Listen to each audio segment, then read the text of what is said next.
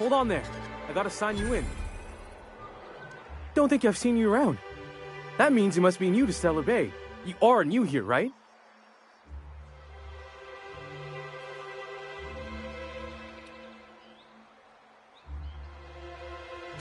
You must have seen those UDL gunships on your way in. There's only 3 of them these days. Still, they tend to scare folk off.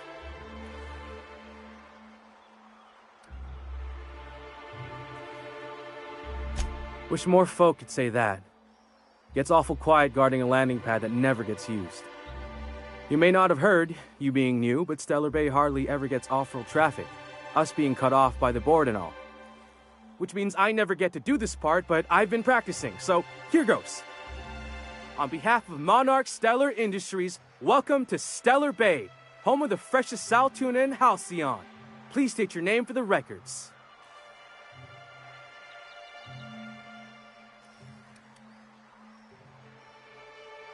Aw, don't be like that. I never get to do this part. Please. Swell. There's one for the logs. I'm even gonna give you your own entry code. I'm not supposed to do that. It's against procedure, but Mr. Sanjar isn't so strict about the rules here.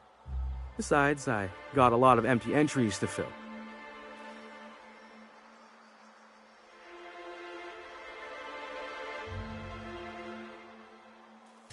We don't get ship traffic in town. Only off-worlders who do make it out here are Sublight. They got a base in Fallbrook. And thank the stars for them, or we would have run out of Rizzo's Purple Berry Crunch years ago.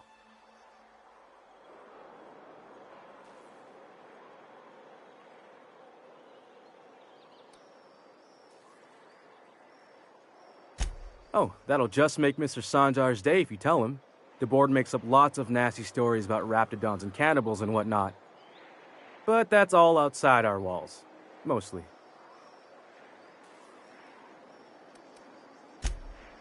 Oh, sure. They make Stellar Bay sound like a rotten place, but it's not so bad. Get a good breeze going, and the sulfur smell mostly covers up the fishy smell. Ah, the nostalgic stench of home.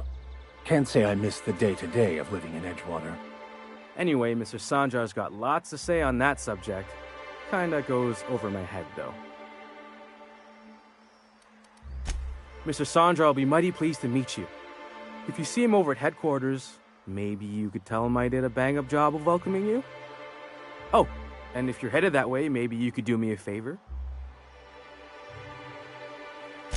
I got this Rizzo's Rangers tossball poster coming in on the next Sublight shipment, signed by the Black Hole himself. Only I haven't heard anything in a while. You think you could check with Celia to see if it's come in? That's Bertie Holcomb, only one of the greatest tossball hackers ever. I wonder if he's kin. Dad had family that worked for Rizzo's. I never got to meet them. Everyone's heard of him, even on Monarch. We still get some of the games. You been living in a sulfur pit or something?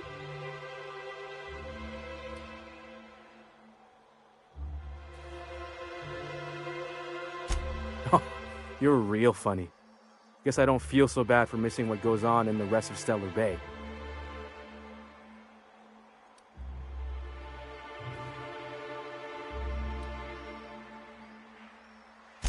Thanks a bunch. Celia works for Mr. Sanjar in the MSI building next to the bar. She's always there, so you can't miss her.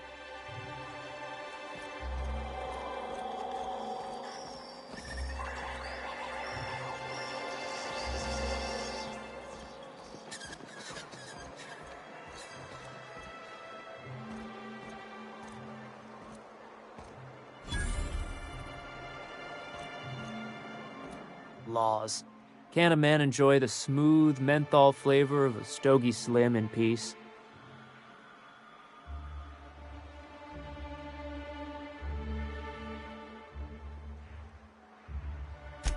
What I am doing, sir, is enjoying the moment. It's so rare that I can seize one apart from the jabbering masses of this wretched place.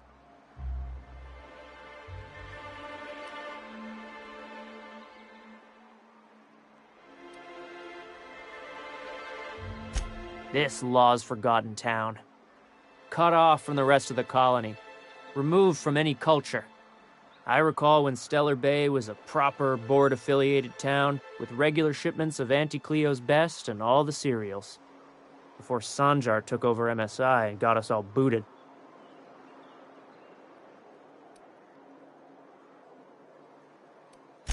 Yes, free to wallow in squalor together. Free to squabble with the iconoclasts over a Raptidon-infested hellhole. Look, you're making me melancholy. Is there something you wanted?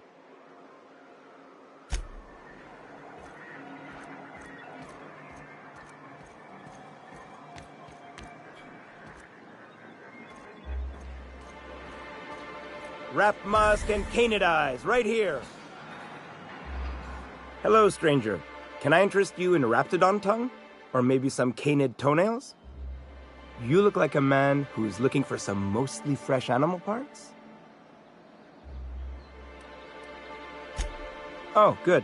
Celia hasn't come by in a few days, so I haven't sold much.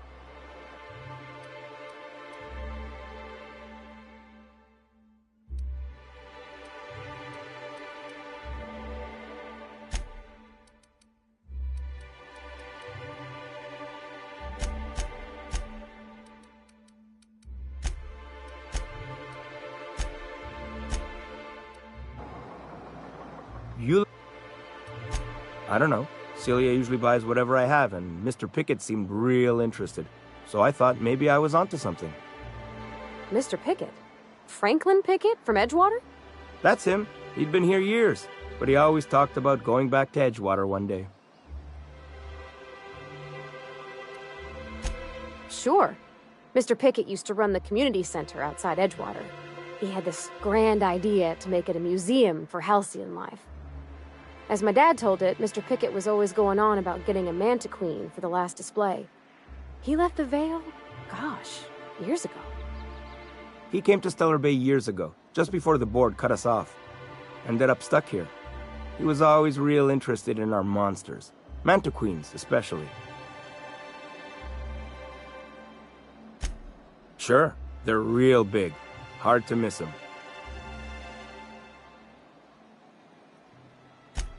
Well, I could send you to the same place I sent Mr. Pickett.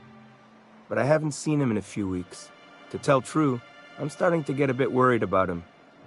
Captain, can we look for him? I'd feel awful if somebody from home was in trouble and we didn't do nothing. Tell you what, I'll tell you where I sent Mr. Pickett if you promise to look for him. Help him out if he's got himself in trouble. Fair deal?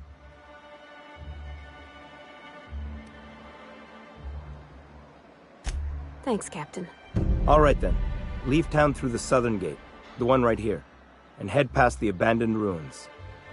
Last Mantiqueen I saw was in the wilds out that-a-ways. Could be Mr. Pickett still out there, too. Yeah, you find him yet? Huh?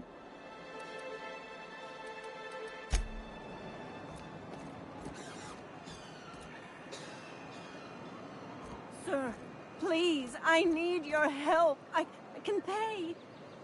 Oh, thank you for stopping. Everyone acts like nothing's wrong, like my little boy isn't at risk of being eaten by some vile creature. Please, you have to help me get my little Tucker back. He ran away and is going to get himself killed.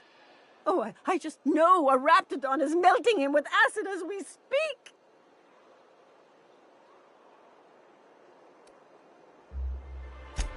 Don't you tell me to calm down. I promised my boy I'd protect him for always. But how can I keep him safe if he's run away? He ran out into the wilderness a few days ago. I warned him about the Raptidons, Mantisaurs, and Marauders, the toxic sulfur pools and poisonous glands, but he didn't listen. Oh, law, Captain. A youngster won't last long in a place like this. Please, can't we help? Please, won't you go and find my boy?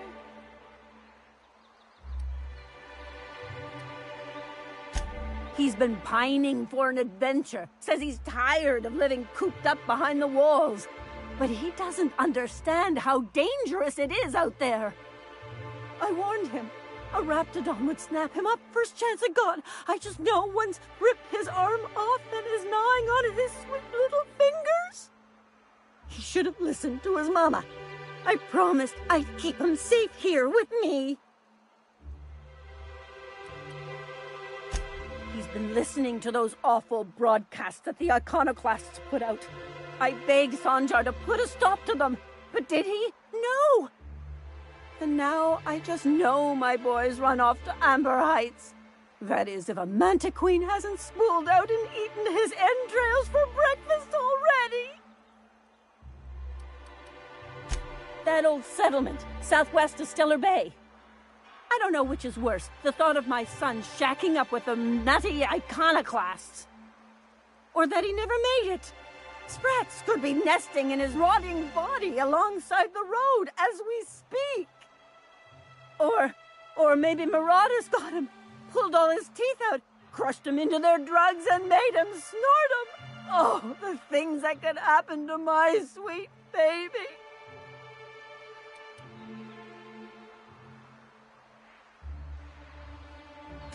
Those low-life degenerates, leading innocent boys into a life of danger. Oh, they make it sound so exciting, like it's noble to risk it all out there, fighting for the greater good. How noble is it to worry your loved ones? Not at all, I say. But still they preach their sermons of anarchy and rebellion to anyone who'll listen. If they weren't holed up in Amber Heights, I'd knock them all upside the head. Thank you. Oh, I know he'll be safe now that someone's able to fetch him home. You look for him in Amber Heights, you hear? It's down the road southwest of town. I'm sure he made it that far. I just know it. And if you find any of them iconoclasts indoctrinating my boy, you punch them in the mouths. Tell them what I think of them luring little boys away from their mamas. It's immoral.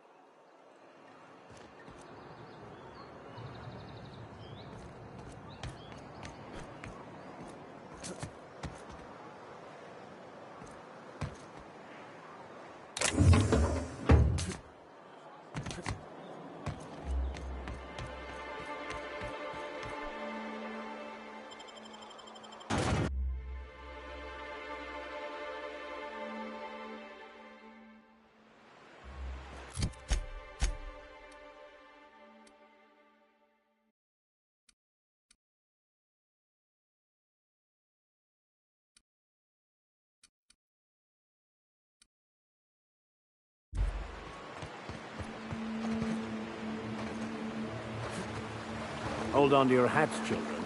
This ride is about to get ugly. You reckon the smell ever goes away? Maybe the wind off the sea helps.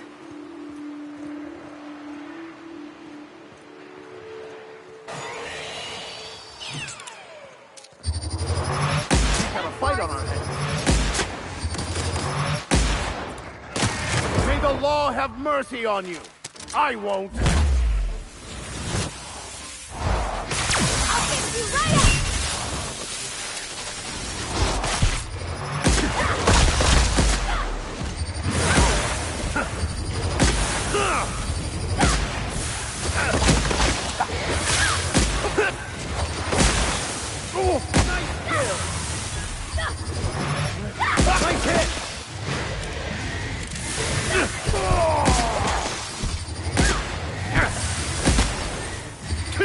Everyone all right?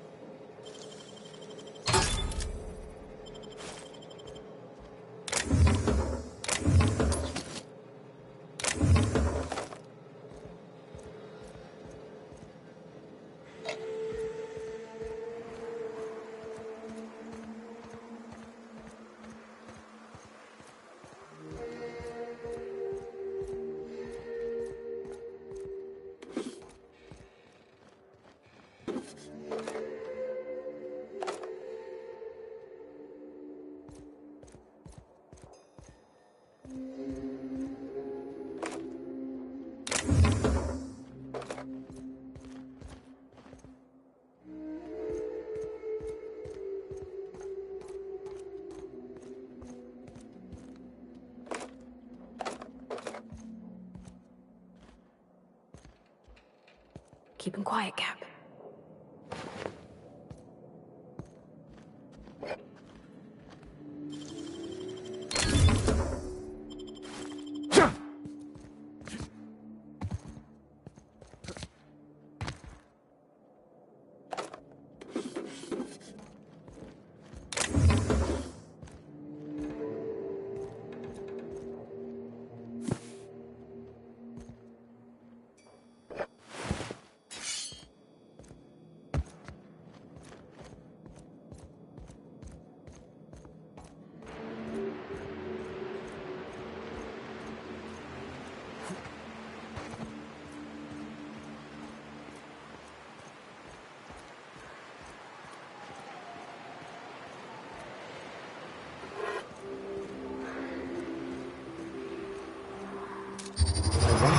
I'm ready for this. Let me go!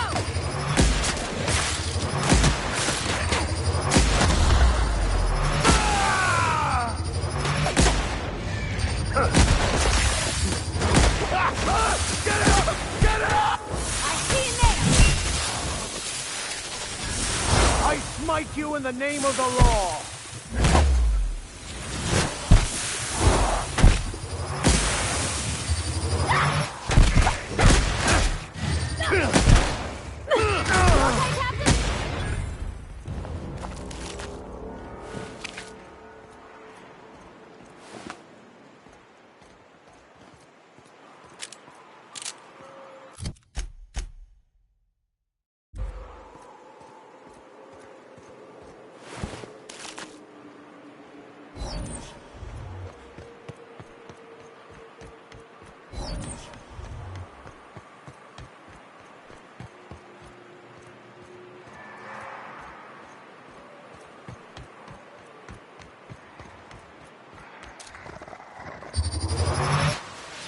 Who would like to die first?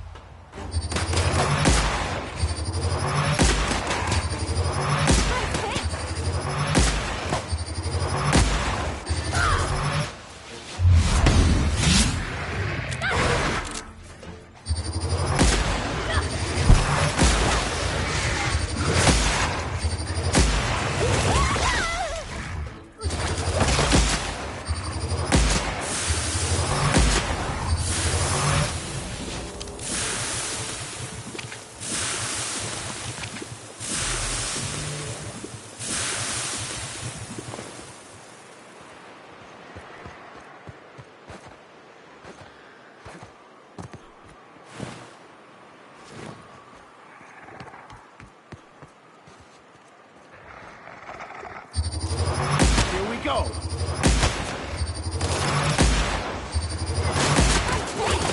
Nice one!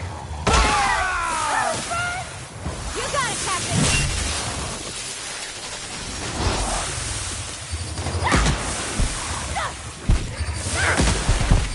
Well done. We are victorious.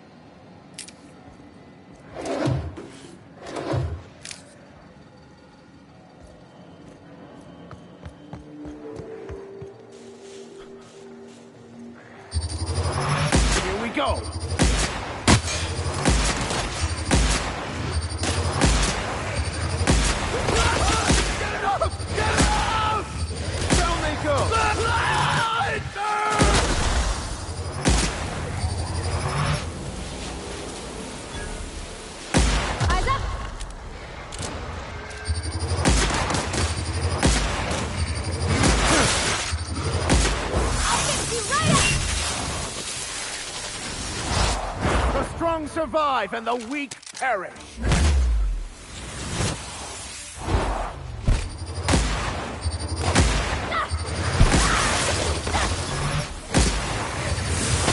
Excellent hit.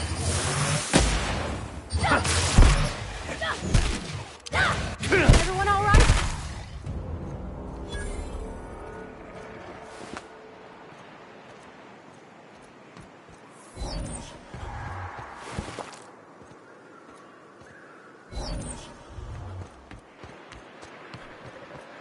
Feels like the old bits outside of Edgewater.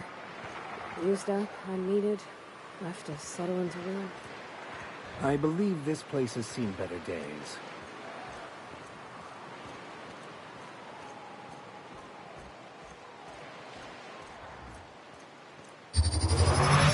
Here we go.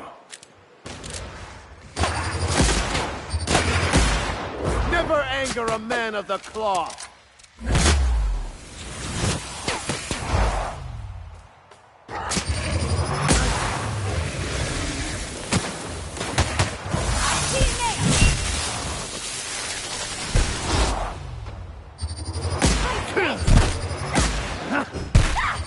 Mess with us!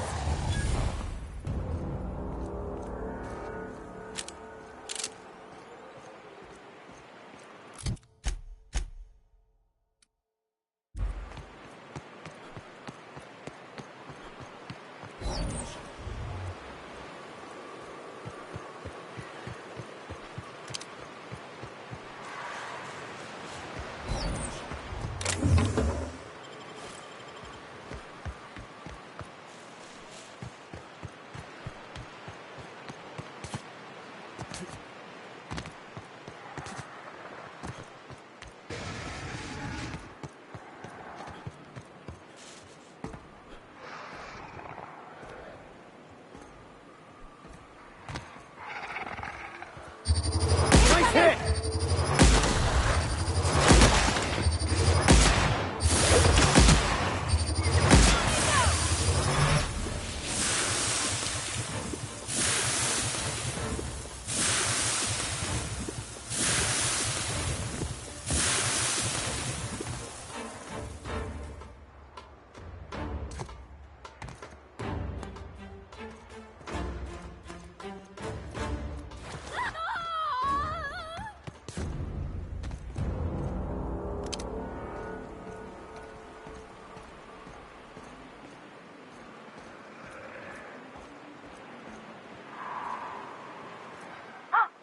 Hello?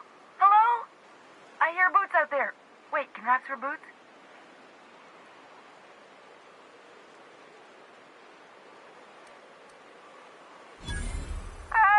Get away! Oh, thank the Eternal. I'm Huxley. Hux if you're lazy. I'm stuck. My friends and I were scavenging here, and a Mana Queen showed up. Then Raptidons. It was a void-blasted mess. I ran in here and, now the door's locked. Little help?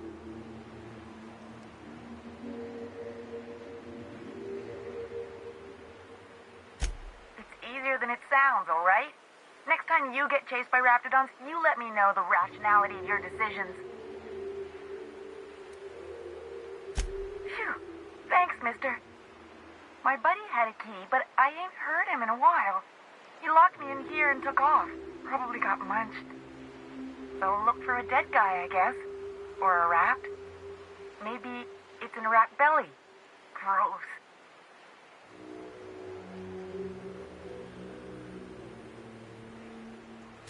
Oh, much obliged.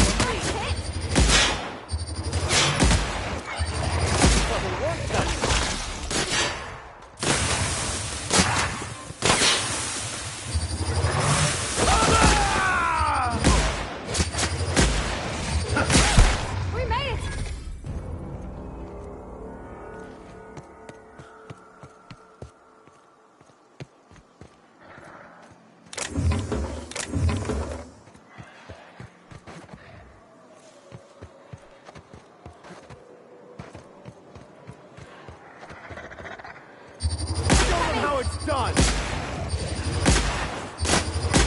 Don't mess with us!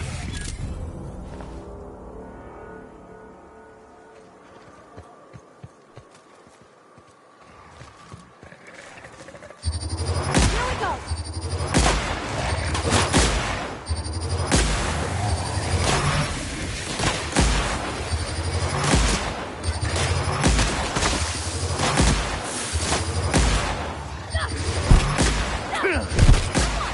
Here's a little trick I learned in prison.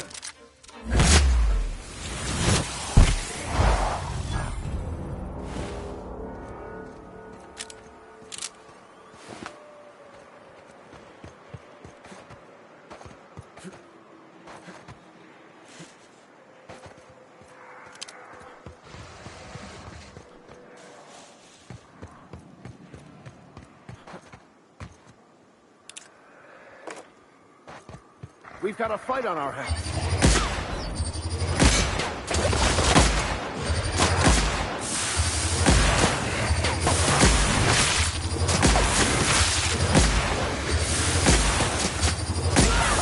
Get it out! Get it out!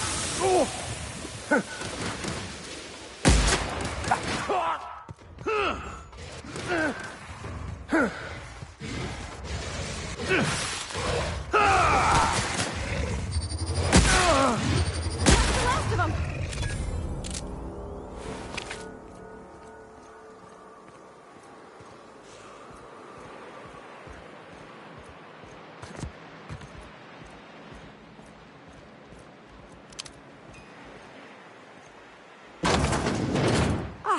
Phew. Thank you so much. It was getting all stuffy in there, and I was getting a mite lightheaded, and I think maybe I was gonna die.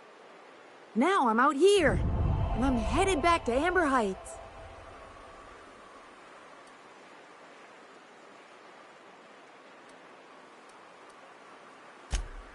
Oh, sure, I'm a runner. I'm used to getting all dizzy, and hey, who's your identical, slightly blurry friend?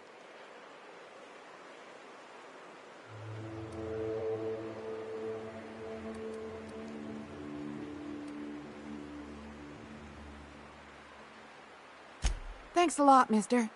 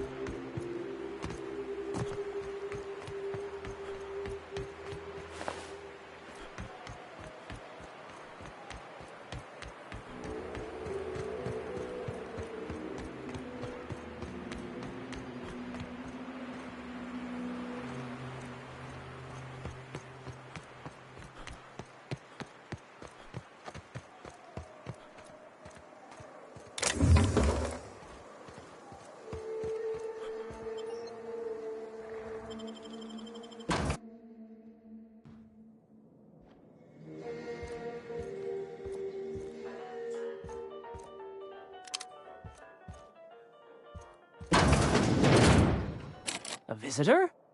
What an unexpected surprise! Please, come in. Come in. I, for one, welcome a reprieve from our travels. That is, if you'll have us, kind sir. That's the spirit. Now come in. Make yourselves comfortable. Excellent. You've arrived at just the right time. My wife is putting the finishing touches on dinner. Please, make yourself at home until it's ready.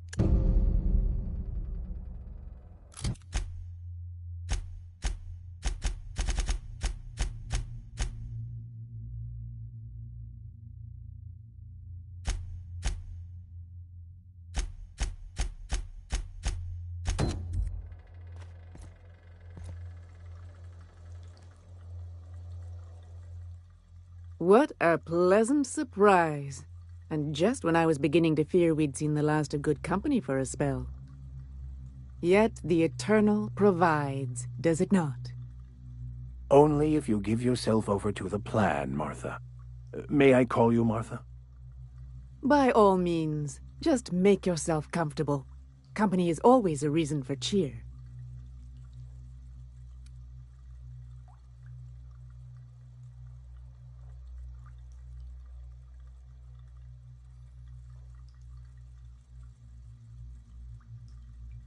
The Eternal does not desire that we huddle and hide, crowded in by walls. We all share the spark of the divine, and we were made to spread it across the stars. Out here, we are free. And even apart from society, the universe provides for us, as your being here proves.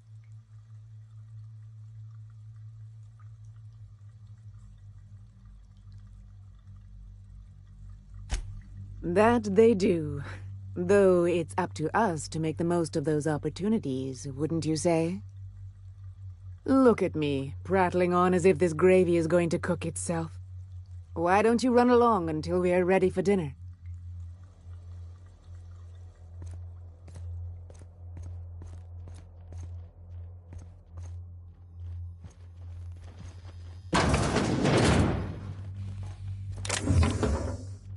Hey, what are you doing in my room?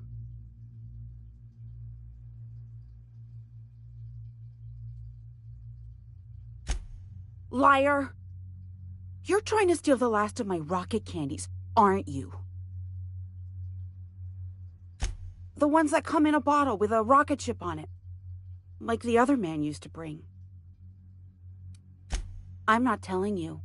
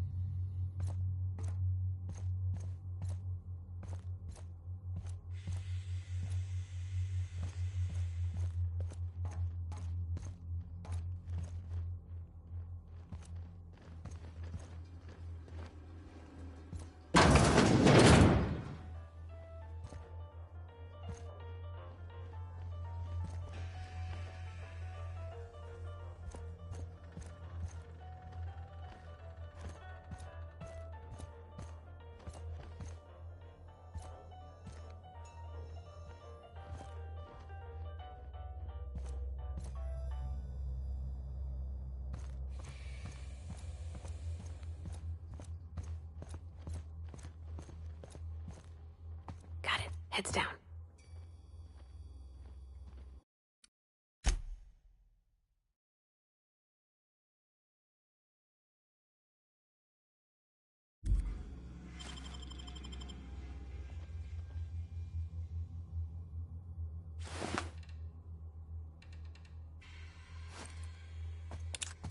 What do you think you're doing?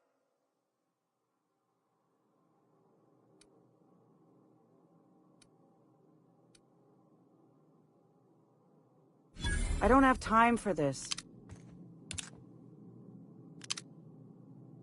Spacer's choice pills, they cure all your ills.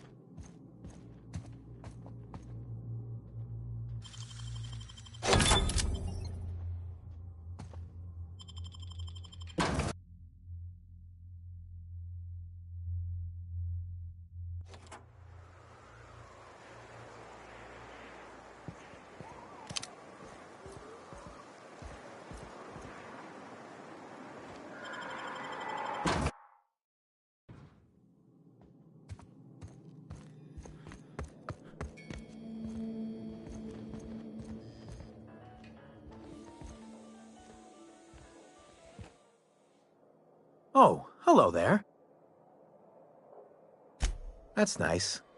We had someone else over a week ago or yesterday. I forget.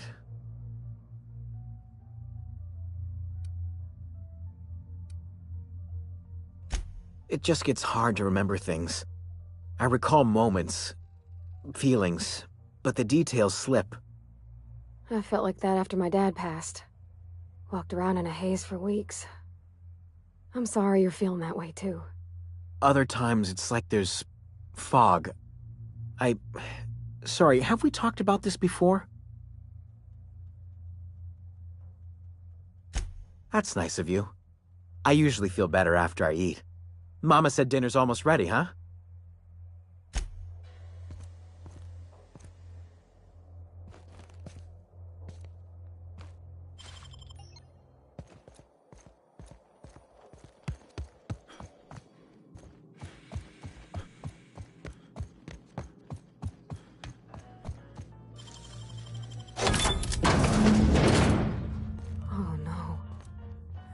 No. It is unnatural, an affront to the grand plan.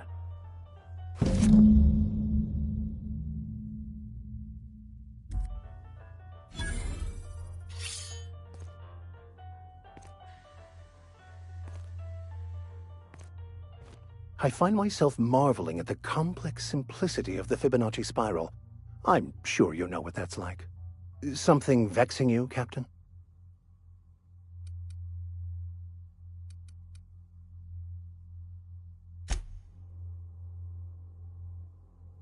That Chief Junlei sure seems well, huh?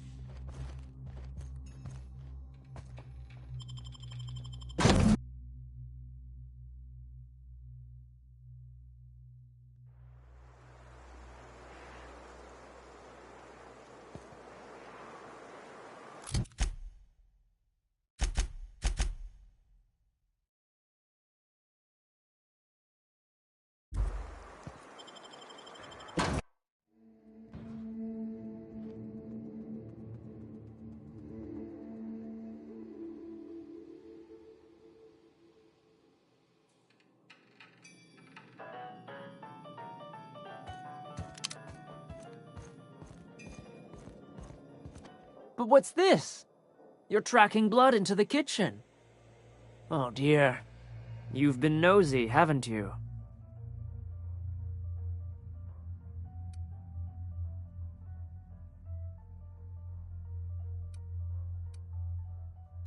How very rude. Time to teach you some manners. We got trouble!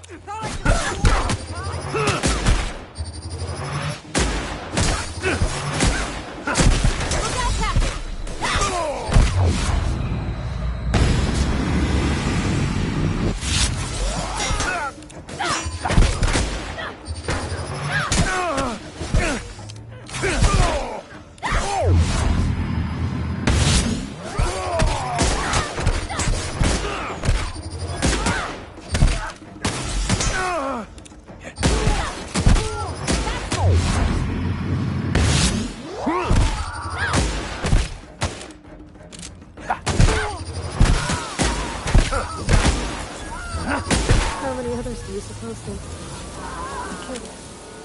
Yes, these people deserved much, much worse.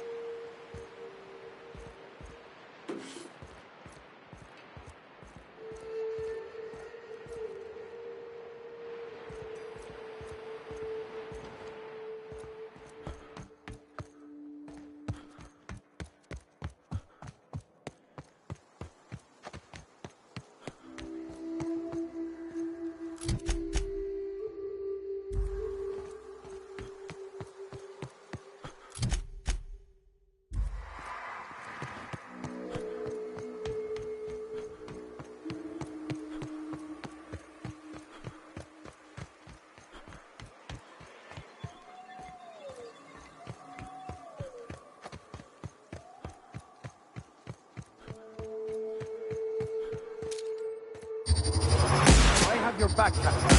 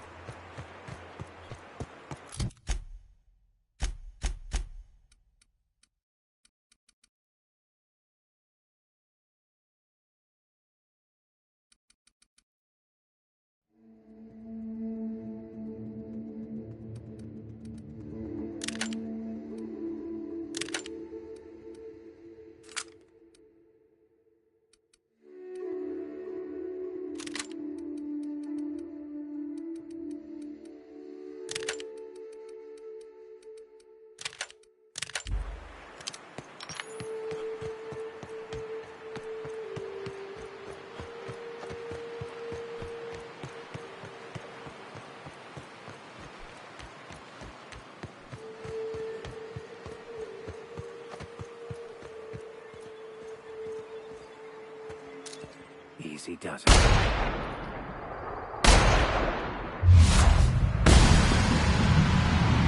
One hit! Drop, Cap!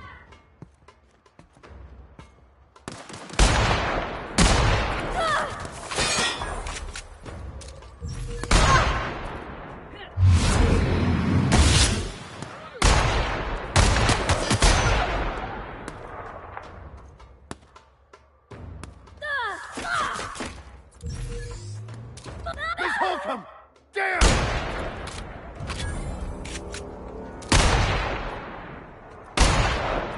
Here we go!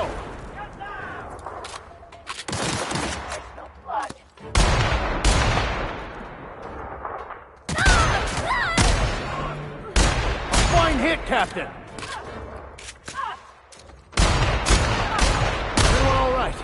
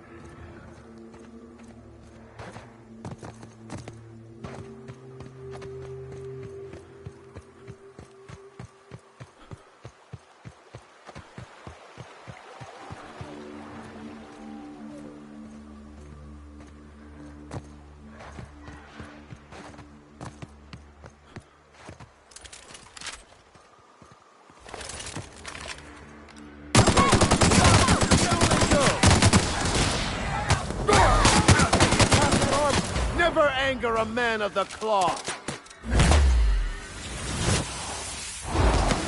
I'll fix you right up!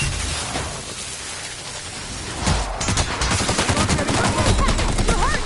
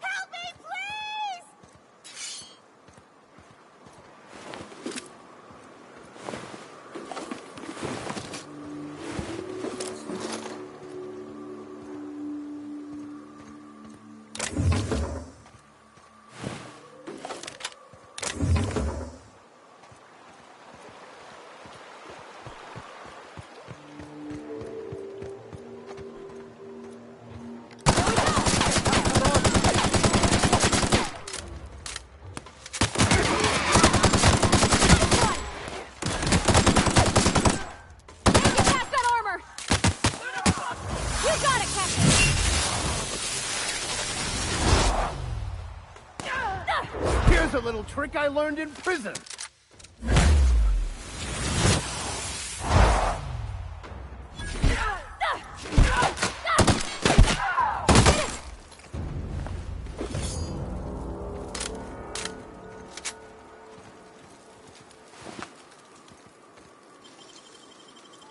Handled beautifully.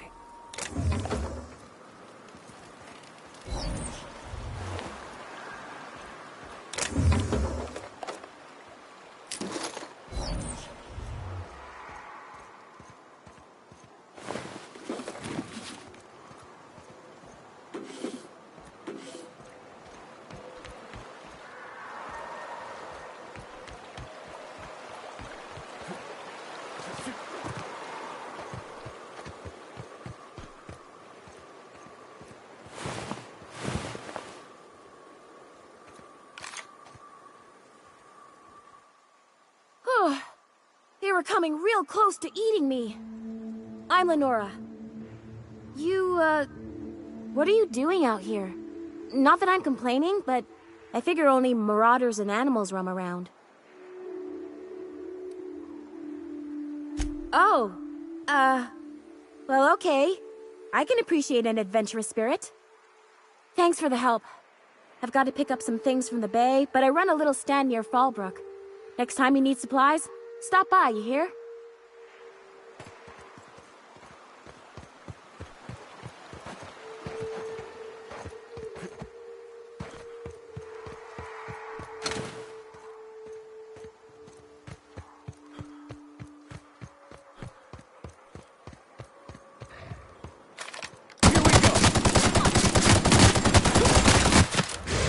Their death, our survival.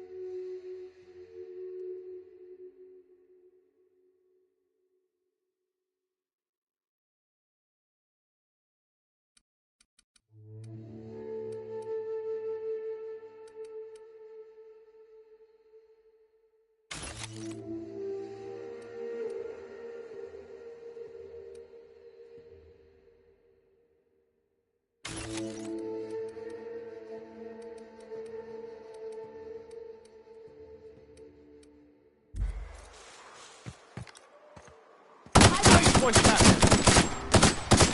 Down they go.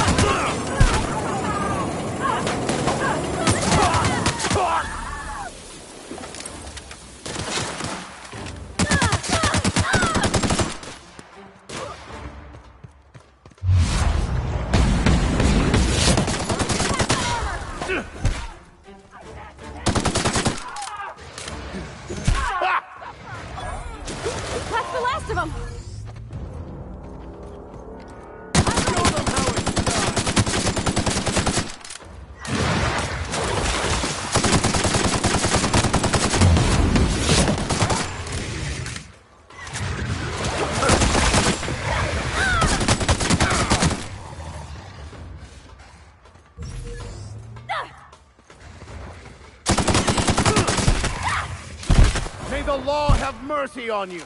I won't.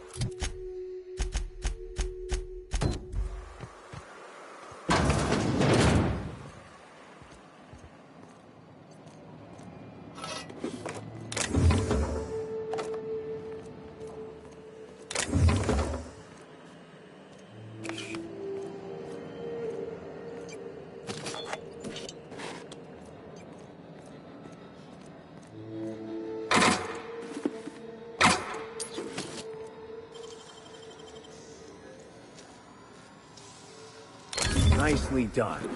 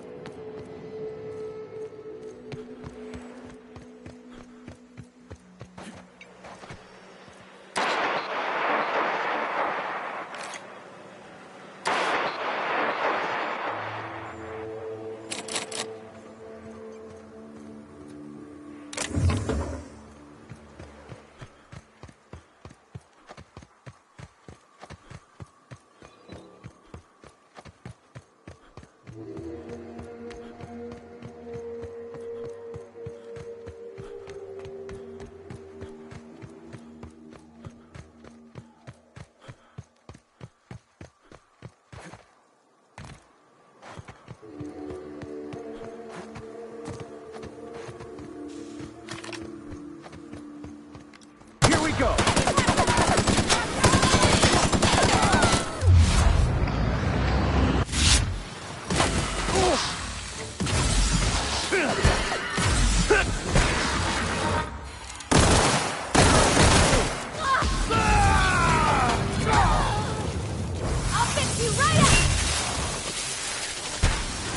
Sometimes violence is the only way!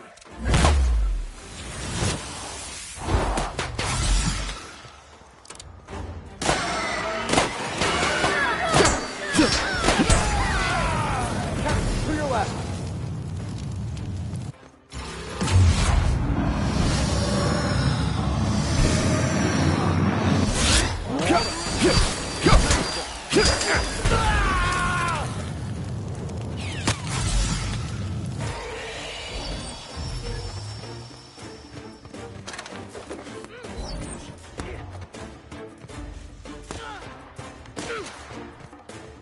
Here's a little trick I learned in prison.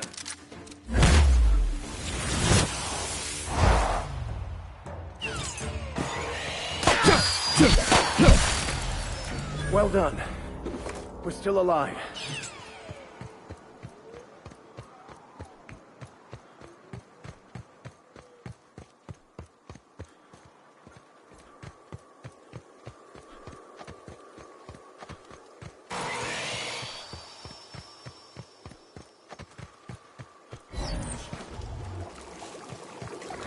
We got trouble. Find your captain.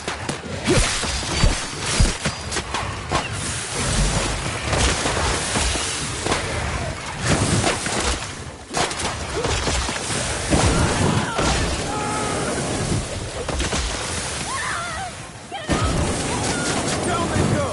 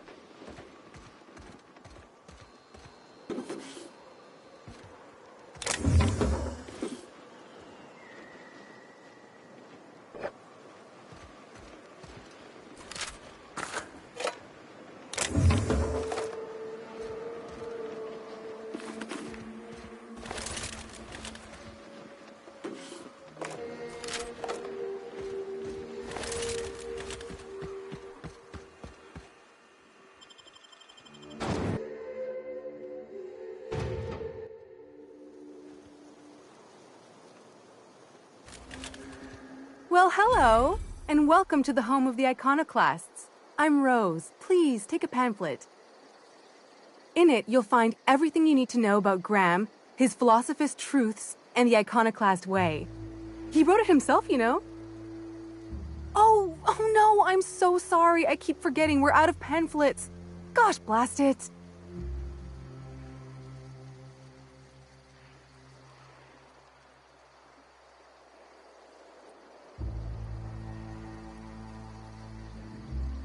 Why, we're the only free people in Halcyon.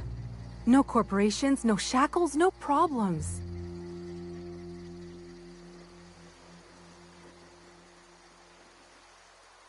Oh, those are just hurdles.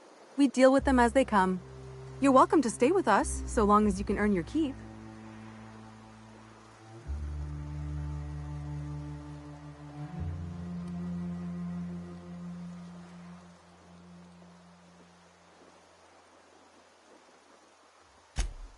Oh, sure. Graham's our founder. He taught us how to cut our own path in the wilderness. And I guess some folk have started following Zora's orders. You can think of those two as our leaders, but they're more like examples. We all ought to be more like them.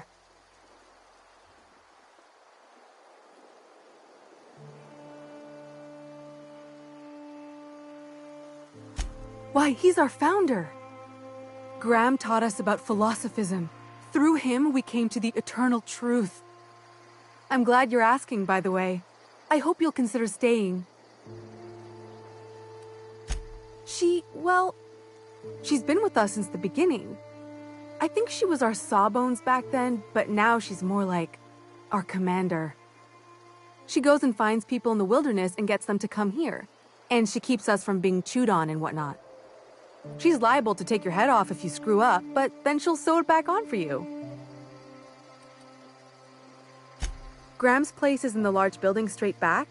Zora's sometimes there talking with him, but usually she's in the triage clinic next door. Oh, Graham settled here a long time ago. Shoot, I wish I had a pamphlet to give you. It's all in there. I wasn't around back then, but they say a lot of the old MSI corporate folks died here. He calls it a spiritual metaphor, something about rising from the ashes. The new boy! Yes, he's quite clever. He took to our teachings very quickly. Last I saw him, he was headed into one of the buildings up the hill.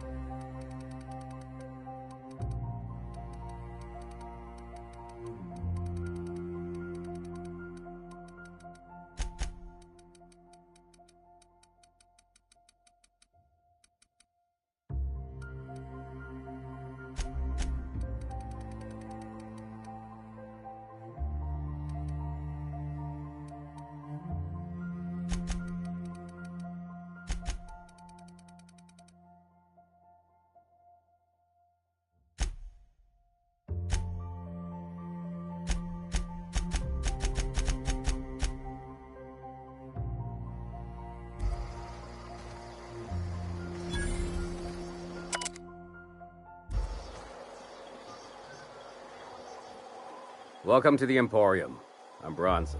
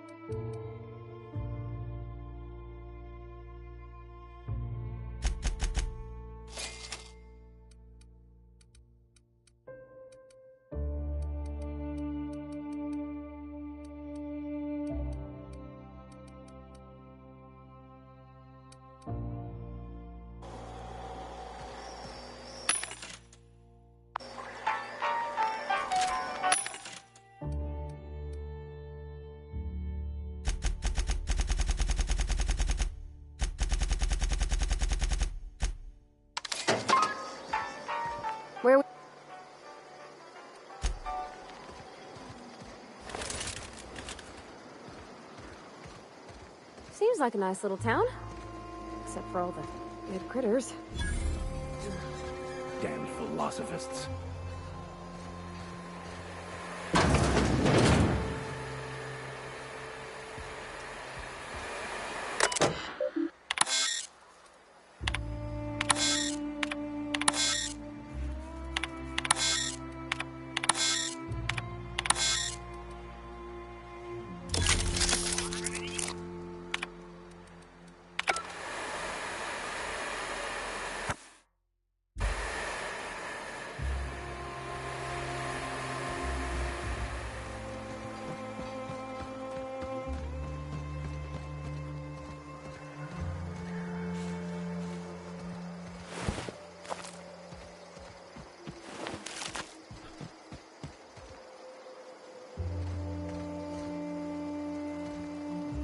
It ain't right.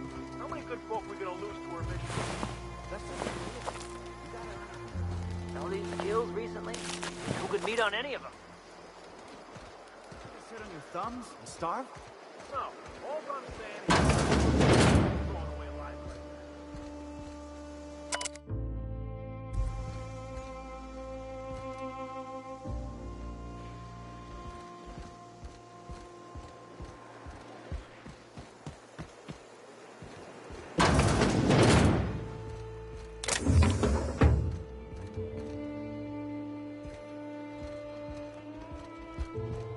A Mantiqueen.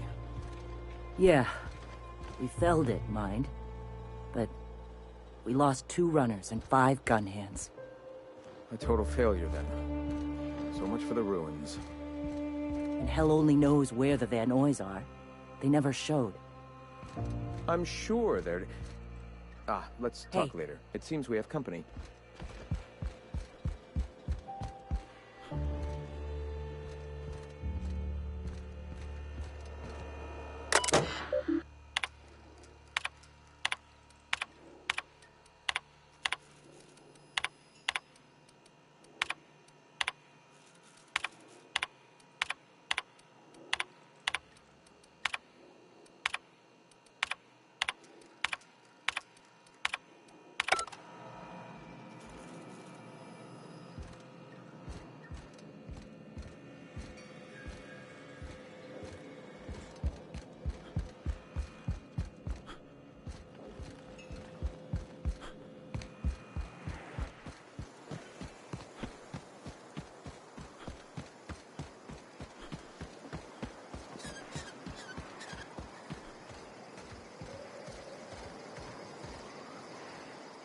Oh, hello.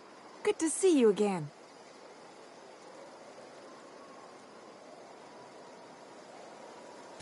What, oh, in Milton's place? Oh my gosh. Thank you so much. Me and my diary have got some catching up to do. Well, on the way back, I twisted something in my leg, foot area. Where does my foot end and my leg begin? Wherever that is, it hurts. So, no runs for me for a little while. Time to kick back and relax.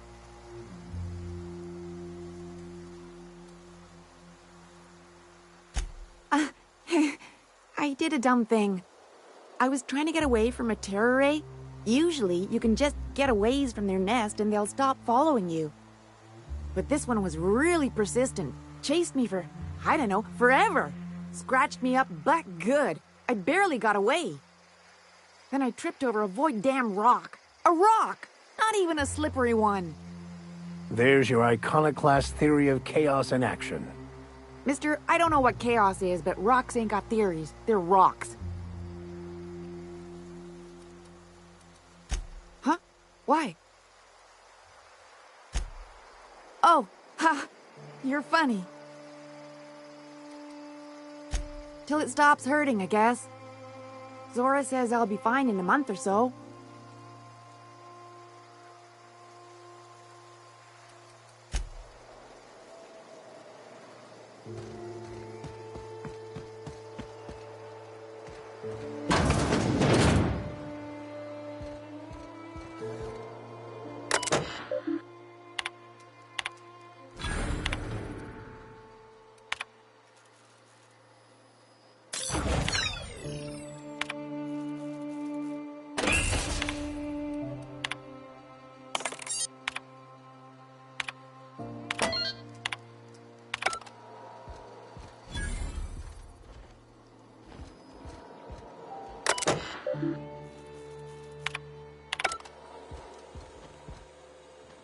Looks like I'm not the only new face around here.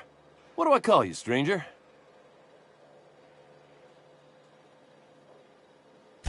Welcome to Amber Heights, Captain. Call me Tucker. You here to join the Iconoclasts? Help us free this world?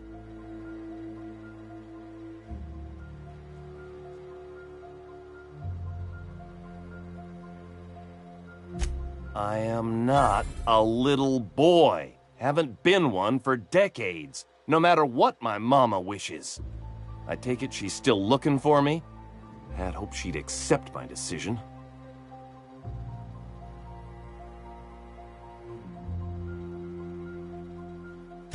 According to her, stepping foot outside of the house in broad daylight is too dangerous. My entire life, she crammed a fear of danger down my throat. Don't go play with friends. Mantisaurs will tear your arms off. Don't leave the city. Raptidons will spit acid on your face.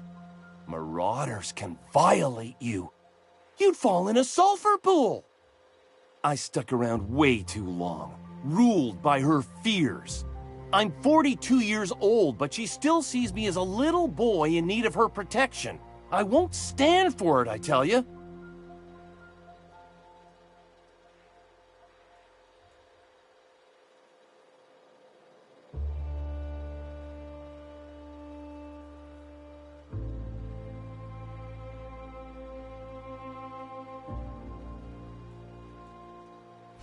She doesn't want to see me as anything other than her baby boy. Why would I go back again? What'll be different this time?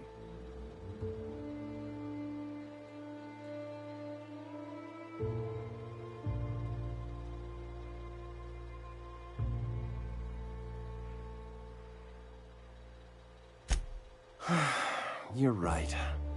I can do this. I just need to stand my ground and make her see she can't control me anymore. No one can.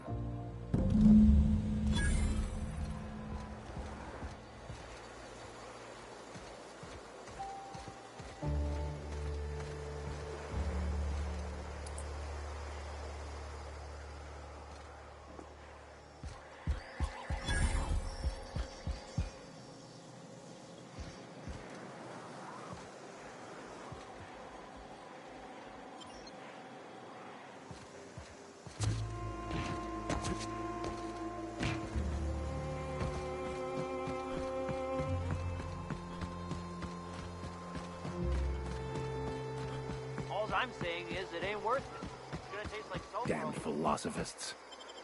Everybody...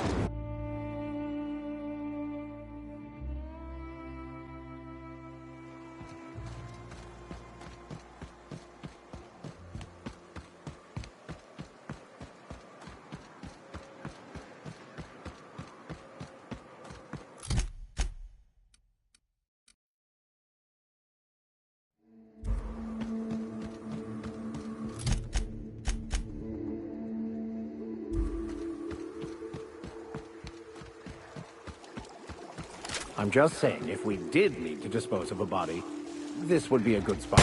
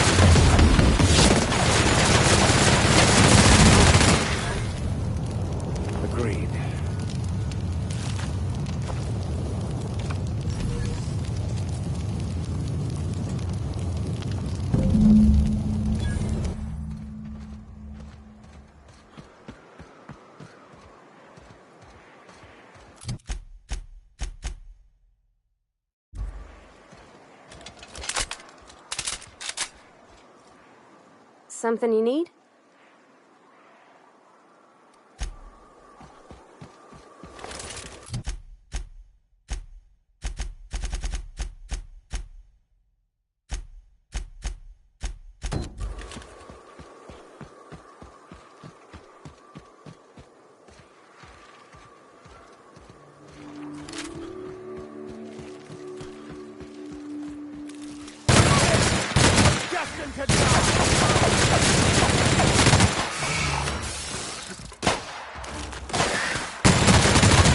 Great work!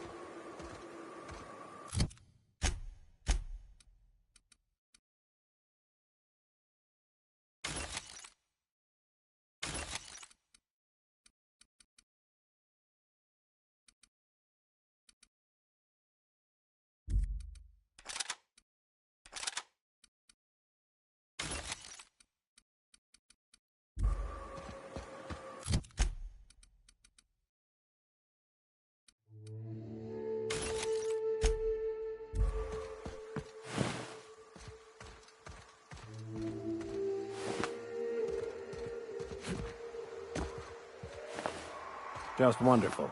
Someone's destroyed the damned bridge.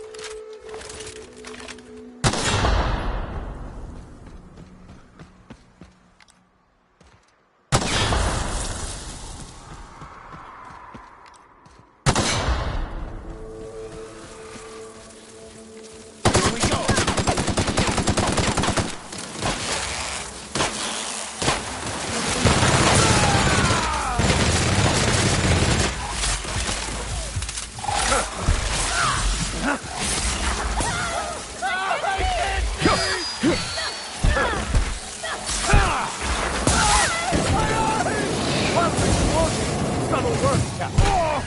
Take it past that armor.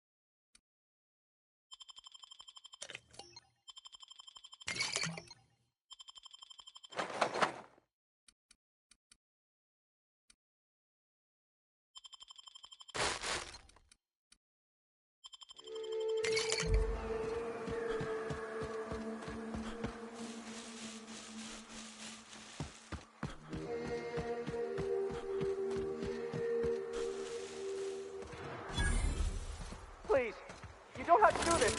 Just let us down from here. The humidity.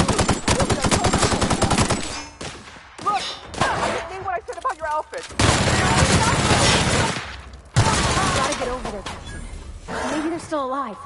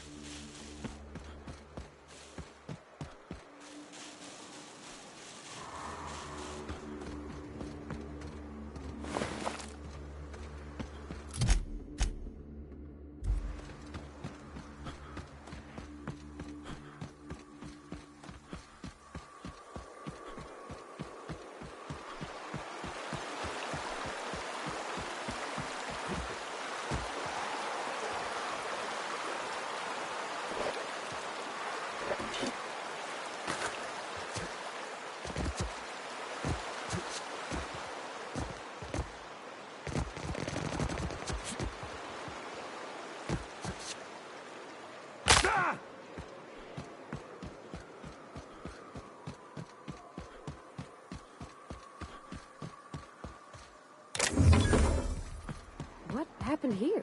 Keep your guard up. Whoever got to them may still be nearby.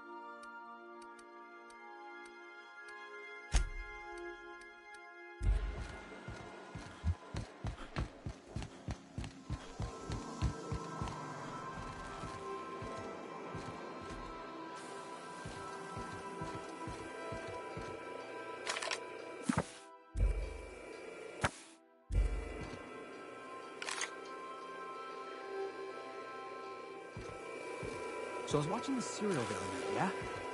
You know that slick-looking spacer from All Night Colonists? They got her playing the Queen of the Marauders. Oh gosh, I wish you'd waited for me. I need to see that too.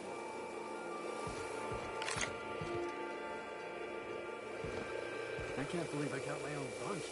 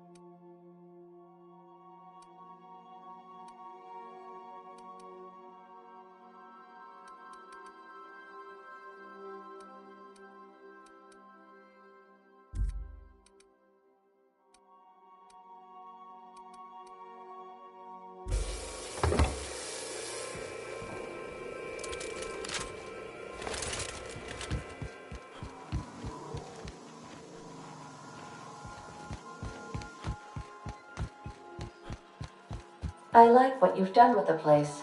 Kitschy collectibles are such a human inclination.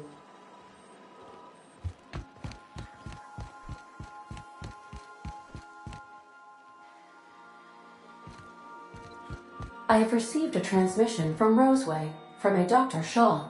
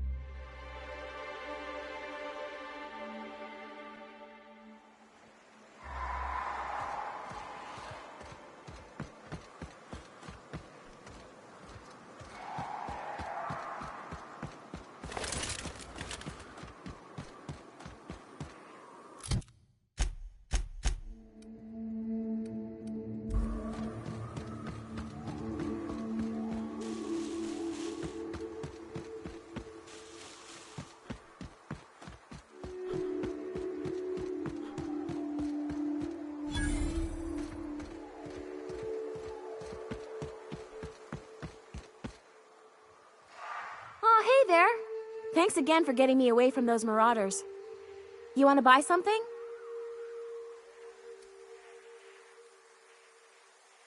No, don't be absurd.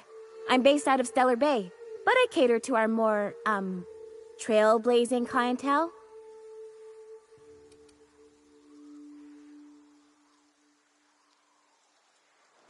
Hey, life's too short to be worried about danger this and careful that.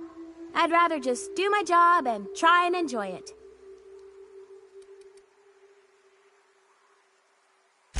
Oh, it's nothing out of the ordinary, really. I was on my way to Fallbrook and got jumped by insane, bloodthirsty cannibals. It happens.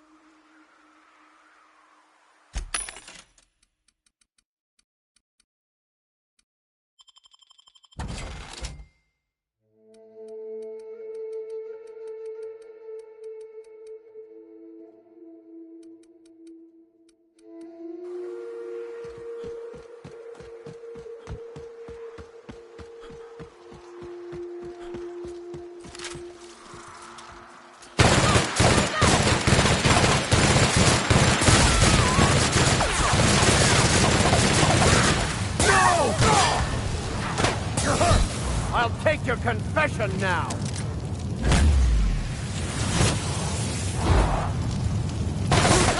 Get up!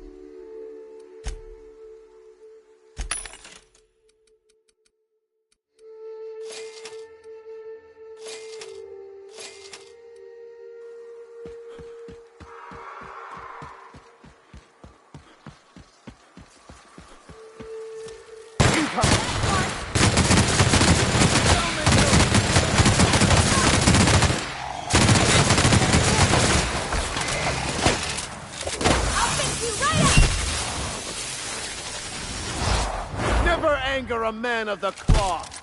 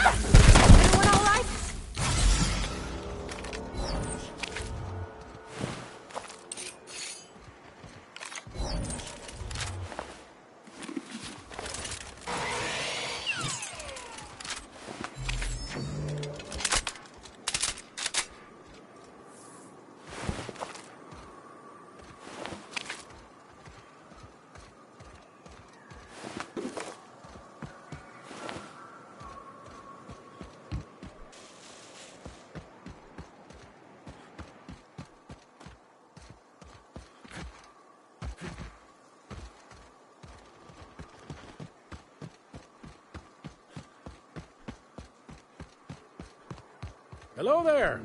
A word, if I may be so bold?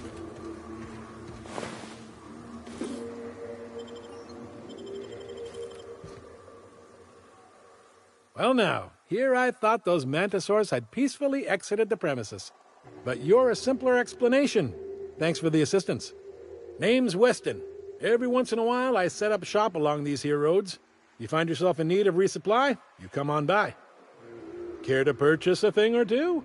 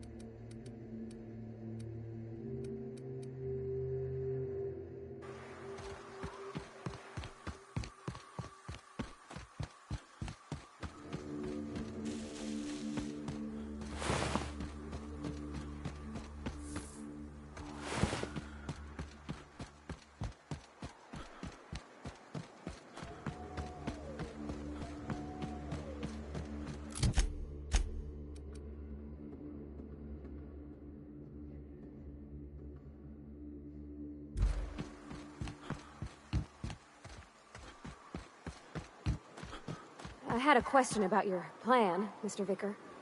Of course. The cosmos is generated and directed by the universal equation, also known as the Grand Plan. By contemplating the teleological order of things, one can achieve verity. Oh, right. You had a question? Never mind. That about answers it.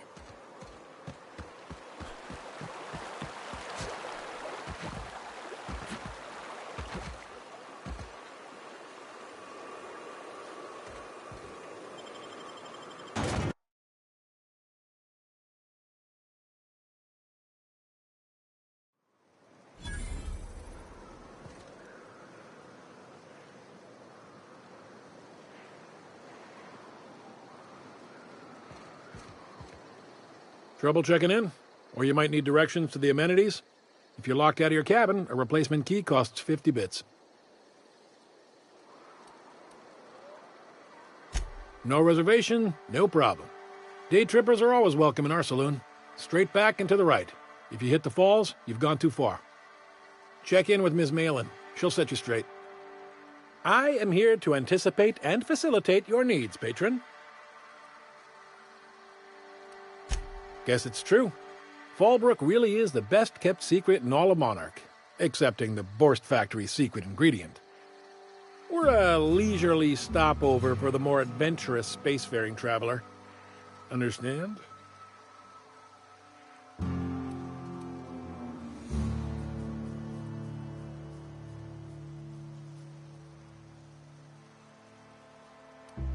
Swell.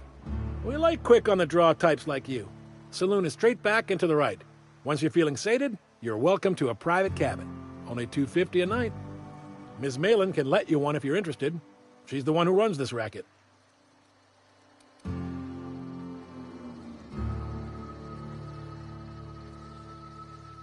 You're looking for Ms. Malin. On an errand for the boss lady? Oh, that sounds ominous. Yeah. Ms. Malin won't like that a whit.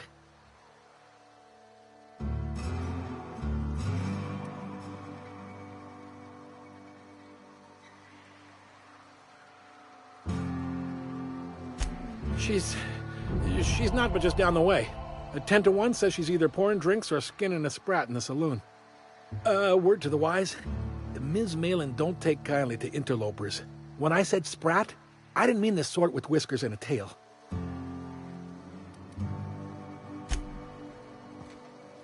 Keep your wits about you. This is sublight territory. I don't like the way folks are looking at me, Captain. I got my sandwich. Maybe I could stand a little closer to you. Take a gander at that mug. I ain't ever seen someone so adept-looking my whole life. Well, that's awfully kind of you, mister. Oh, now, come on. All I mean is, well, rather that, you don't seem like the usual pigeons we pluck. No offense, of course, if you are a Byzantium goldblood. Say, I'd like to do you a favor. Might I interest you in a surefire scheme? Wink, wink.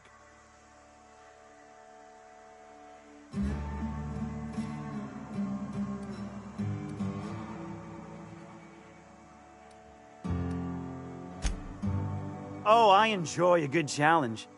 I'll get right to it then. Pure and simple, it's like this. I run our drug delivery service. Recently, I had the genius idea to cut costs in half by swapping our autoloaders with faster, cheaper sprats.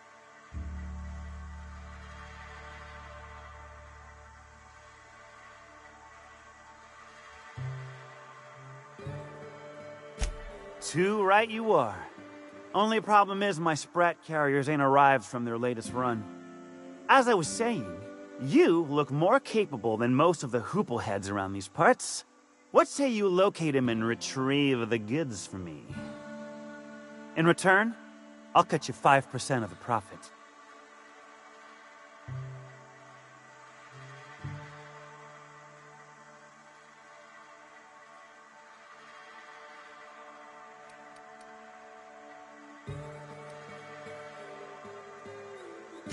Hit me. I won't even hit back.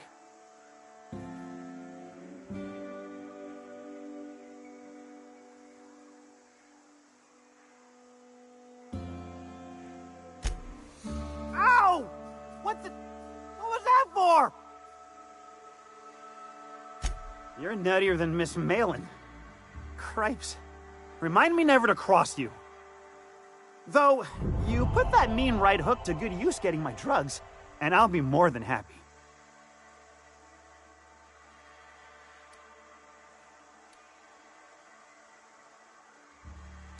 Wow. You're either an extremely important person, or slated for a slow and torturous death. I do hope it's the former. Either way, you'll find Miss Catherine Malin straight back in Malin's House of Hospitality.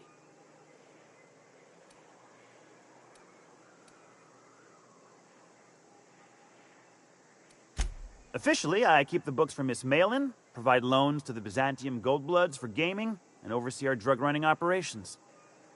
Speaking of, might I interest you in a purchase? I'll give you a first-time discount. That's 5% off and a free drink at the Ante-Up. You're welcome. A shrewd decision. Here's your starter pack and your drink voucher.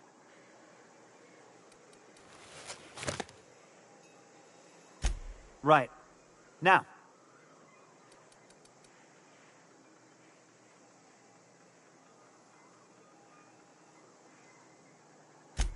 Well, my ma always did say,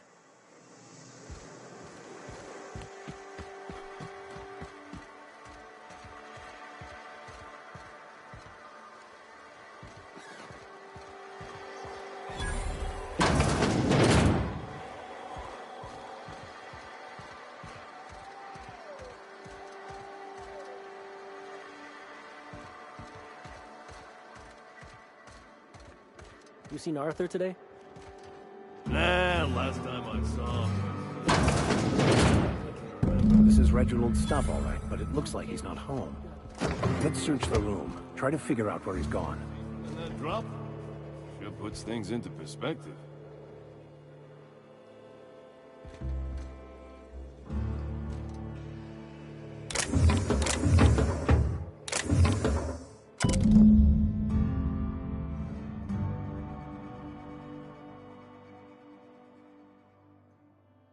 Sounds like Cheney's gone gold panning down on the river. I guess even scholars need to find ways to make ends meet in exile.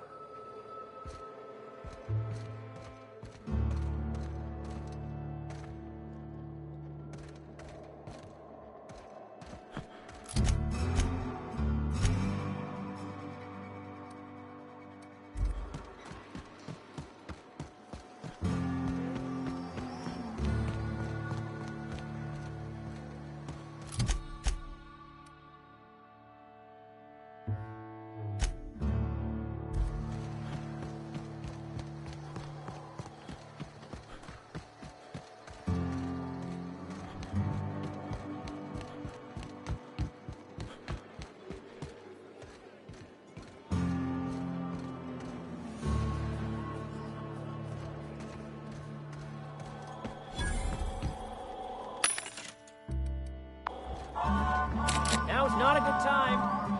It's important. Try again tomorrow. Always imagined Fallbrook would be... Cleaner. Fancier. With better booze. cheaper. I've emptied 14-bit carts in the last 2 hours.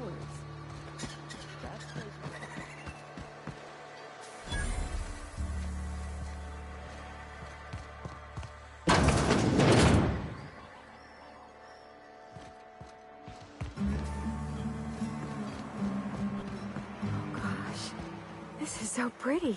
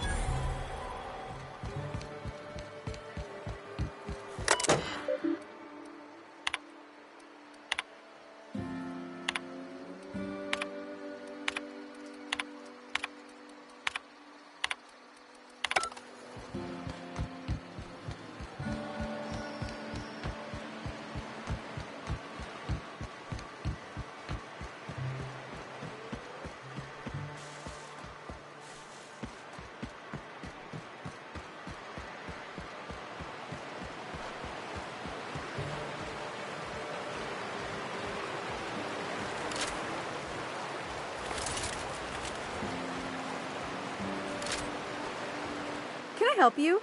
Don't think we've spoken before. I would remember. You look, well, I wouldn't forget what you're wearing, no. Most of the freshies spend their first night in the saloon. Fresh to Fallbrook, I mean. Me? I've been here going on 3 days now. I'm real friendly. Figure I've talked up everyone in town by now. But not you yet. Every day I've been here has been my lucky day.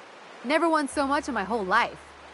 Aside from a close call during my wilderness hike, it's been a grand adventure.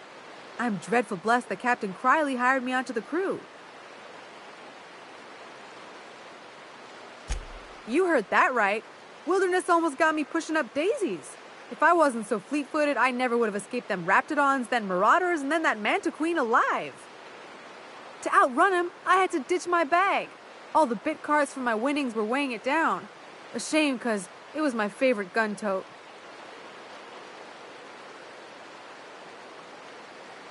Well, Captain Criley wanted to take a pit stop. I'm the hired security, see? They pay me to guard the cargo, but right now the hull's empty. It's my first shore leave with the crew, and my maiden voyage before that. I can tell you it's been a real hoot. You wouldn't have heard of them. They're just a small pot of smugglers. Kept getting their spoils stolen when they went to fence them. So they hired on a merc. They didn't mind my being so talkative, or them being my first protection gig. Captain Criley, he does ask me to shut it sometimes. In fact, I probably shouldn't be flapping my gums about his crew at all. Captain warned us to take care around Devil's Peak. The bigger beasties tend to roam the slopes there. Mid-morning, I thought I'd try Fallbrook's self-guided wilderness hike, the one that leads up around the mountain. Safe enough, else they wouldn't advertise, right? Wrong. Scarcely made it back in one piece. Look for the horns and you can't miss it. Even I saw them when we flew overhead. Massive curved stone peaks, if you want to get technical. They're a part of the mountain terrain. Right then. Very well. Then I'd like to answer it. If I can, that is. Right then.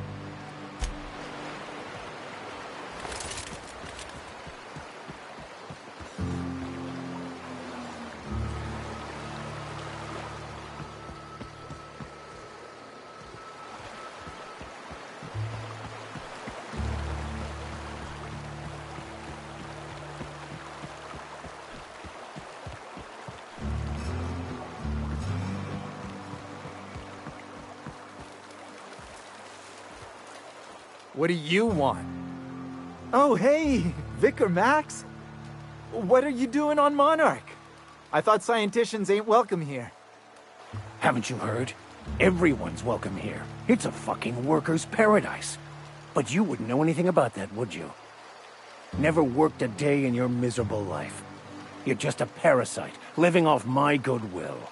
Well, guess what? My goodwill's exhausted, along with my temper.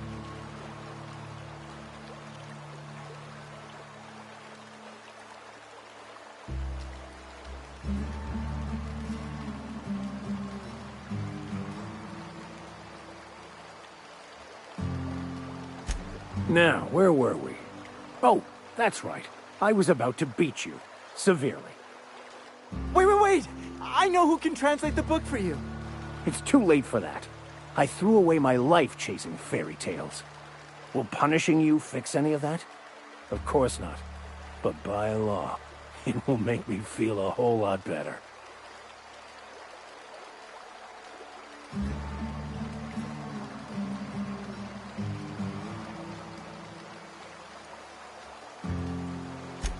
I wholeheartedly concur. Now, where were we? Oh, that's right. I was about to beat you. Severely. Wait, stop! Please, just listen to me. It was stolen from some sort of expert on philosophism. Weird hermit lady on Scylla. My father used to deliver supplies to the mining outpost there.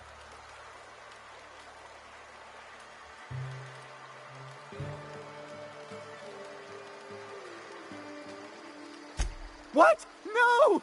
Here they come! That's the last of them!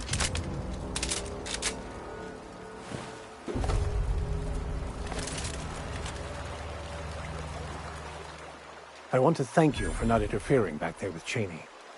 It has been a long time since I gave in to my violent enthusiasm.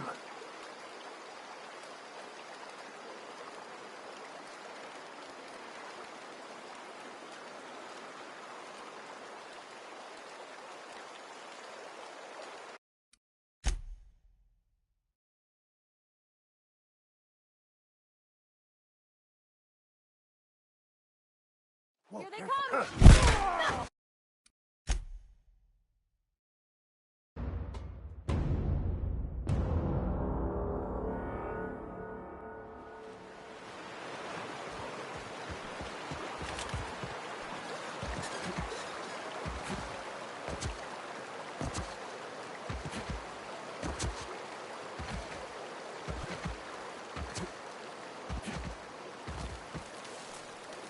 What do you...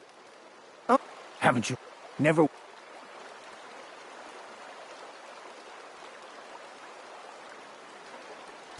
This is the guy who told me about the book while we were in prison. I lied about finding a scholar. But I don't care about any of that anymore. I just want to inflict massive amounts of pain on this guy.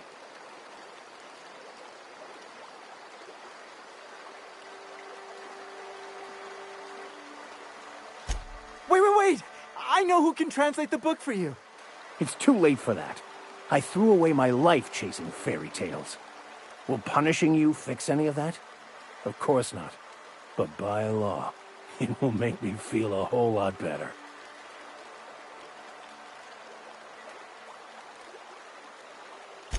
I wholeheartedly concur. Now, where were we? Wait, stop! Please, just listen to me. It was stolen from some sort of expert on philosophism. Weird hermit lady.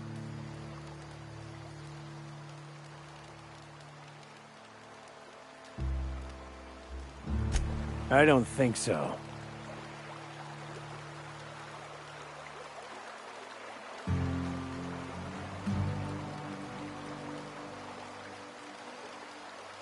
Fine.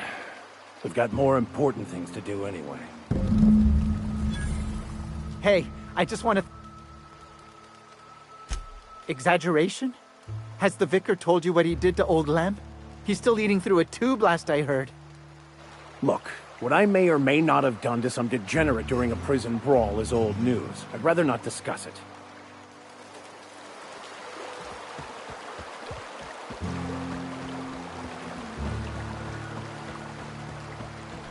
Can we talk? I want to thank you for talking some sense into me back there with Cheney.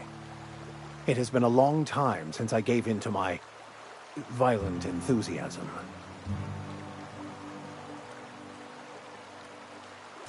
Oh, exactly as you'd imagine. Can't say I enjoyed the stint. It did provide me with plenty of time to think. The way I see it, the universe was snapping me back to where I needed to be. You stray too far from the course of your destiny, the world will try to correct for it.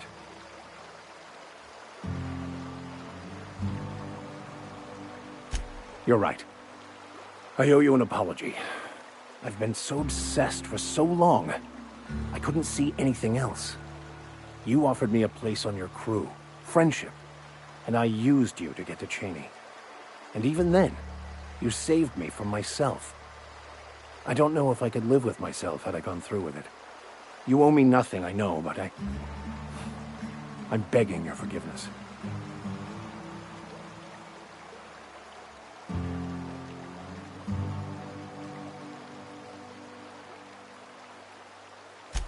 Thank you. I promise I'll be nothing but truthful from this point forward.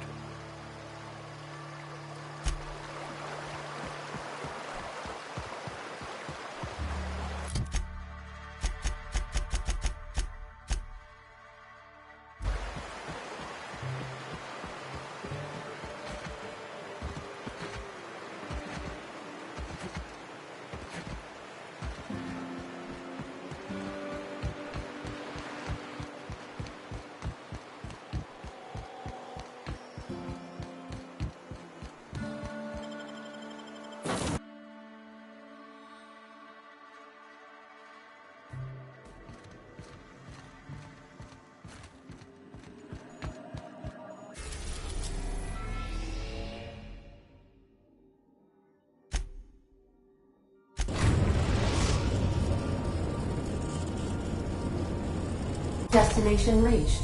Scylla.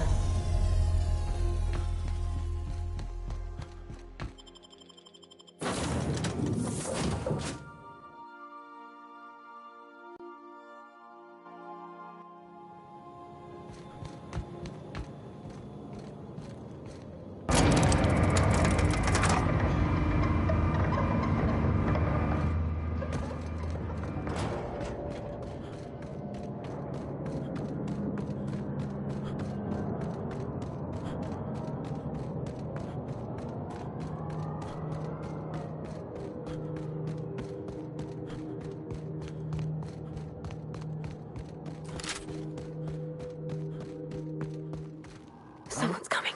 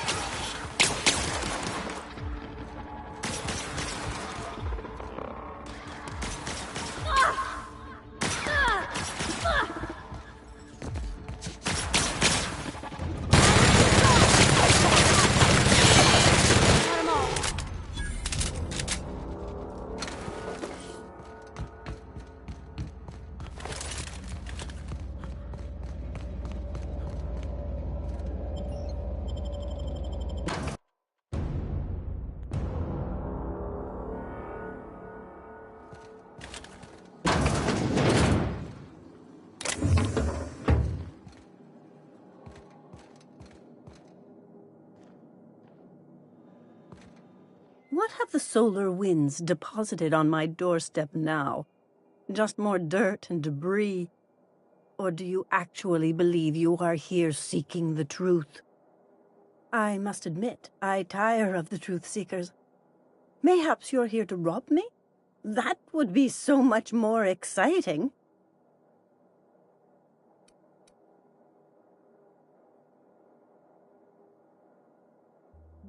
Not much, but you are free to take whatever you wish.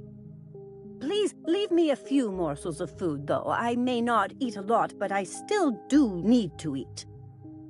We are not here to rob you. I've brought this book for you to translate for me. We've been told this was once yours. I believe the knowledge within here contains the answers I seek.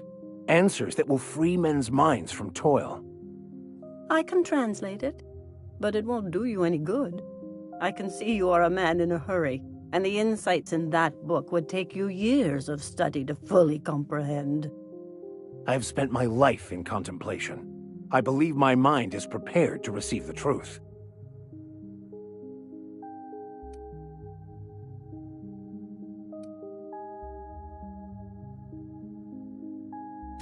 There is one way that can speed up the process. It involves a combination of several ingredients, some of which can be fatal. It is not for the faint of heart or the unprepared.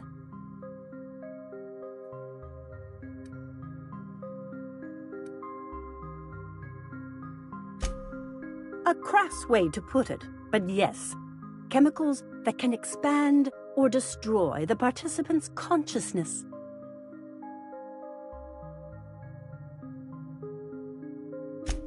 Either hallucinations followed by unconsciousness and a headache, or raving insanity, which can be fun in its own way. And I believe he may be right. There is both violence and peace warring inside you, Max. This process would be extremely tenuous for one such as yourself. I'm committed, no matter the cost. I don't know, Captain. Is this safe? I don't think this is safe.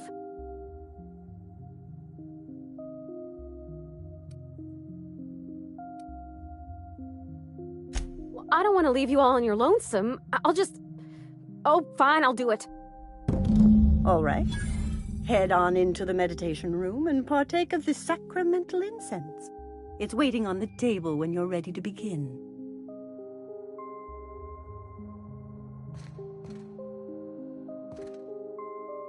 I have dreamed of this moment for years. Soon, the answers will be in my hands.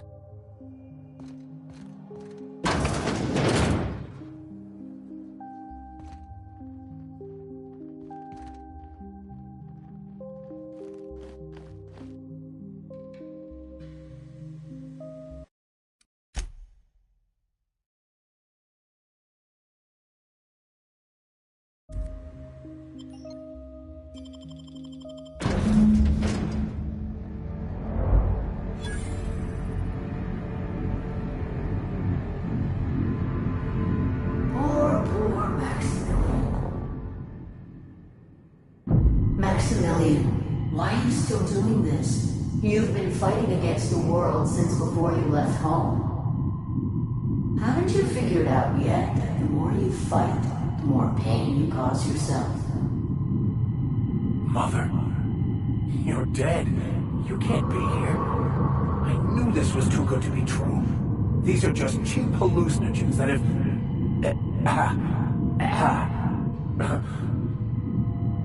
What's happening to my voice? Does my voice sound weird to you? And what's wrong with your face? Y'all see these stars I'm seeing? Gosh, they're pretty. Like shimmers in the sea.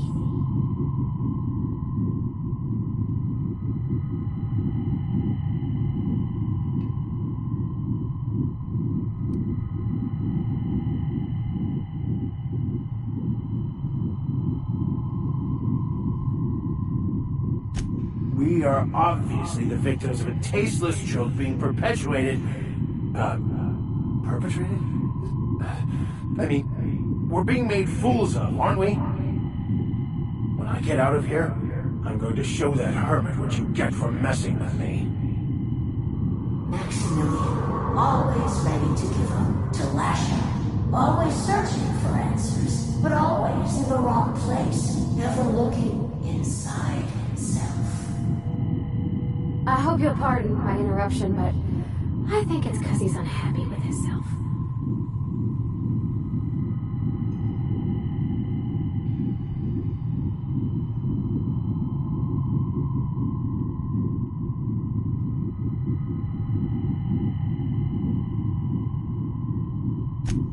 Thank you. It relieves me to see there's at least one positive influence in my son's life after all these years. Has he told you how he thoughtlessly abandoned us? Thoughtlessly? How could you say that? I only wanted you and Father to be proud of me. I was going to be the perfect vessel. I was going to be a better... more full of the plan. This year, it's all coming out wrong. The plan. It filled you with a joy I could never feel. I wanted it. And being a laborer made me miserable. I was better than that. You certainly convinced yourself you were. But don't feel bad. We continually lie to ourselves, weaving stories in a vain attempt to convince us that we are in control of anything. These stories are how we try to make sense of our lives, but they are not real, are they? They're just stories. You need to drop your story and see the truth. Stories are real. If they mean something, if they inspire you to kindness or action, but maybe Max's story about himself is all wrong, and that's why he's so unhappy.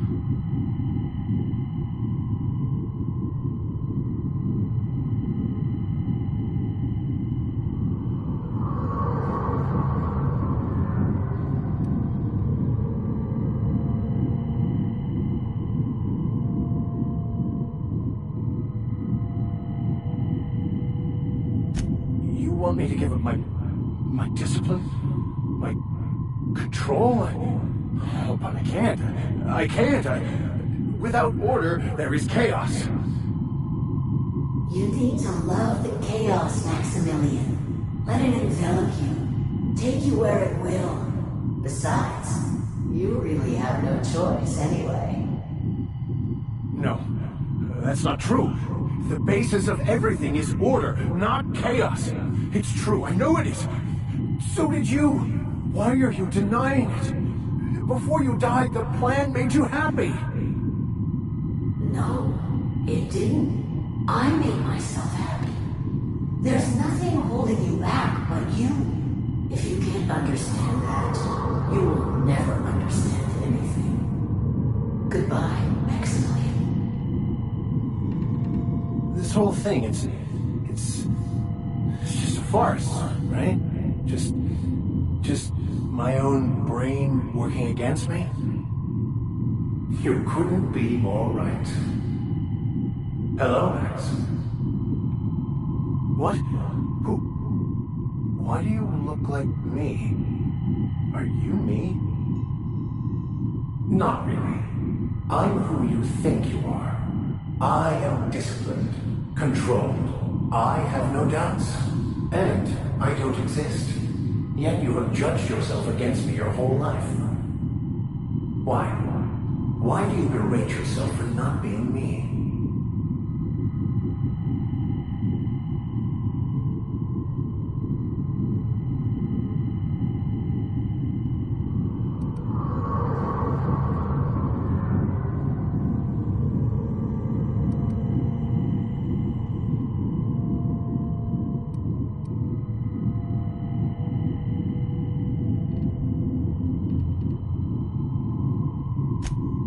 I don't know what to say. Thank you, Captain, but I don't know. Is it wrong to try to be a gooder, better person than I am?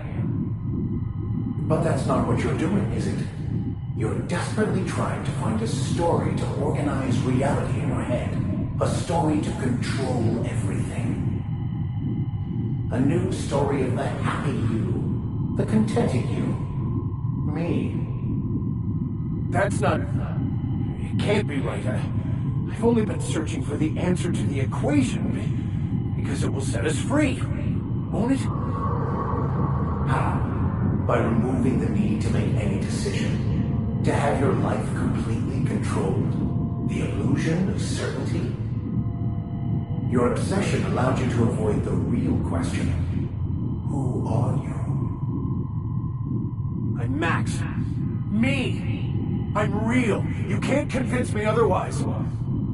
Please don't convince me I'm not. It's okay, Mr. Vicker.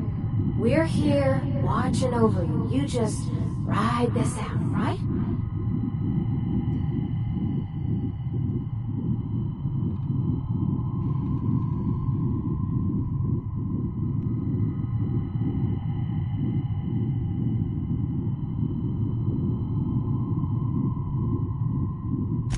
Your individual self is what's not real. It is simply a concept. By the architect. Architect? How could I have believed in an architect? That's ridiculous. I must be losing my mind completely. What you're saying almost makes sense. We exist inside our thoughts, thinking we're in control. That's it, isn't it? We have no control over anything. It's all lies. How could I not have seen this? But how do we escape ourselves?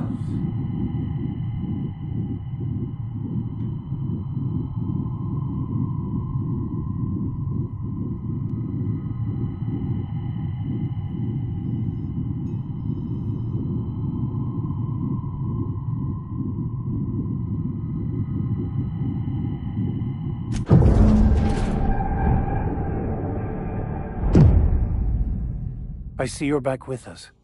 Feared we lost you there. Never seen anyone pass out yet stay upright before.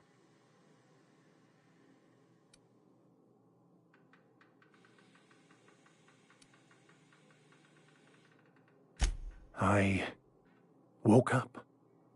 The illusions I built for myself just fell away.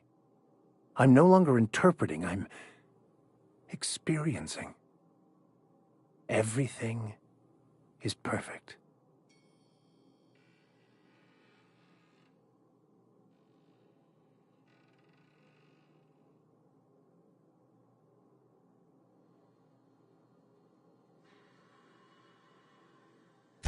In a way.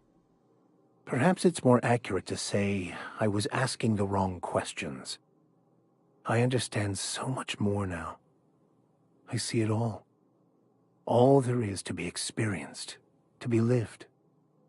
Of course there is pain and loss, but the suffering is caused by trying to control reality.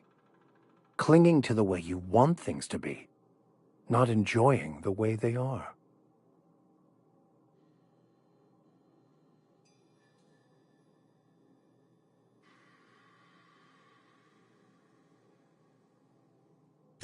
I am content.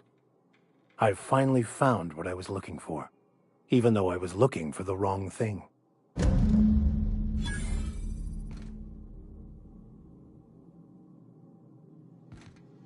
Yeah, huh?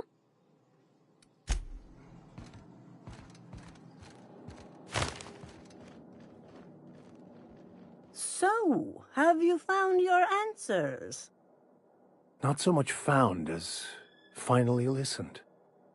Yes, it is quite the convoluted maze we build for ourselves.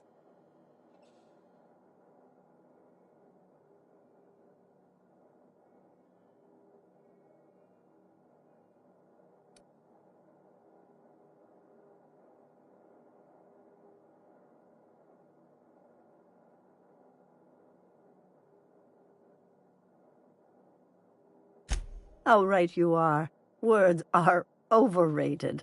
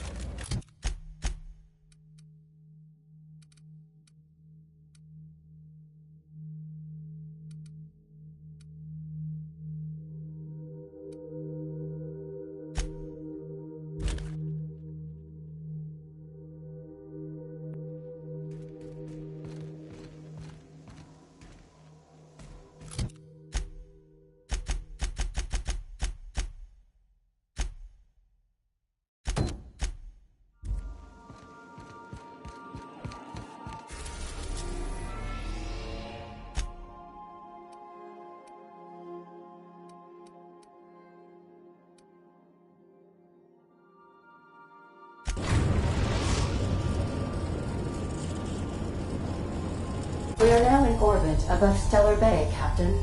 No blockade is a match for my piloting skills.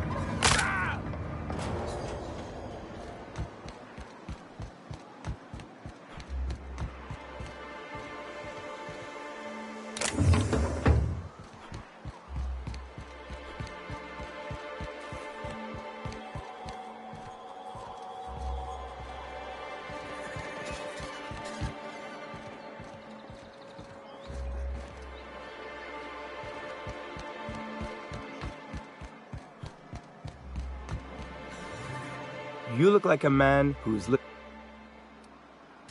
he'll probably be wanting it back. You see any sign of him?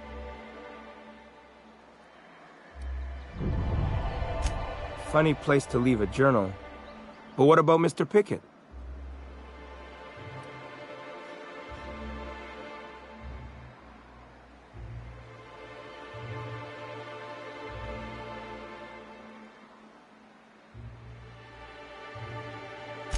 Mysteries of the universe, I guess. Not funny, Captain. So this journal is all he left behind? Seems like I ought to read it. Looks mighty long, though.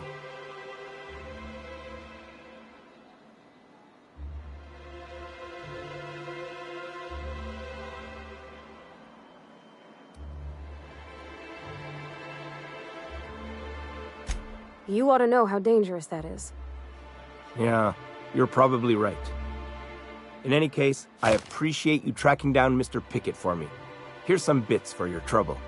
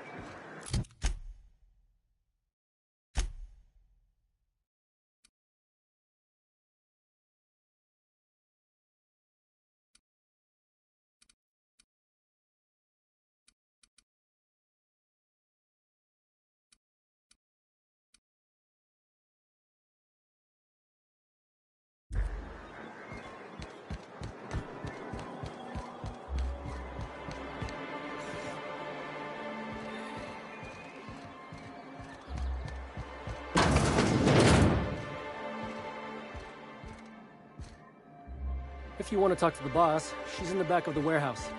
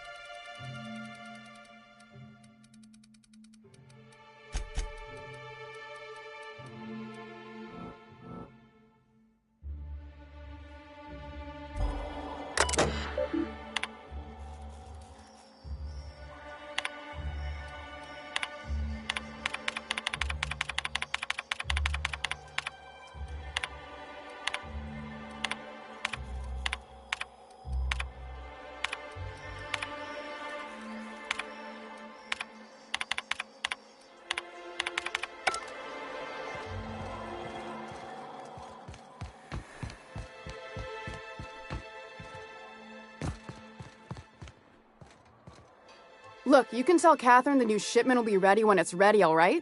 She's welcome to come up here and pack boxes herself if she's in such a hurry.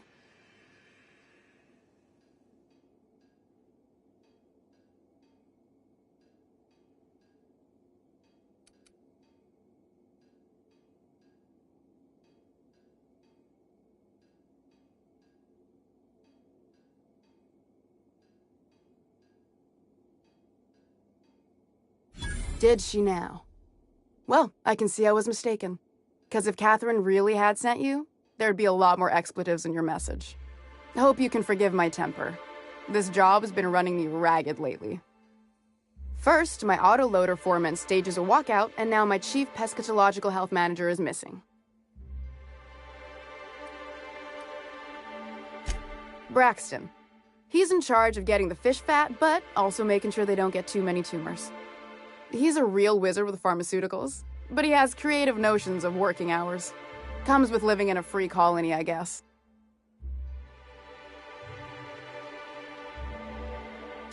That he's got his load on and I'm stuck covering his shift? That's... wow. I sure feel like an ass now.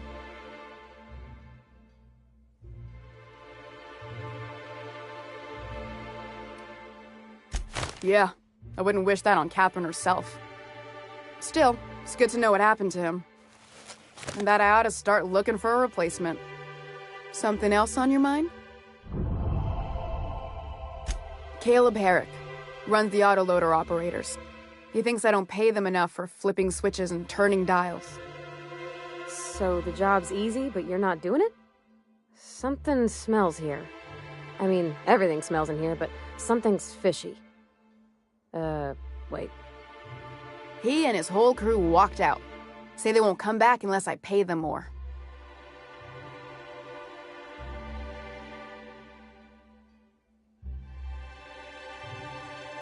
You mind slapping him around a little while you're at it? I'm joking. Mostly. Unless you can do it without hurting his job performance. If you can find a way to get him back to work, I'll make it worth your while. Check the yacht club. He's usually there.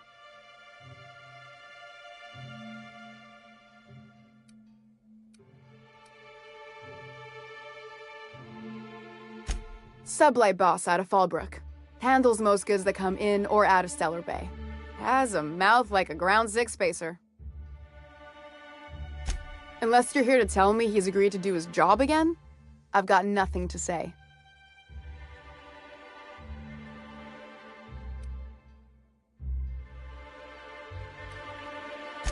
I don't have the bits for it, plain and simple.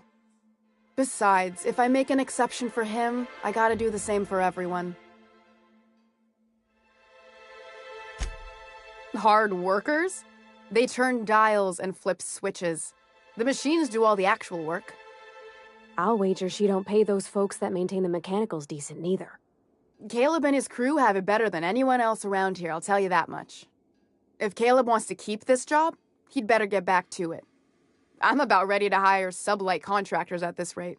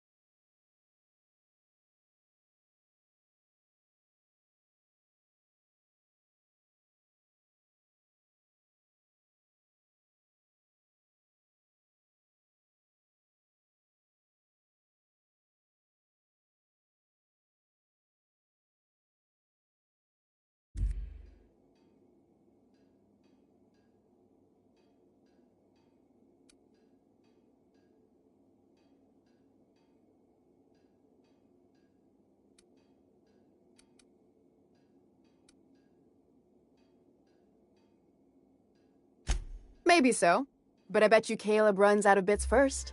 Then he'll have to come back. He says he's got a stash to tide his crew over. Could be he's all talk, but if the money's real, I bet you he keeps it at home. Near the diner. You'd steal from your own people? That's low, ma'am. That's business. Someone's got to keep the lights on. Fine by me.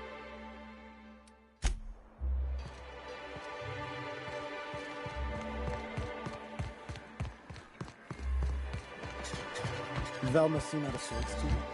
She's always cranky. No.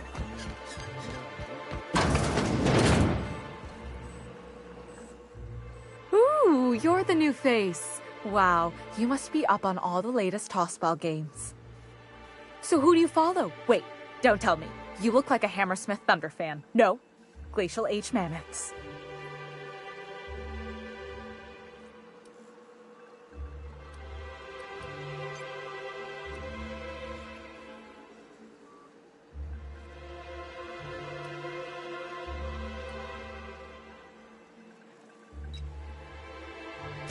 Everyone needs a good diversion. That's what keeps you from thinking about the marauders outside town. The Raptidons chewing at the walls. Tossball's just about the only good news we get around here. When our frequency's not too clogged up anyway. So, what can I do for you?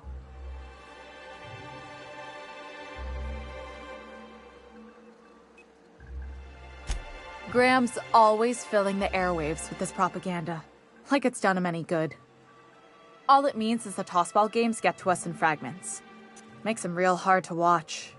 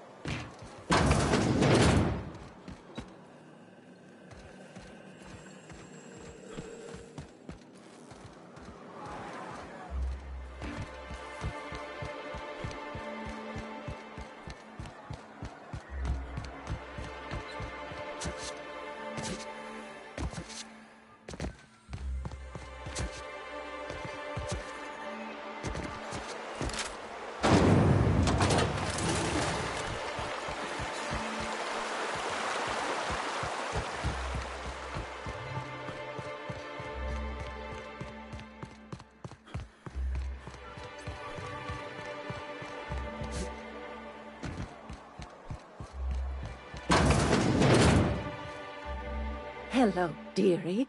Why, I don't believe I've seen you before. And with sweet cheeks like those, I'd remember. Quite the bedside manner, lady. Well, it's so rare I get the pleasure of new company. What can Auntie Abigail do for you?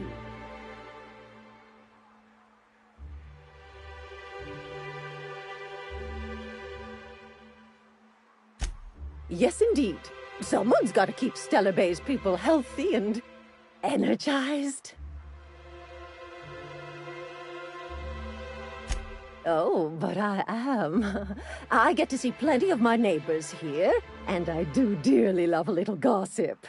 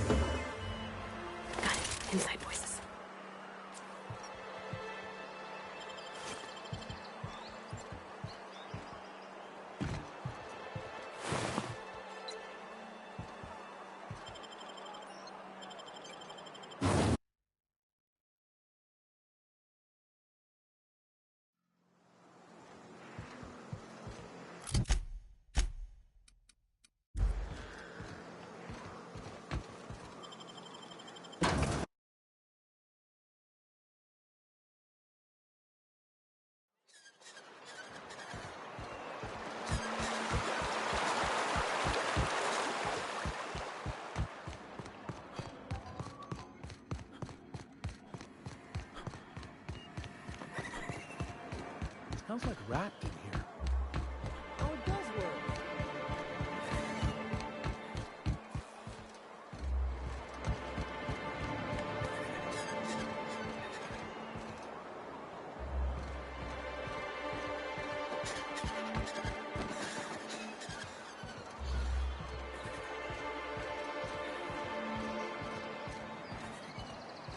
Help! Someone's been killed! I think I'm gonna be sick. I clean the apartments while everyone's at work. I've seen all sorts of messes, but this... If you're going into the apartments, do not go into the lower one on the right. That's where the body is. Now, if you'll excuse me, I need to go contemplate a hot shower.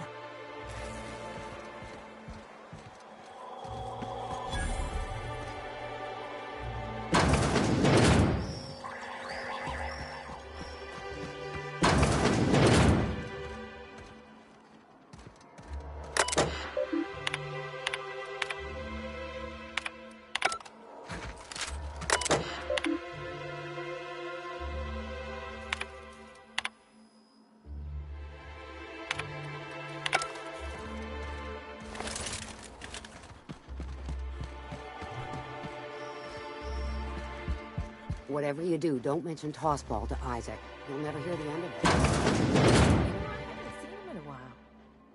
If you got any stuff...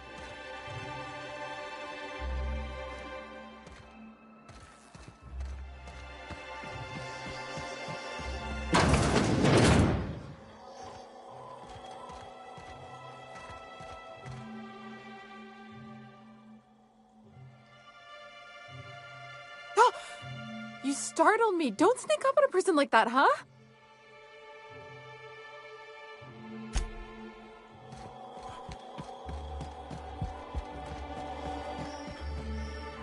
No! Oh, sorry. Just spooked me, was all. Not much I can do for this guy.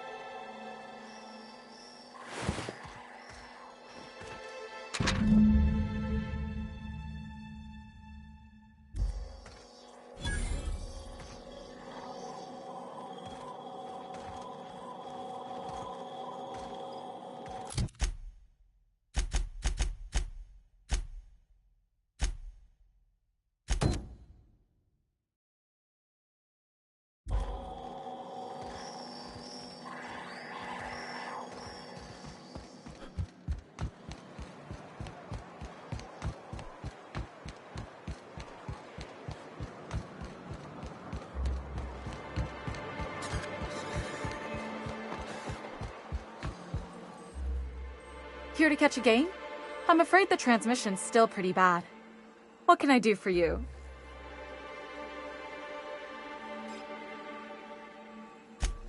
Poor Isaac. I was wondering why I hadn't seen him in a few days. I'd really like to help. Isaac was a sweet fellow, even if he did have terrible teeth.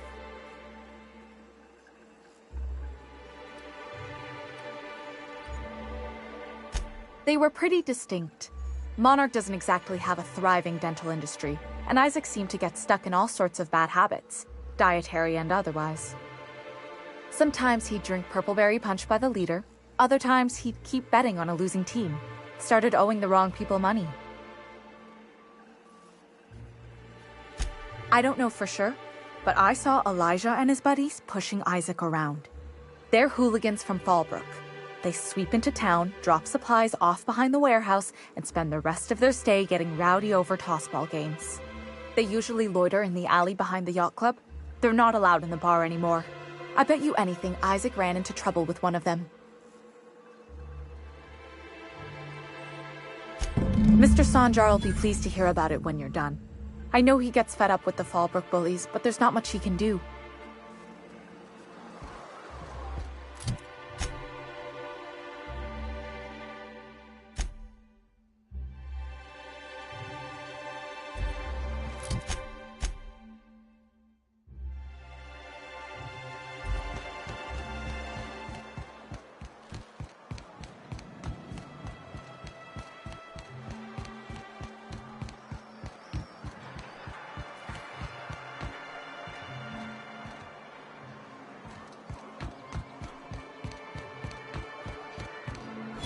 Miss Ellie, Dr. Finhill. I notice your pistol's been making a funny noise. What are you talking about? I oil it every night. Well, look here. Your slide's not recoiling fully. You might be due for a new spring. I could take a look, maybe fix it for you. Sure. I'm short on bits at the moment, but I'll pay you back. Oh, no. I mean, it don't cost nothing. I got a spare spring in my pocket here, even. Everything's got a price.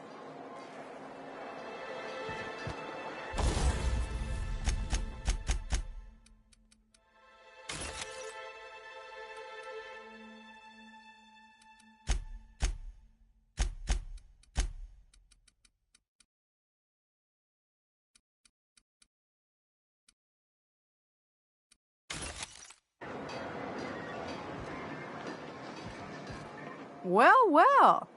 The only new folk I ever see in town are sublight runners from Fallbrook.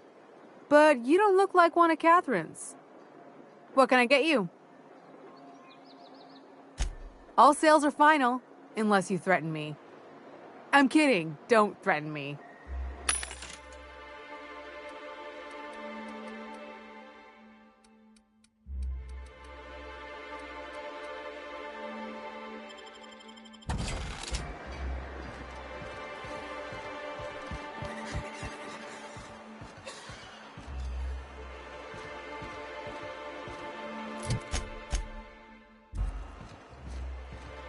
Catherine.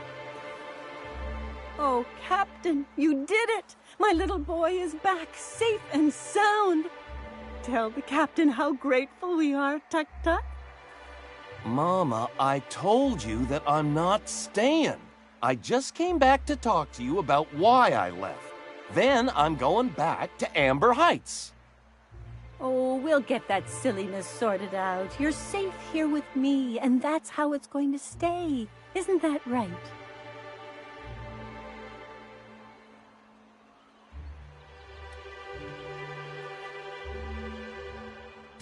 What a sour thing to say. My little boy will always need me. I'm his mama, you know. Mama, what I need is for you to listen to what I want for once. But that's between us. Now you promised the Captain a reward, so settle up. Then you and me are gonna have a long talk. Here, kind stranger. This is every bit I've scrimped and scraped for years to save.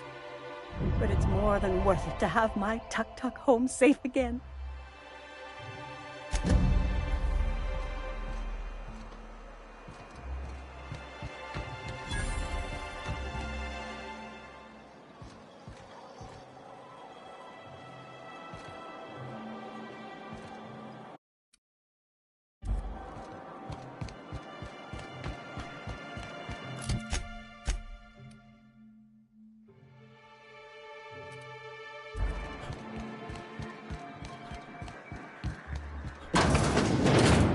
Could I get another advance, Mr. Nandi?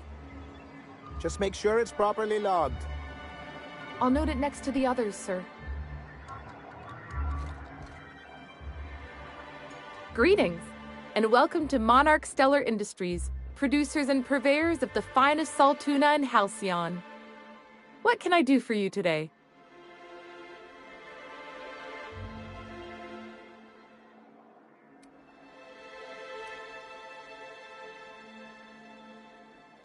Or is he not paying you on account of how he tried to fix the thing his own self and busted it even worse, and then said you wasn't fixing it fast enough, so he's docking your wages again?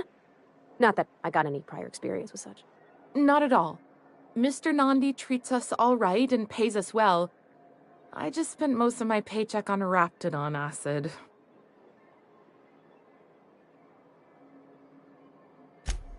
Laws, no. Sometimes it's canid teeth, or mantis worm wings. Whatever Sebastian has in stock, really.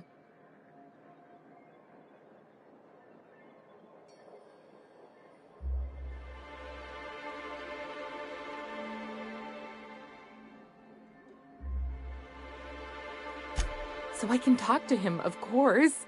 He doesn't get going about much else.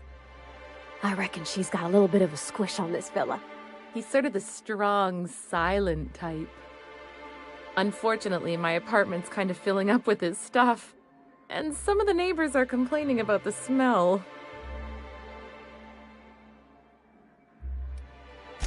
I couldn't. What if he says no? Hey, maybe you could ask him for me. I mean, a no would still be bad, but it won't be quite as embarrassing if you ask.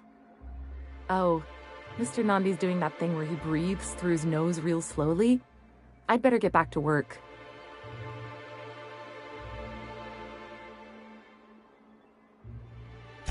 He doesn't talk much, but he's got this quiet intensity, you know? Like there's stuff going on inside his head that you have no idea about.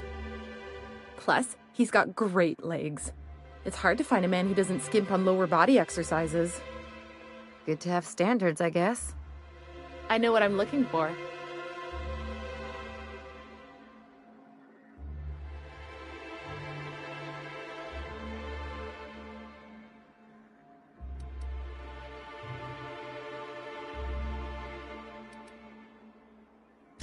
You think that's what I'm looking for? You're funny. Sorry, sometimes I get carried away. Aha, the helpful stranger I've heard so much about. Here to do business, hmm? Clear my schedule. This newcomer has a meeting with me.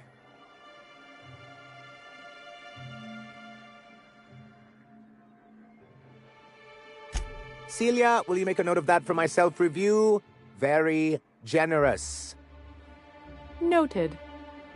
But not so generous I can't drive a good bargain. Now, who sent you? Rizzo's, perhaps? Or Auntie Cleo herself?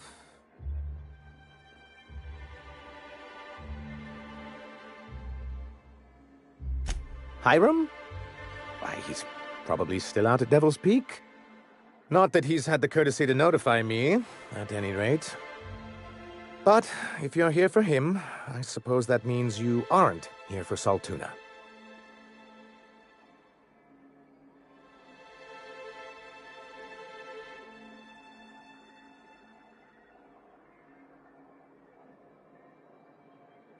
Now, there's no need to humor me. I'm used to this particular letdown. Seems like you're having a rough time, Mr. Sanjar. Are you doing quite all right? Oh, don't worry on my account. This is merely the latest in a long line of professional, erotic, and athletic disappointments. I had hoped that livening up our advertisements with enticing figures would draw the other corporations back to our bosom, but it seems we're back to the drawing board.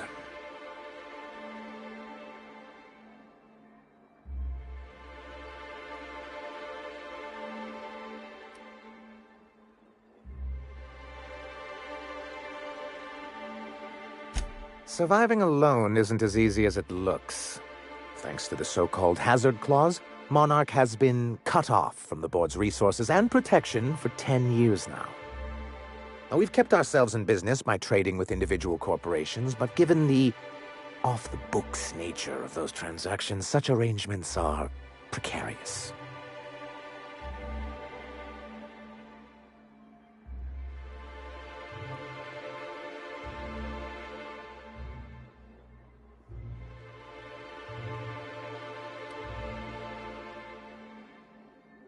Exactly what I would have said, if I'd been paying attention. You talk like Graham. Freedom always sounds nice, doesn't it? It makes a rather pretty slogan. But if you sit down and tally up the costs, how you provide for yourself in the absence of aid, how you protect yourself from a hostile galaxy, it starts to lose its shine.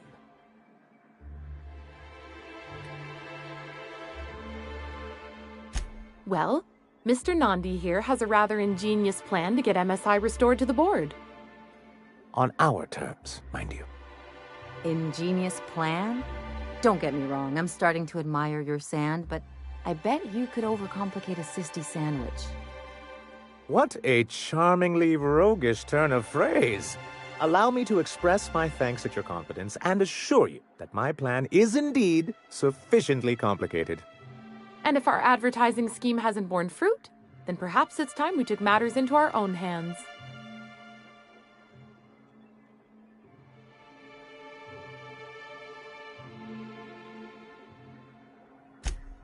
It's true, our Celia is an alarmingly competent middle manager. At any other company, she'd be wasted in data entry. The plan she refers to is a two-pronged approach, and the first part involves seeing Stellar Bay properly defended.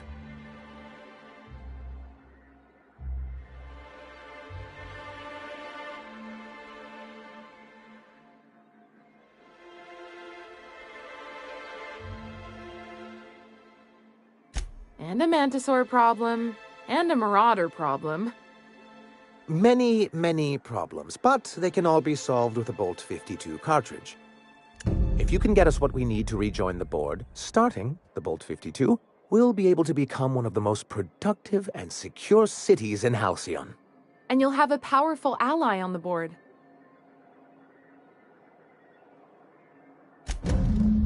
Oh, yes. I'm going to be up all night with this. All those blanks waiting to be filled, boxes waiting to be ticked. Try to control yourself, sir. Have you any idea how powerful this is? Corporations have been toppled with less.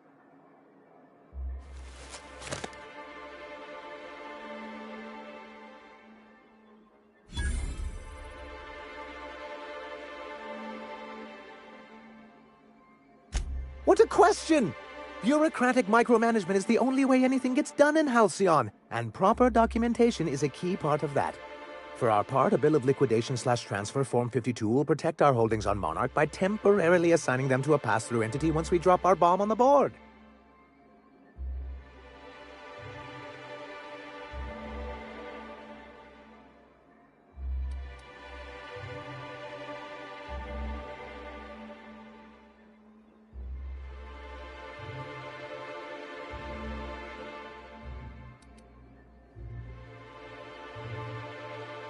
Sort of. Really, we're just going to blackmail them into offering us a seat at the table.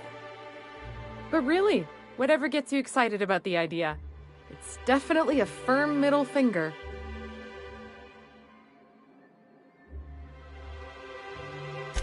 That's what I like to hear. I have reason to believe that one of the other corporations is operating on Monarch, illegally and in secret. Really? Most of the time, they do illegal stuff out in the open. Cheaper that way. If we can find proof, I can use that as leverage to encourage certain powers that be to accept our Bolt 52 and reinstate us on the board.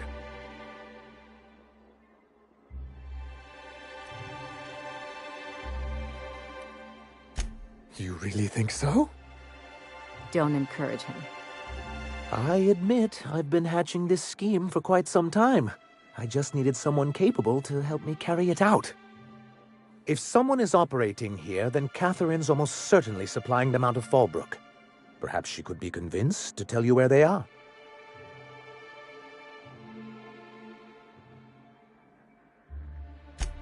Already? If only the rest of the colony operated as efficiently as you. Imagine what a different state we'd be in, hmm? I'll complete the Bolt 52 in no time. I dare say it'll be my second greatest achievement after the reformations. You're getting ahead of yourself again. So I am. Do you have this cartridge?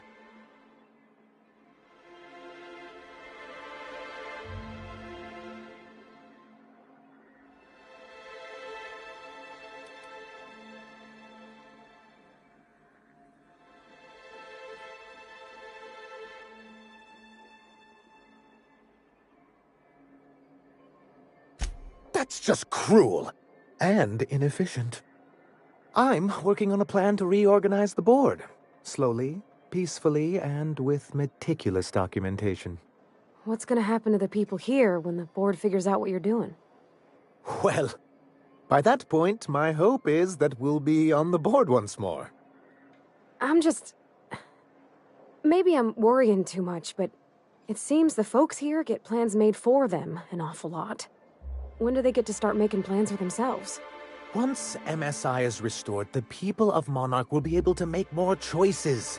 We'll have all the brands and resources of the board here. But truly, I am getting ahead of myself. First, I need to submit the Bolt 52. With that data you're holding, of course.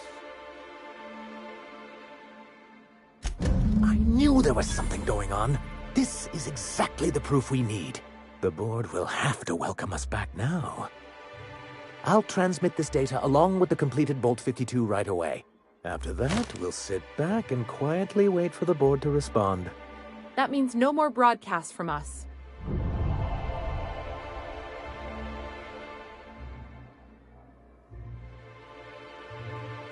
This has been my albatross.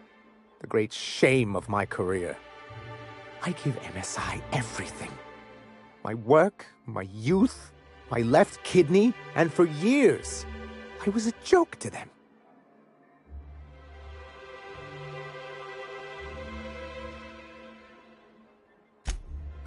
One of the executives required a transplant. He's lucky they didn't want a liver or a heart. I thought volunteering to donate might improve my prospects. Apparently not.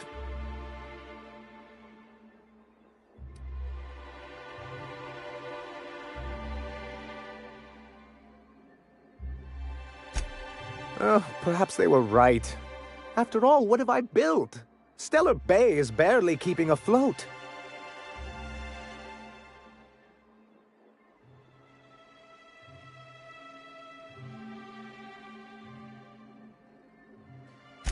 I hadn't thought of it that way. But perhaps there's something to that. Thank you for that. Was there something else?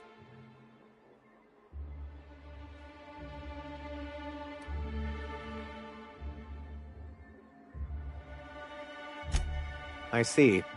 And was his delivery of the MSI authorized greeting up to snuff? He's not the brightest of minds, but he makes up for it with enthusiasm. That's not what I would call it. Still, I had him posted on the landing pad in hopes that he'd stay out of everyone's way. I'll see about additional training.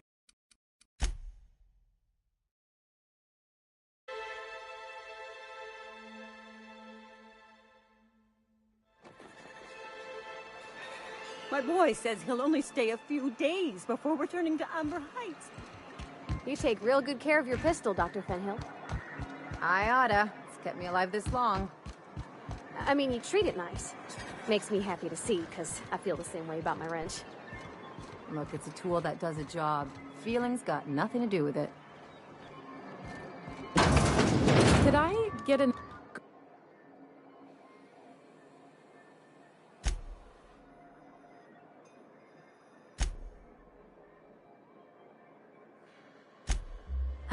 He's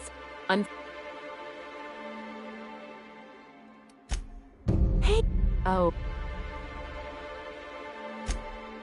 Good to have... I know. Sorry. Have you done...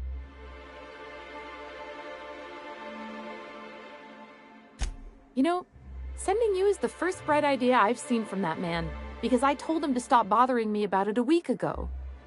I still don't know anything about it, but if you want to help him, Velma's the one to ask. She's in the warehouse. But I'll warn you, Grim wore her patience thin a long time ago. Oh!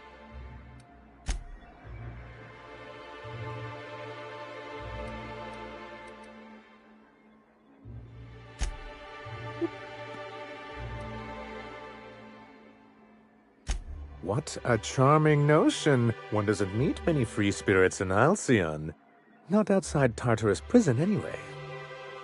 Forgive me, I'd be positively enraptured. Oh,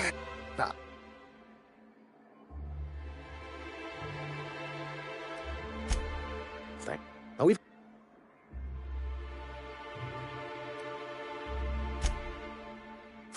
But it...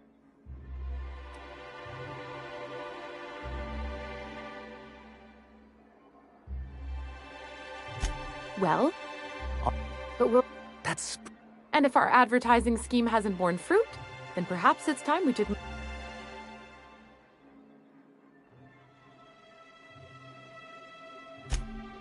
The plot...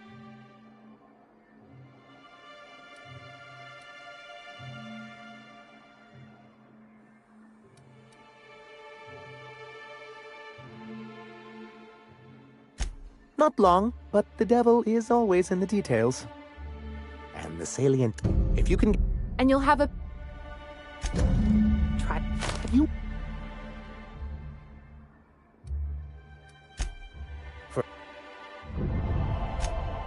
But really...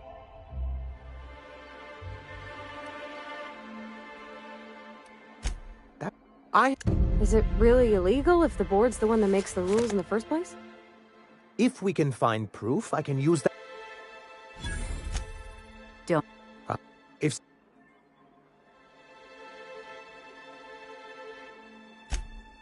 I'll... You're getting...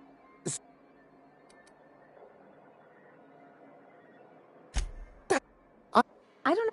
You... It's... None... But... I'll... That means no more...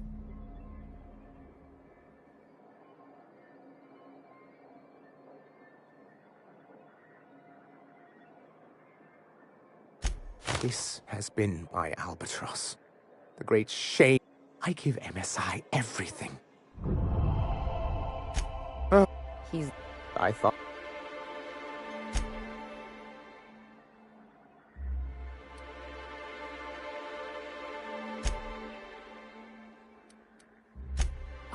Thank...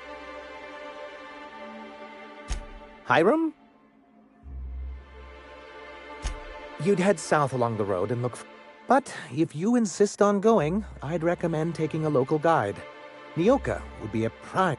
If you can keep her sober.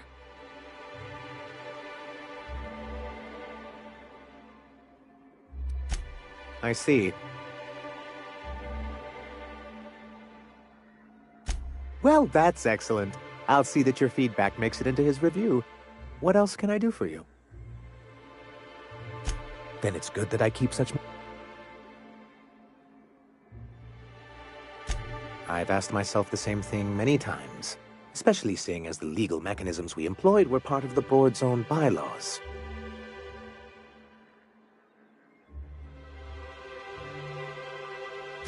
Not intentionally, though that's technically true. For many years, this planet was home to as many corporations as Terra 2, but back then it was known as Terra 1.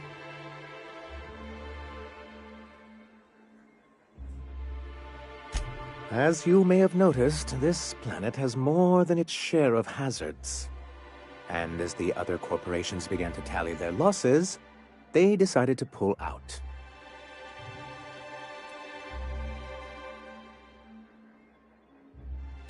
Our leadership at the time certainly wanted to. But there were others of us who saw an opportunity. The chance to improve working hours and conditions, to reform MSI from the ground up.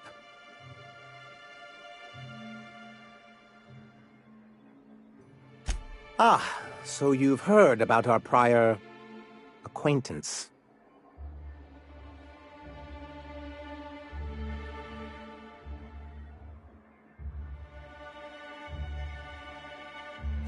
I suppose you're right. Graham's always had a way with words. Strange as it may seem, I suspect he'd have quite the corporate career if he weren't so radical. Graham seemed like a reasonable man years ago. We both agreed that MSI's treatment of its workers was untenable. I thought reforms would be enough. I didn't realize you wanted to abolish the corporate system entirely.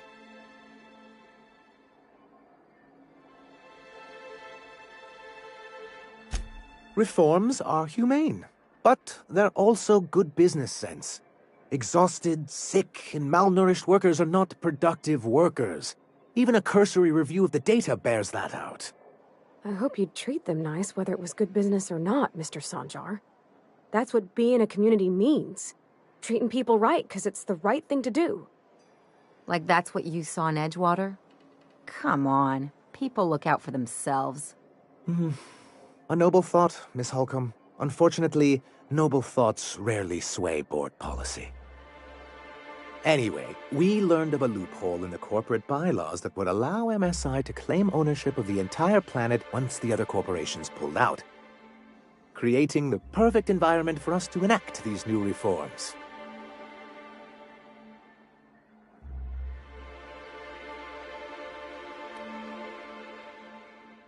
That's what I thought. But the senior executives laughed in our faces and insisted we'd be relocating to Terra 2 along with everyone else.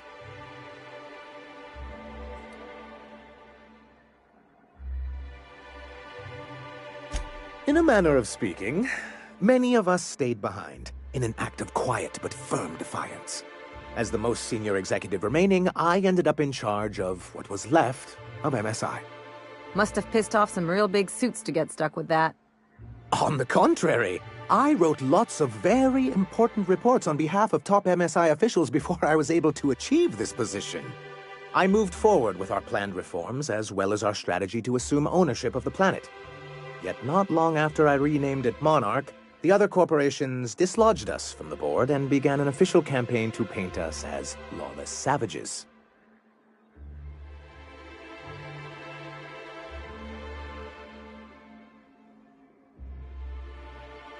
I don't think I realized how far they'd stoop.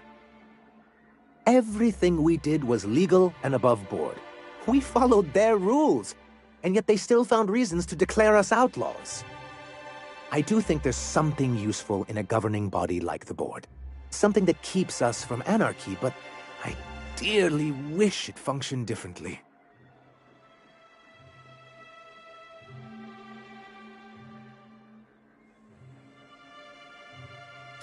Why wouldn't anyone?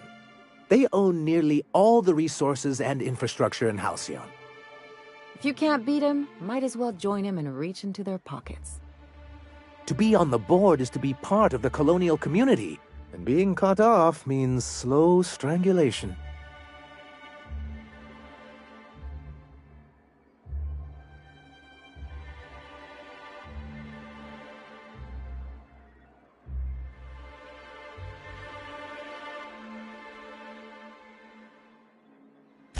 I'm not a man to put pride before progress. If membership on the board can ease our hardships and provide us with opportunities, then that's the path I mean to pursue.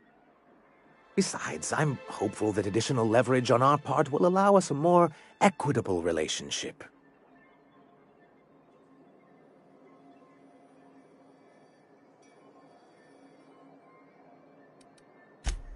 Oh, believe me, I've learned that much.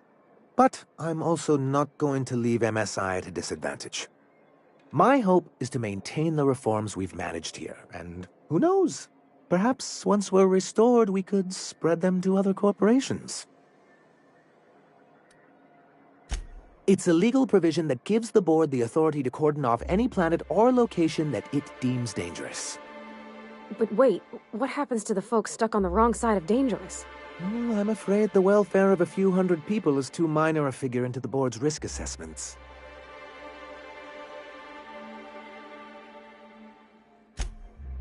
Yes, making all of MSI criminals in the board's eyes. Rather hard to run a business that way. What can I do for you?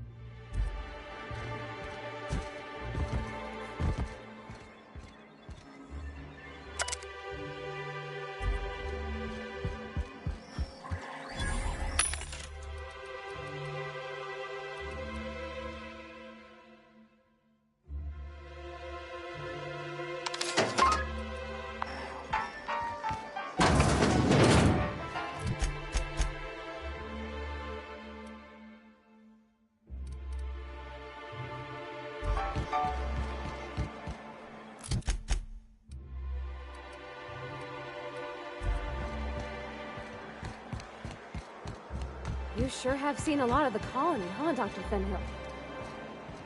Ellie.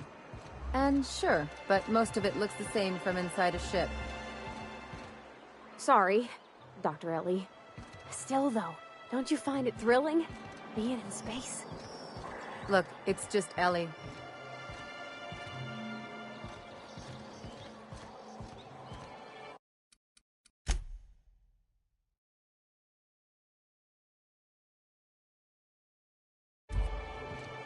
Who the fuck are you? This ain't your alley.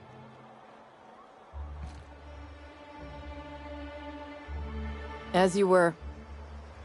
Hey! What are you doing here? This is our secret alley. Berta already pissed by those crates to market.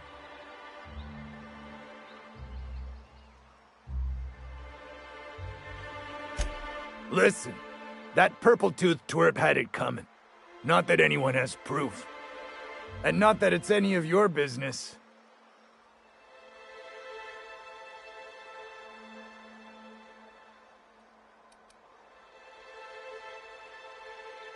Get ready. Ready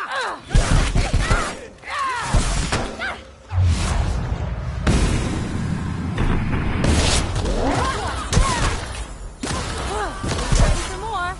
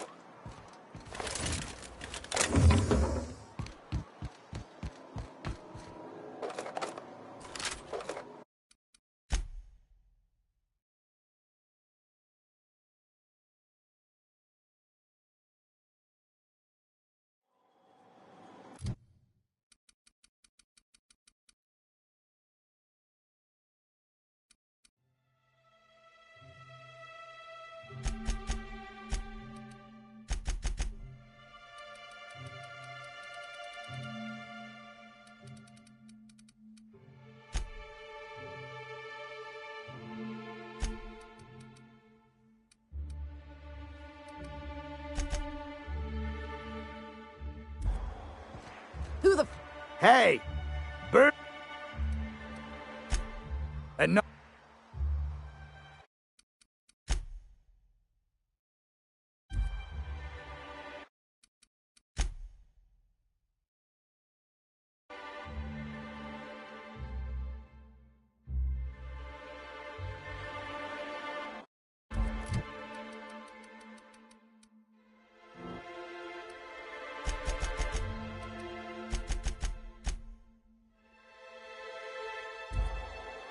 Who the fuck?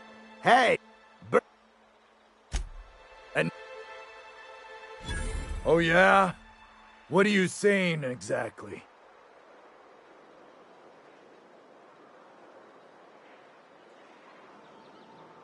Wow. Most of the pencil pushers around here cave as soon as you look at them funny. Fine, we're going.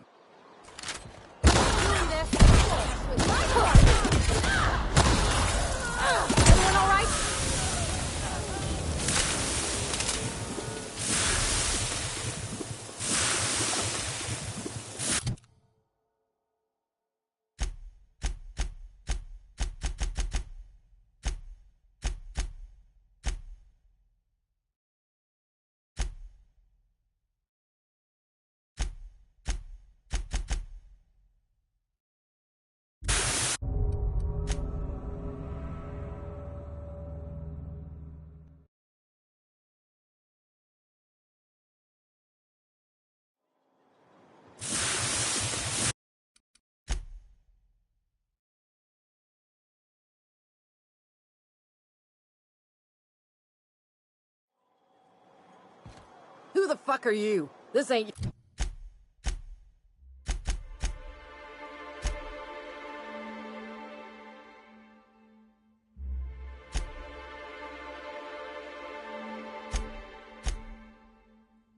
your alley. And...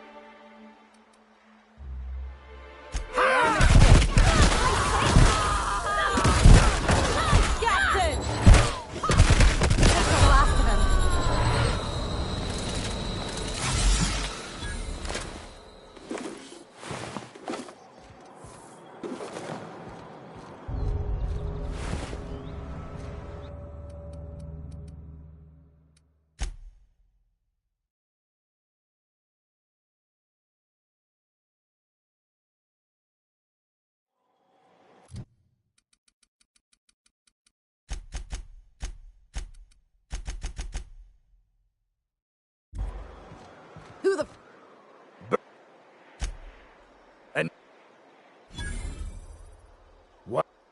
Fine.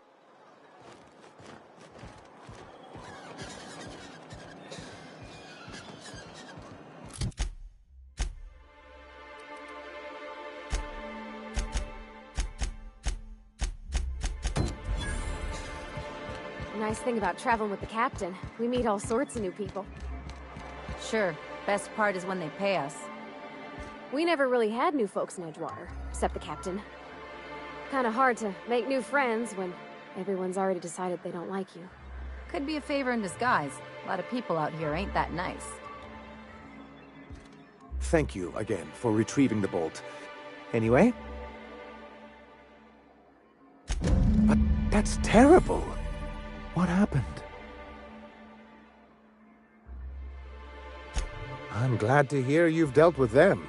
They've been causing quite a bit of trouble around town. I've been consumed with other matters of late, but I would have dealt with them eventually.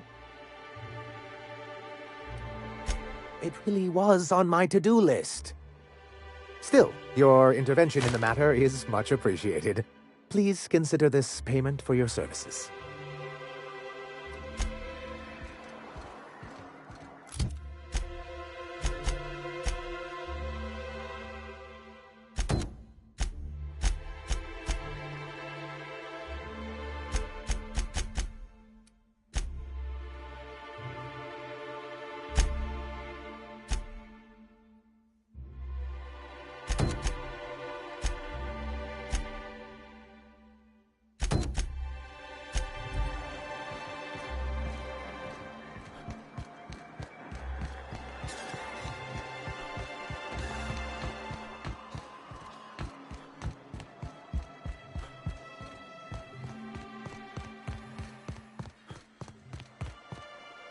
I'd give you a friendlier welcome, but I'm up to my elbows in salt tuna guts. Gosh, this old girl's in a rough way. Even old Bess in Edgewater was in better shape than this. Hey, you want to try running a cannery with obsolete machinery? You be my guest. Sorry, ma'am. I wasn't trying to be rude. It's just, your flanging apparatus isn't making a strong flange, so your sealer isn't sealing right, and... Oh. I see what you're saying. Huh. I'll have to try that.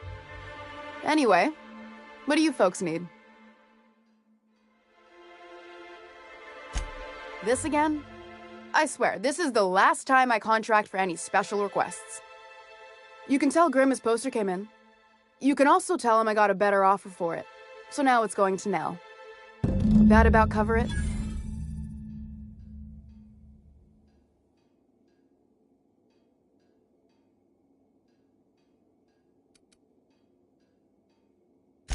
No. I paid Sublight for it. So, it's mine. And when Nell pays me for it, it'll be hers. Grimm may have asked for the poster, but it's not his until I take his money. She runs the betting parlor across the way. Nice professional lady. She asked me about the poster once. Just once. Made a real generous offer, too.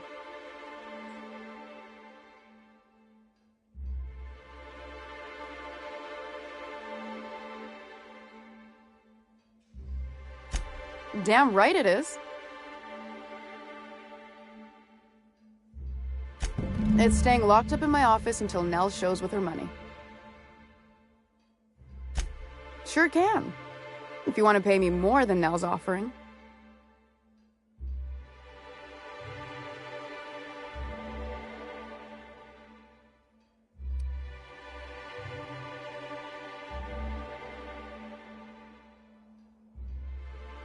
Fair enough.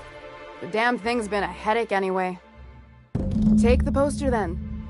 And if I never hear another word about it, it'll be too soon. Something else on your mind?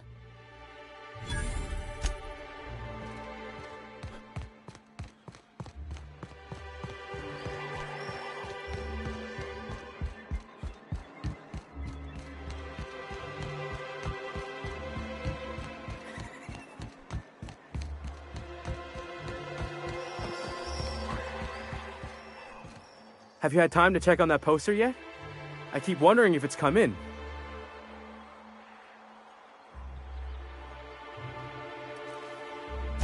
Sorry, I just get so excited, and I always feel like I miss everything that happens in town while I'm up here. Would you look at that? The Rizzo's logo is nice and bright, and you can still smell the ink on Mr. Holcomb's signature. I can't thank you enough. Still, you can have the bits I was going to spend at the bar this week. And you know what? Take my old tossball blocker, too. Never get the chance to use it these days.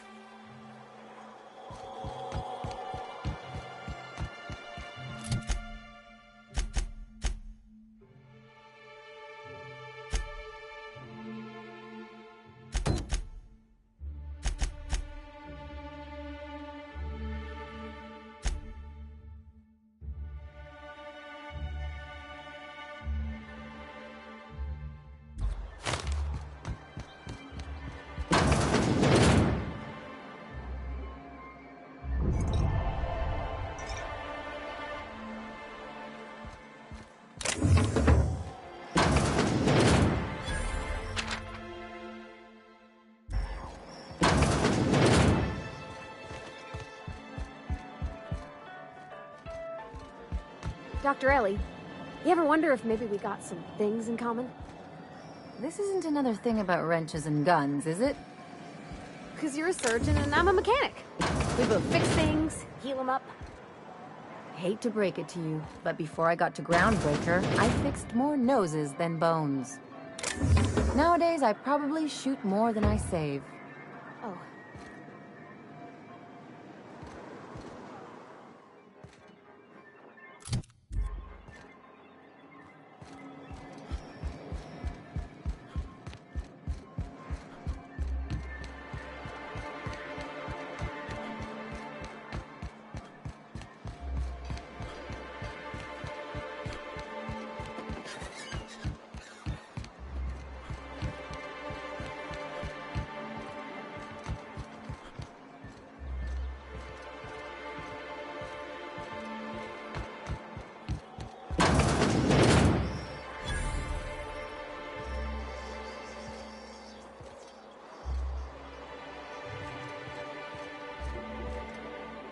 Good day to you.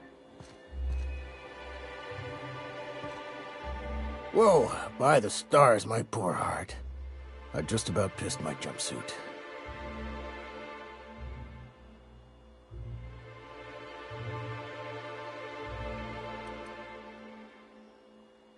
Because there's no shame in having overactive bladder muscles, all right? It's a perfectly normal medical condition. Sure, for lily-livered cowards, in my medical opinion. You sound like a terrible doctor. It's more of a hobby these days. See what I deal with? This place is enough to try anyone's nerves. Where should I begin? With the oversized mantisaurs? Or perhaps the rats spewing acid at our walls? The board was right.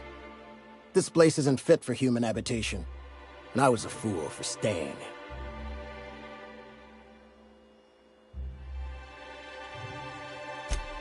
Sanjar, of course. He had all these glorious ideas about how he'd run Monarch. Rest periods between every work shift. No shift more than 10 hours long. It all sounds wonderful, until you realize there's only a few centimeters of repurposed steel between you and the deadliest creatures in the galaxy.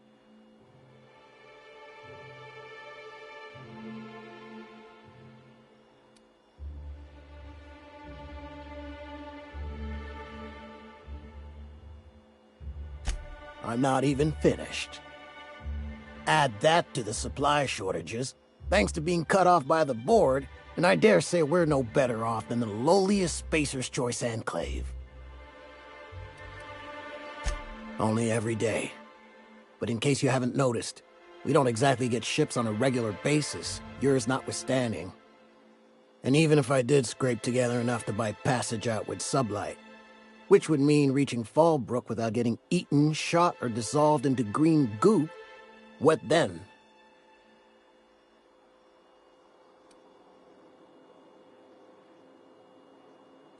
Well, thank you for reminding me. As if I weren't already destined for an early grave. Lucky you.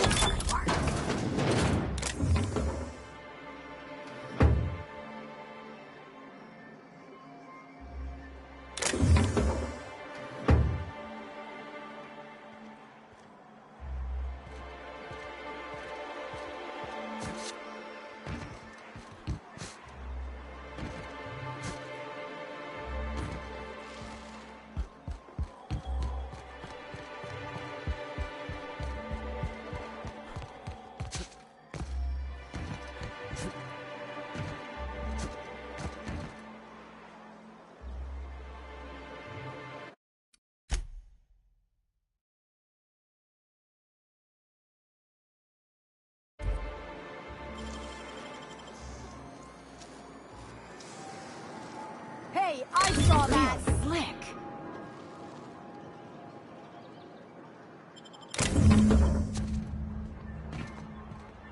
What do you think you're doing?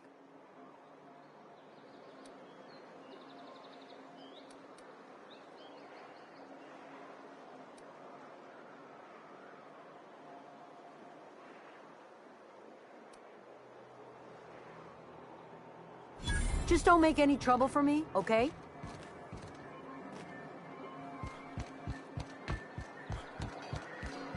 You don't much like me, huh, Dr. Ellie? It's nothing personal. I'm just not the touchy-feely type.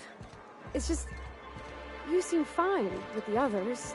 Did I do something to make you unhappy with me? You gotta stop taking things so personal. You're setting yourself up for a letdown.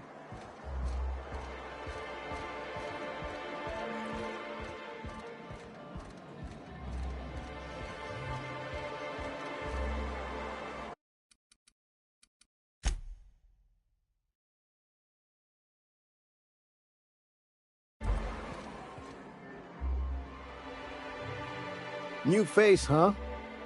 You from Offworld?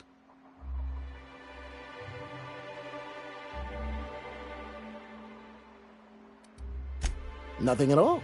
Just like to be friendly like with newcomers. It's the MSI way.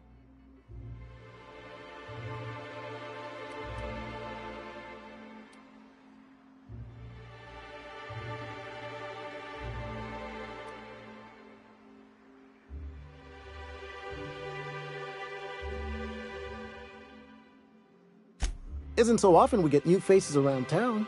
Plus, we've cause for celebration today. Why don't you grab a chair, sit a spell, and revel with us? By the smell, he's been reveling enough for you both already. Me and my friends have taken our destiny into our own hands. We're untethered, free of responsibility and worldly cares. Well, as long as we don't run out of bits. But until the windfall's gone, we're riding high. See, we just walked out on our work. Had enough, we did. So now we're striking.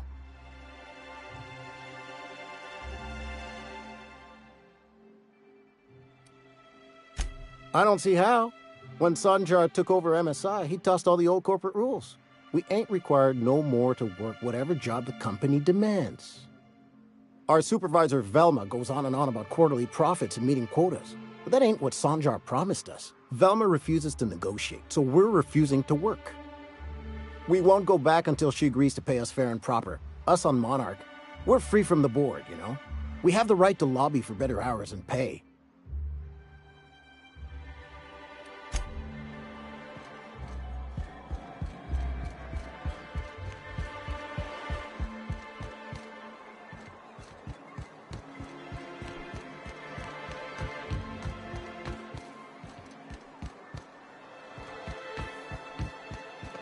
I hear those rich people in Byzantium pay a handsome bit for rat musk.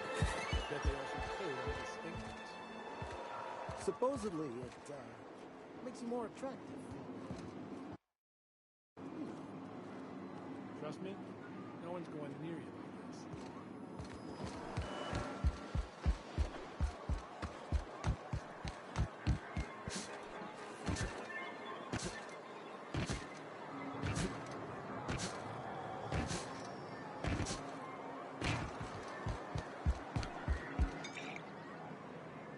Well, well.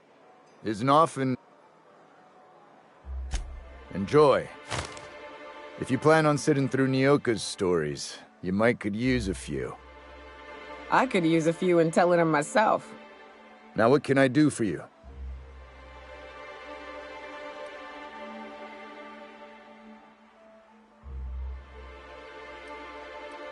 Thought it had a fancy ring to it. Name's the first advertising anyone sees, after all.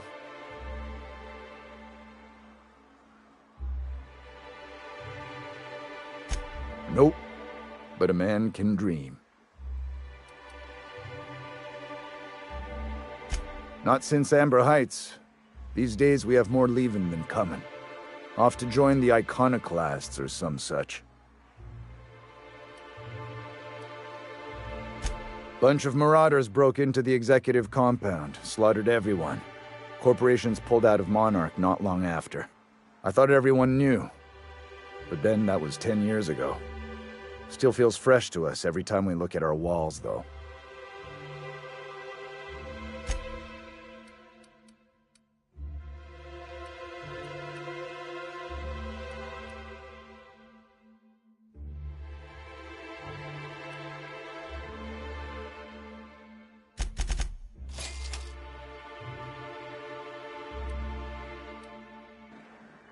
Something else? Anyone who spends any amount of time in this bar is bound to get to know Nyoka. On account of her being here so often herself. And I don't mean that unkindly. Anyone who's rid us of as many beasts as you have is entitled to a few drinks.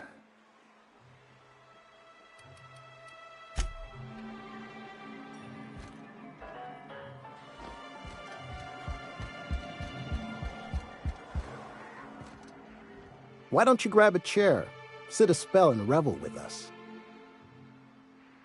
Sure thing. What did you want to discuss?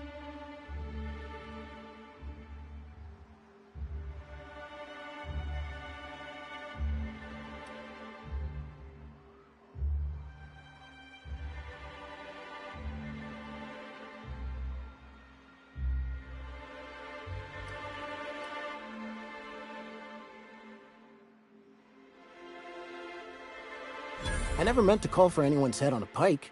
Velma's not my favorite person, but she ain't been cruel to us. Devil it all.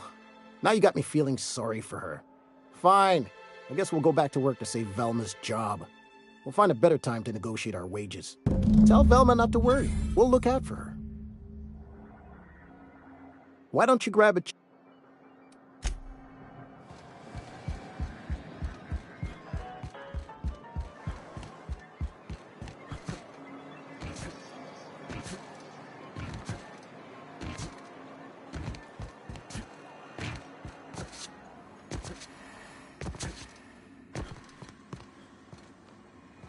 Hey, Velma, I got your caffeinoid pills.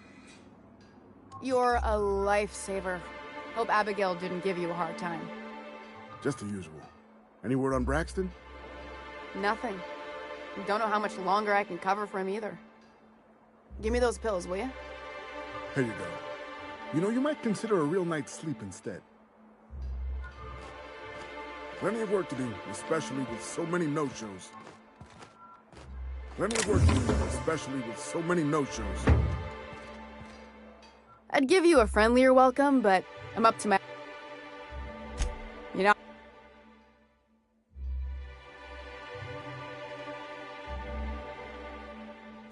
Well, that's... awful nice of him. Sure wouldn't have expected that. Thanks for your help. You've gotten me out of a tight spot here. Take this for your efforts.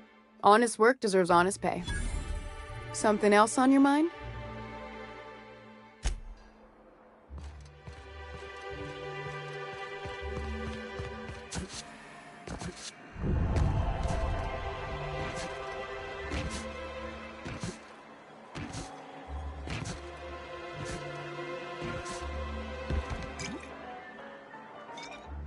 And the little bastard's slippery, right? On account of its blood, so it's sliding.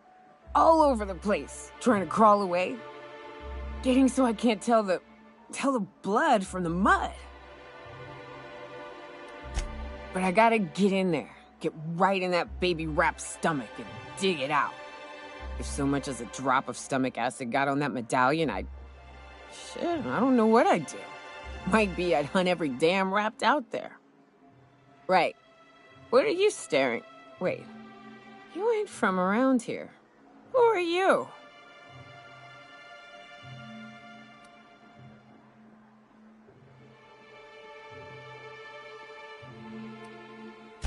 If you think this is drunk, I gotta...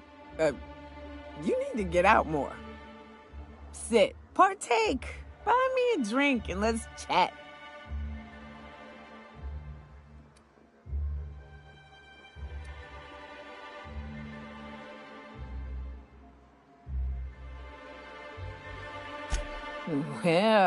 Well. Let's get down to brass nuts then, shall we? Wait, that ain't it. Brass rats? Let's talk business. I'm headed back out there after I sober up. You want a guide sooner than that? You have to get me something to clear my head.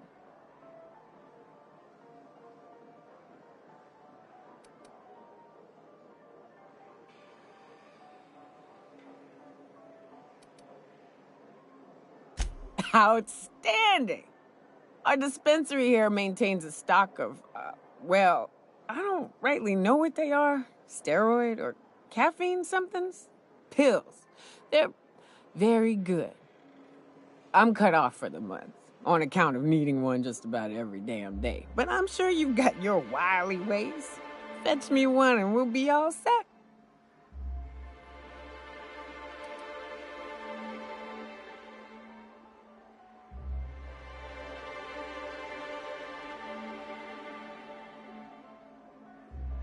Well, they work.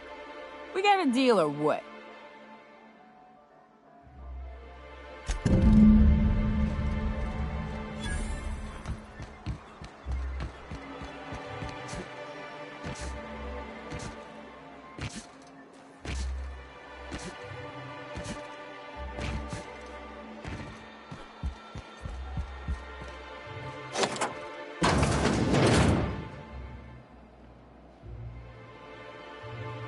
Nice and easy.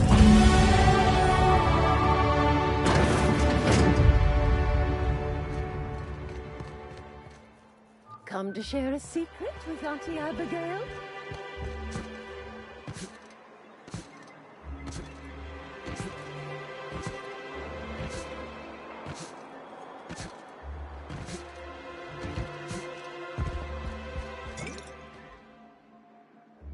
You're back. Good news? Bad news?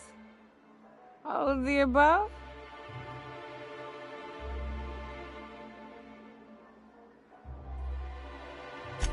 Says someone who's never had any fun. Exactly. See? I'm glad someone on your crew's got some sensible. Got her head on straight. Whew, that hits the spot. Right in the, oh, no, there it is. There it is. Yes.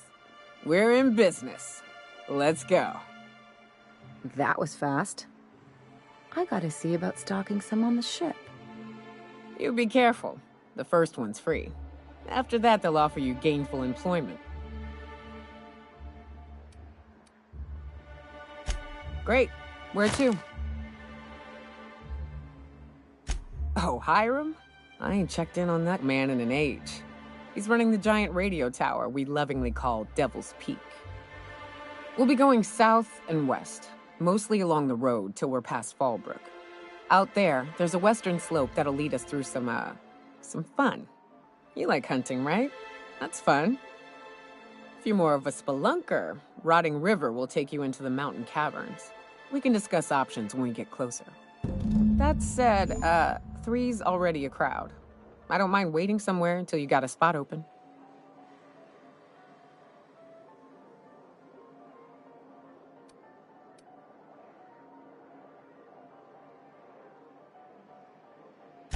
I hope you like being part of our crew, Nyoka. We're real excited to have you. That's a pretty big gun for a hunter. I don't know what the game's like on Terra 2, but out here, the daintier weapons ain't gonna cut it. Manosaurs require stopping power. Yeah, but what's left after you're done with them? I shipped with a merc who had a gun like yours, Nyoka. He polished it, sang to it, slept with it. Not like that, as far as I know.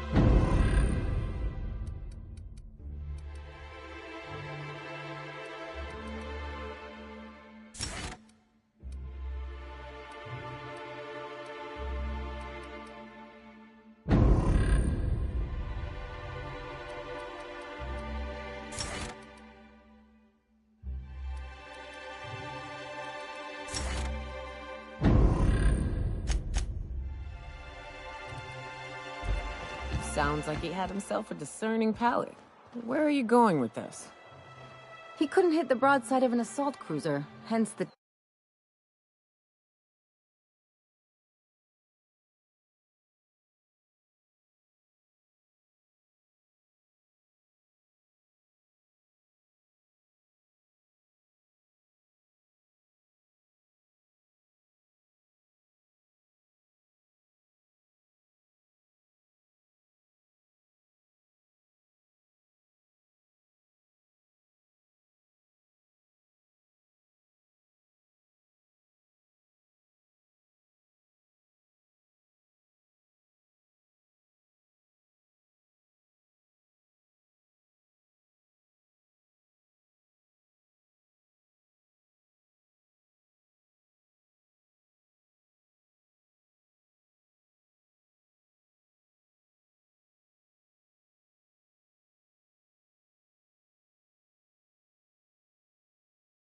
tin shredder.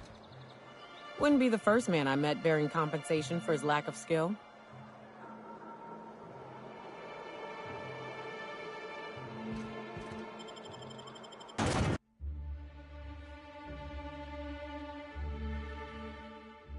Can we talk?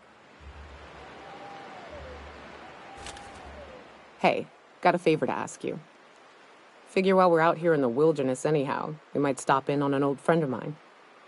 Preferably before we get to Hiram's. It's on the way, don't worry. You don't seem the type to run off and get yourself killed, and I could use the help.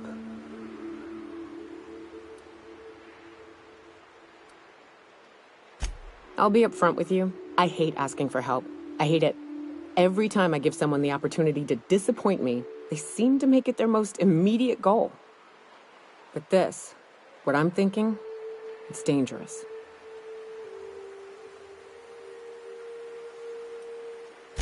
Nothing we can't handle. I used to run with a band of hunters. Friends. 6 of us. We were on Monarch when the corporations pulled out, and we helped a lot of people pick up the pieces.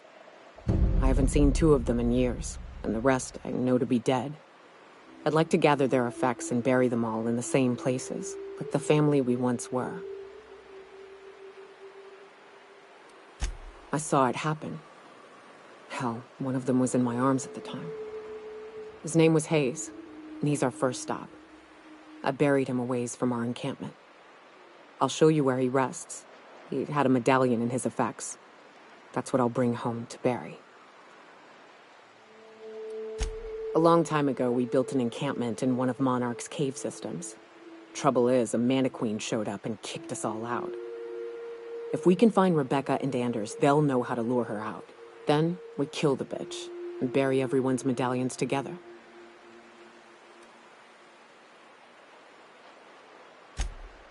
Oh yes.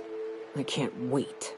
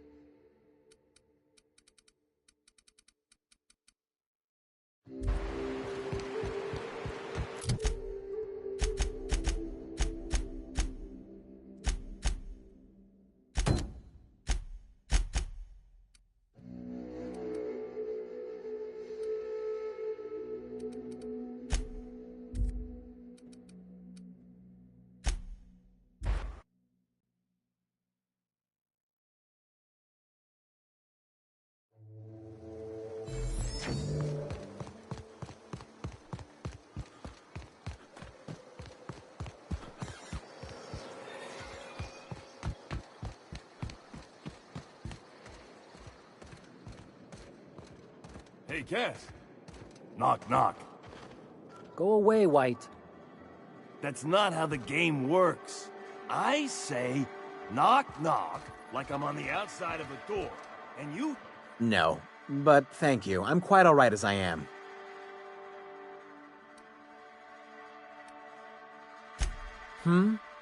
Oh, you're still here. I said I don't require anything at this time. Run along now. I've had more than enough to satisfy my thirst for one evening.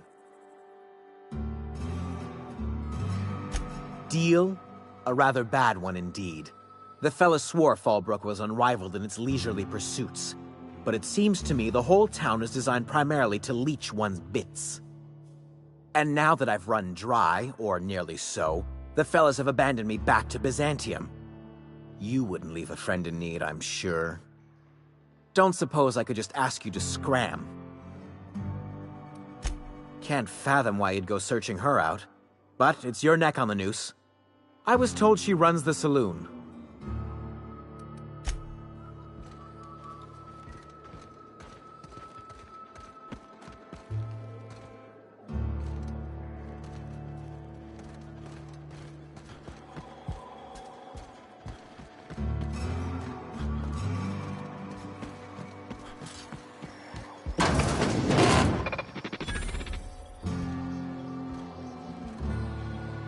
Welcome to the offices of the Greater Halcyon Insurance Group, Halcyon's premier provider of life and disaster-related insurance. I'm obligated to inform you that our coverage does not extend to incidents deemed to result from negligence, criminal activity, or dullness of mind. Some people, but no one in this office, I assure you, might call it stupidity. It's like they say, there's no cure for that. So, what kind of insurance package can I interest you in? We're running a special on dismemberment policies. Buy one, get one half off.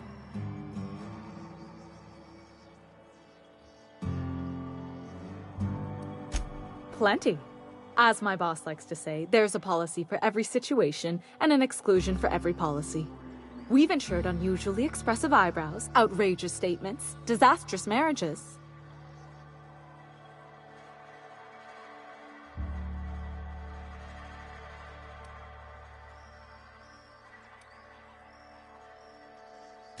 Those are mostly for top-rungers in Byzantium who have a lot of social and financial capital wrapped up in their marriage contracts. There's one for your beloved eloping with your sibling, your beloved eloping with their sibling, scandalous rumors forcing you apart, the revelation of a secret love child. We try to cover every possible hazard to domestic bliss.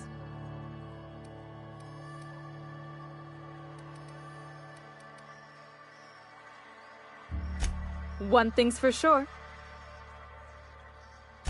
We're not on Monarch. For all practical and tax-related purposes, this office is an official enclave of Byzantium. Oh, it's certainly not about what I say. That's all down to our legal team and our CFO.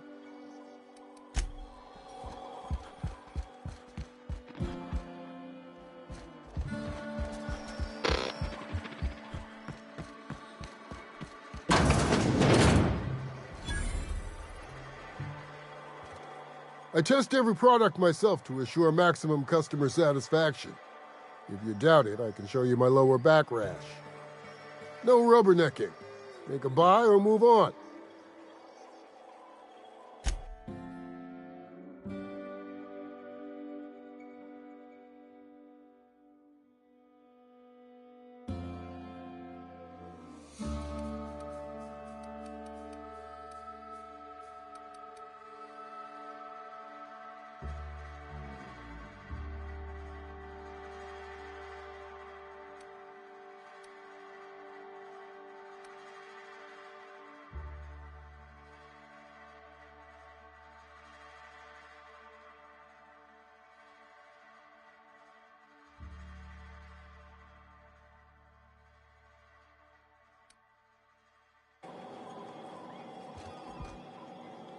No refunds, no exchanges, no returns.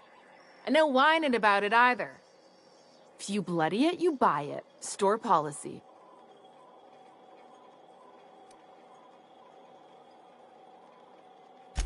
Town sublight owned and run. caters to a variety of clientele. The one you want to avoid pissing off the most is Catherine. Prove bad for her business, and she'll kneecap you without a second thought.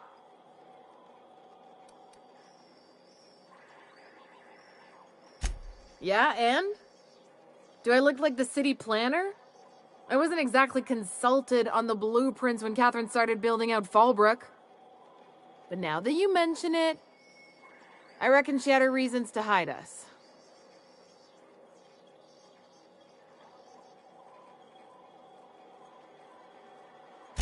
We got smugglers, outlaws, mavericks, and Byzantium socialites flying in and out of Fallbrook all the time. Why openly spit in the board's eye?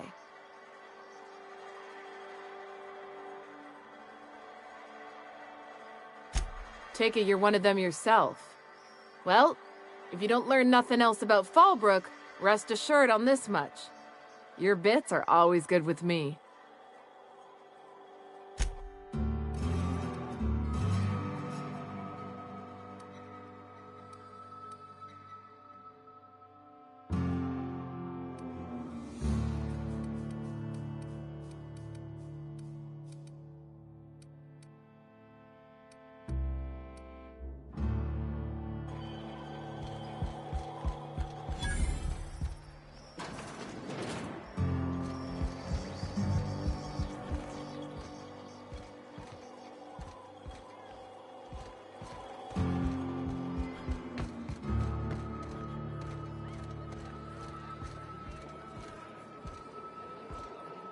What are you looking at?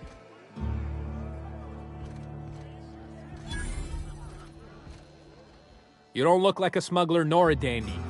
Catherine sent you back here? On second thought, it's best if I don't know. What's your order? This is the ante up, all right, but we don't serve drinks. Hate to break it to you, but Nelson Mason's a con man. Try Yvonne upstairs if you're looking for a swell. No, I don't have any... If it's only a drink you're after, the full bar's upstairs. This here's the ante up, where you place your bets. Tossball, autoloader races, card games, you name it. I ain't picky. And neither is Catherine.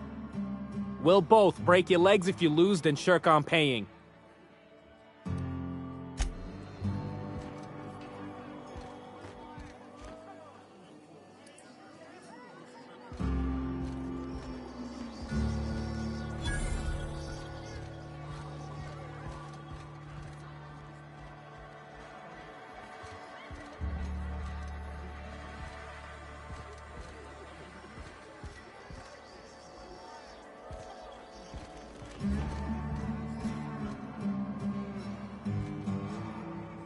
Folks I never met before are my most favorite kind. So, what's your story?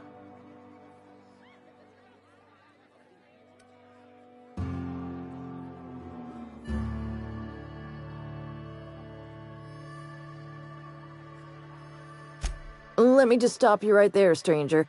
My question, it's not one I really want an answer to.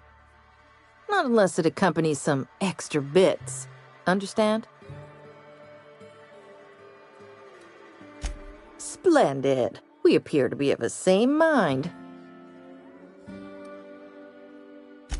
Bagged another one, did he? The ante-up's downstairs, and they don't serve drinks. Here, have a pity swill, on me.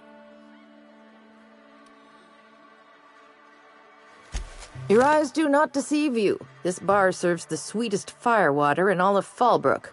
I got some snacks on offer, too, from time to time.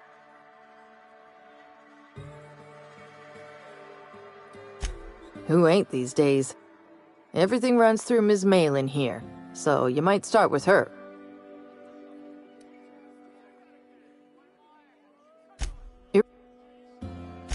If you're asking if it's Sublight owned, then yes.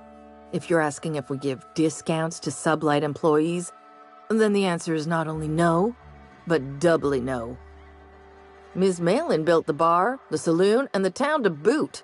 If you got business with Sublight, I suggest you follow up with her.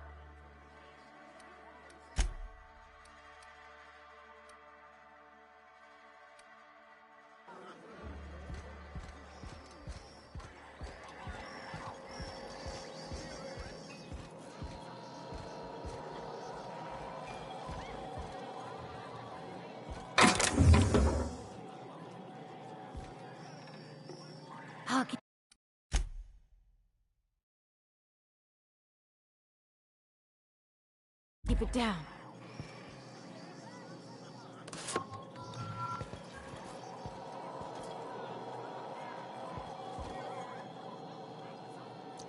Uh-huh. You blind, fella? Or can you not see I'm busy? Why is it every sissy pig fucker who strolls into my town expects me to smile and shout awful friendly? Welcome to Fallbrook. Only nugget of paradise in this entire law-forsaken land. Like a void damn advert. I'll bet she's a hoot at parties.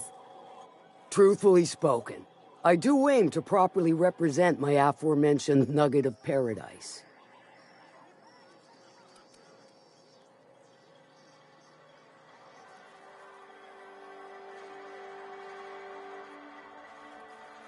You know, I ain't heard that one before. Suppose I'll have to work harder to show you just what makes our town shine. But first, I'll need to know what brings you, stranger. Well? I'm half listening.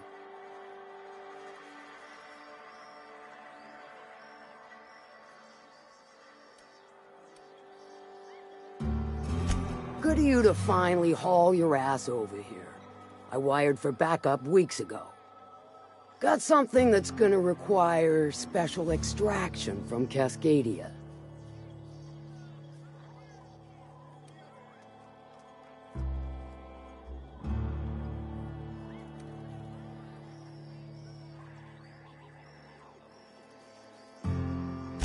Found it on a corpse, huh? If you killed Lilia's agent, you get to explain it to her, not me. Well, shit. I knew he'd come to a bad end one day. Still, no time for weeping and wailing. We've got a metric fuck-ton of bits worth of salvage just waiting for extraction.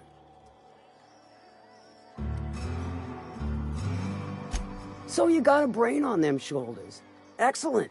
Makes my life a world easier. To extract the gas, you'll need to siphon it from the lab in Cascadia into one of your ship's fuel tanks. Totally safe.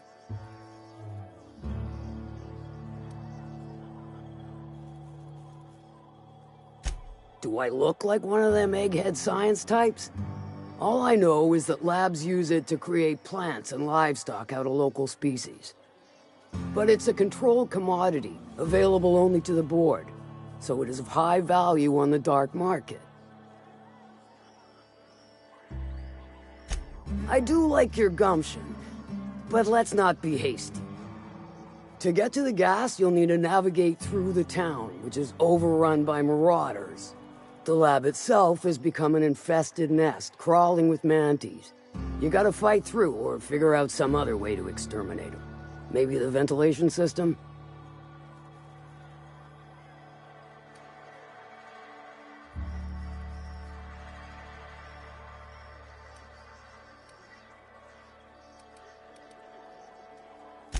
I'm a doctor, not a vet. But what's the worst that could happen? I shall leave the details to you. Now, after you clear the mantis nest and reach the storage room, all that's left is to get the gas flowing into the fuel system. The task will require someone with technical skills, or you could force it through with a plasma overload.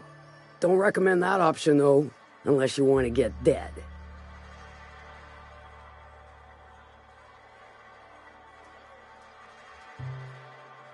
Dandy. Did I mention the gas is of an extremely volatile nature? Handle it with the utmost of care. Once you've got our goods, take them to the groundbreaker. Lilia's fencers ought to handle the rest of it. I've marked the coordinates for you to the lab in Cascadia. On the terminal, use the passcode you got from Stellar Bay to get in. But before you make your run, I could use a heavy helping hand regarding a local issue. For a fine fee, of course. Good. This particular matter of opportunity has been eating at me for a while now. There's a Borst factory on up the way, run by a man who calls himself the King. Clive Lundberg, insufferable prick. That aside, it's a business ripe for the plucking. I want it. Clear as that.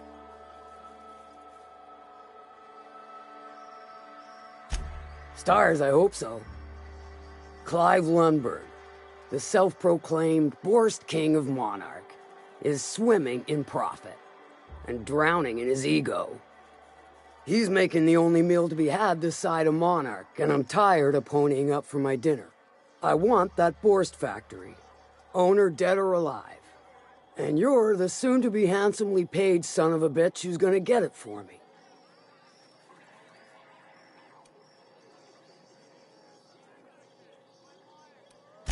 If you got brass knockers, you could shoot your way through the front gate. If you don't fancy getting shot to shit, you can try asking Duncan for a disguise. Might be another way in, assuming you're courageous enough to trek the sewers. Void if I know. Hit him where it hurts. In his gut or his production lines ought to make do.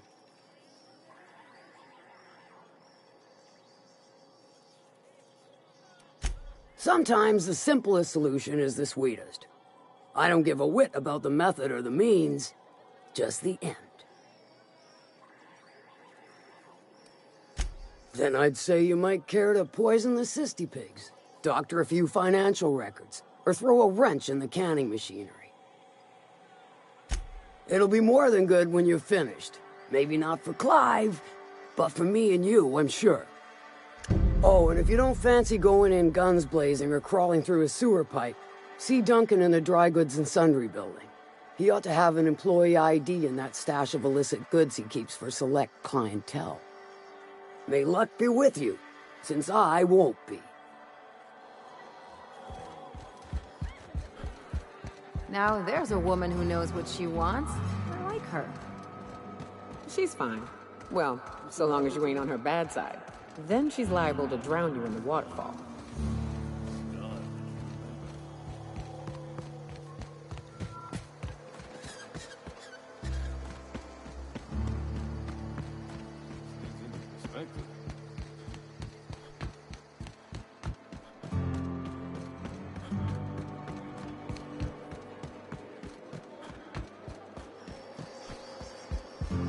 Now is not a good time. It's important. Try again tomorrow. Folks were pissing in the alleyways as bad as it stinks. Oh, they are. So that puddle I stepped in?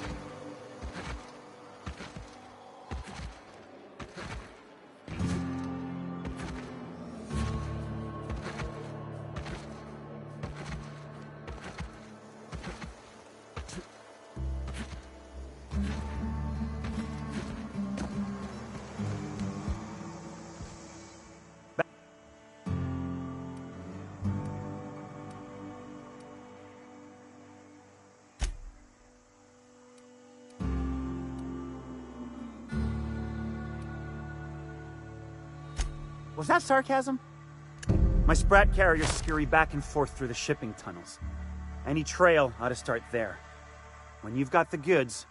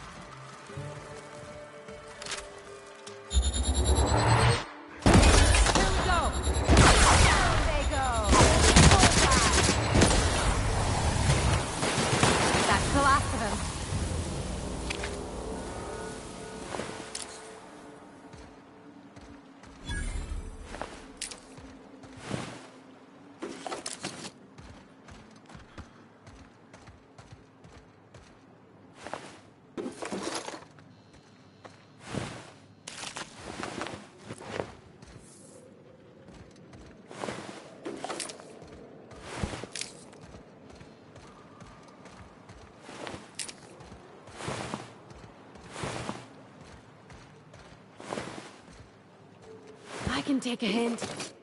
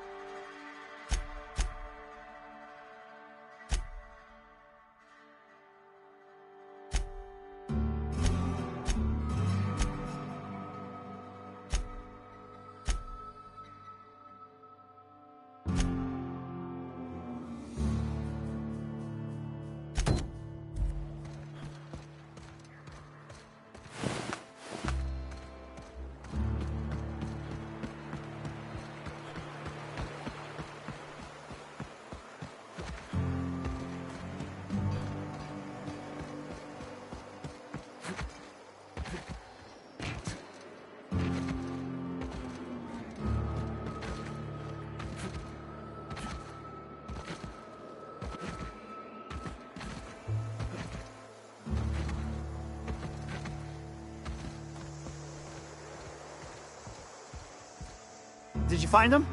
Tell me you found my my Sprat carriers.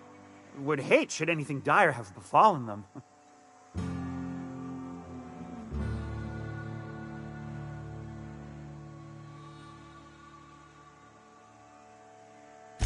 Just tell me straight and don't hold back. I can handle it.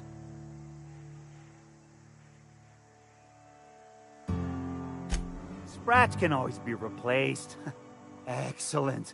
Oh, this is This is only half! Are you think you can steal from me?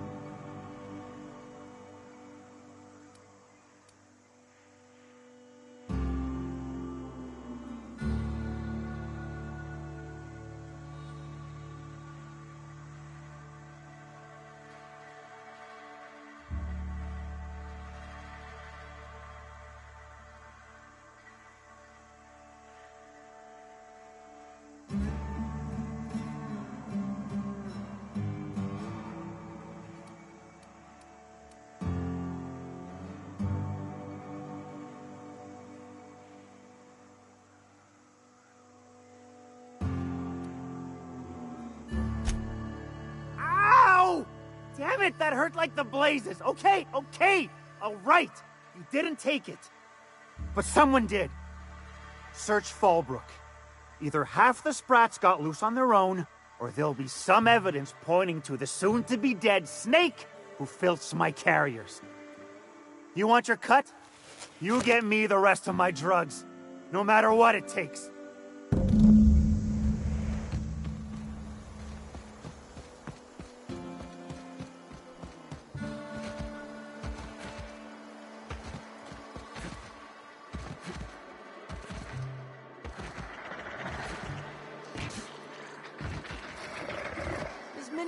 Get your twitchy whiskers back here! Don't you run out that door!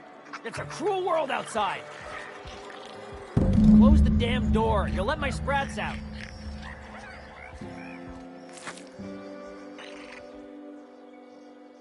Damn it all! Now look what you've done! It'll take me ages to round him up again. State your purpose, or get out of my face, domicile intruder.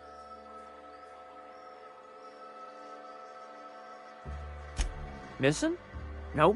Nope. Mine are all found and accounted for, thank you kindly. Now if that'll be all, I've got an animal rescue service to oversee, and it ain't easy. Lots to do. Got a multitude of Sprats to spay and feed.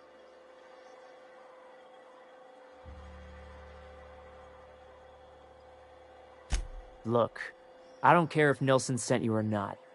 You won't be hurting a hair on any of these Sprats' heads. I've killed vicious beasts for them. I ain't afraid to take on a human. Back out of this domicile, hands up, or become Sprat food, intruder.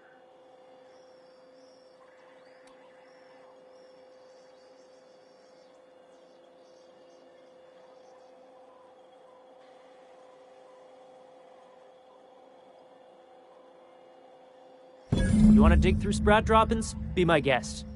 Get your drugs, then get lost.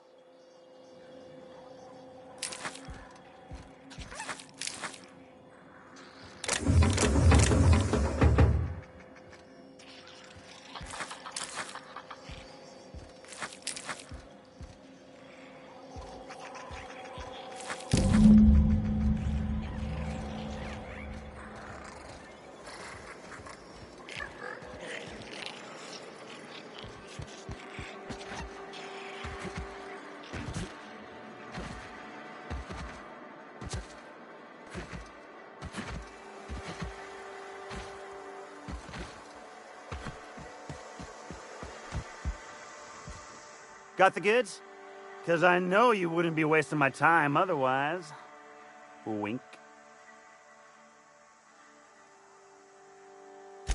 You do? I mean, you do! Of course you do! What did I tell you? Sure-fire delivery system. Works almost every time.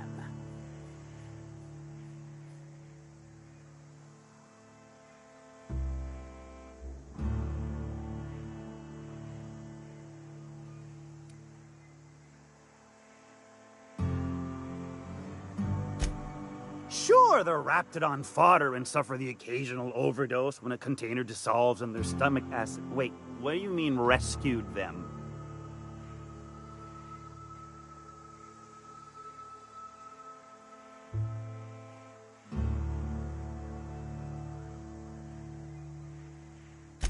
That deranged piece of Sprat shit!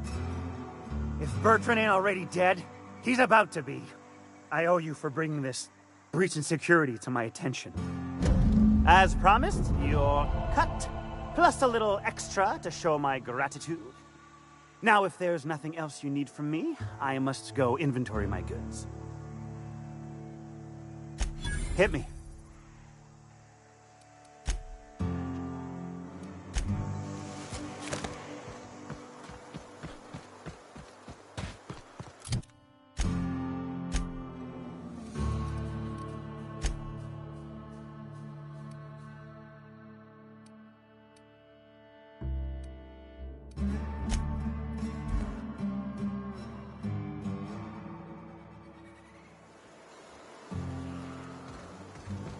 I ought to mention, the Iconoclasts are loyal folk.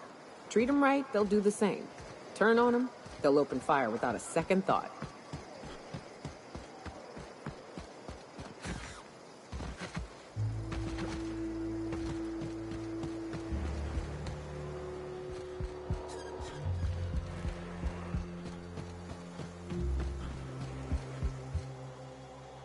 Never seen you before.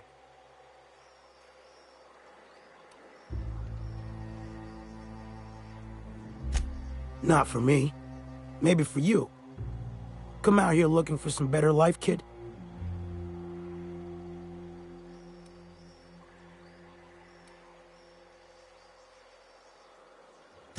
Good on you. Make a little money, move on. Don't get killed out there, kid. Nothing on this moon for nobody.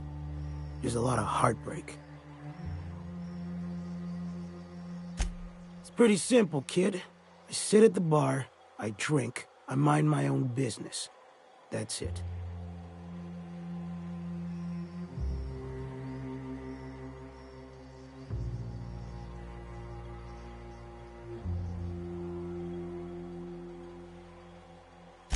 The only thing I got to teach is get the fuck off T1. Or whatever they're calling it this week. Anybody with half a brain could tell you that. Look, you want to buy the drinks, I'll do my bit to keep you entertained. Just don't ask me to dance.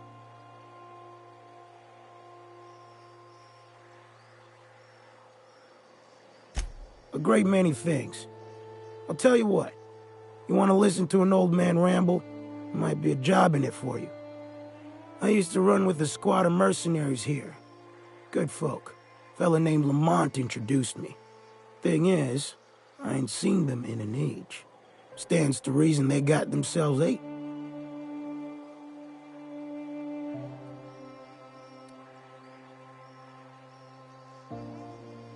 Oh, sure.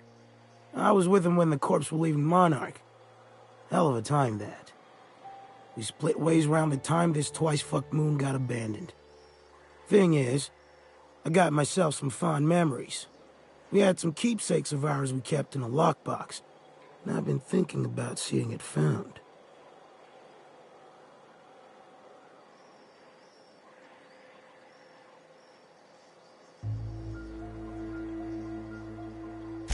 Thereabouts. I'll be glad for it, but I ain't stupid. This planet tends to get people killed. I just want some closure.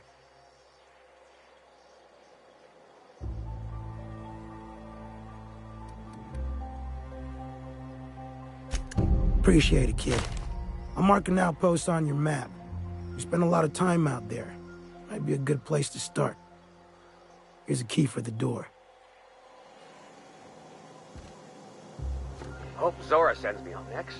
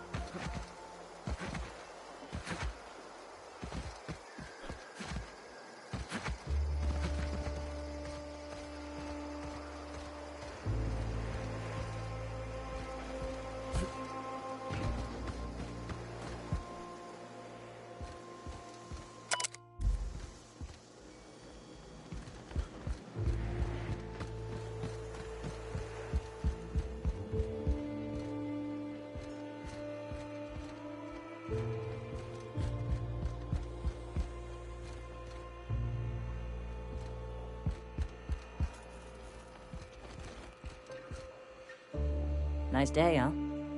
For Monarch, anyway. A stranger comes to our home. If you're looking for a path to walk, you've found one. If you're looking for a teacher, I am one. Welcome to the Iconoclasts.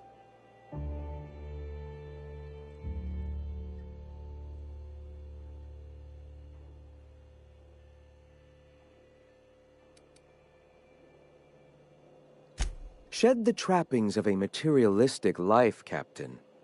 You'll find your soul much less burdened. Also, we're broke. Yes. If we were meant to enjoy the things that glitter and shine, the universe would provide them.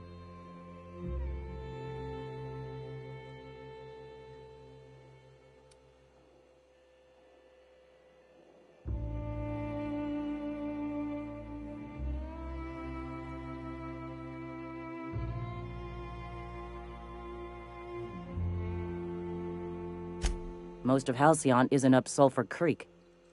I'd wager the opposite. The corporations are doomed. Only we have the truth at our backs, and we are better for it.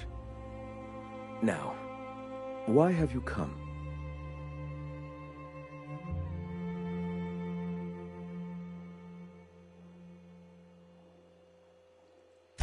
A great many things, in fact. We could always use a hand rounding up supplies. Or... Now here's an idea. There's an old printing press I've been trying to get up and running. Oh yes, many facilities lie abandoned in the wilderness. I believe the press could be operational again with a little elbow grease and luck. Will you aid us in our cause? Wonderful. I requisitioned replacement rollers for it some time ago. Huxley should have delivered them yesterday. Speaking of which, where is Huxley? You bought rollers? You haven't even cleared the wraps out yet. What are you doing wasting bits on... Forget it. Huxley's still recovering. She won't be up for a run for a while yet. It seems we're out a runner. If you intend to help our cause, I'll ask you to meet our MSI supplier in her stead.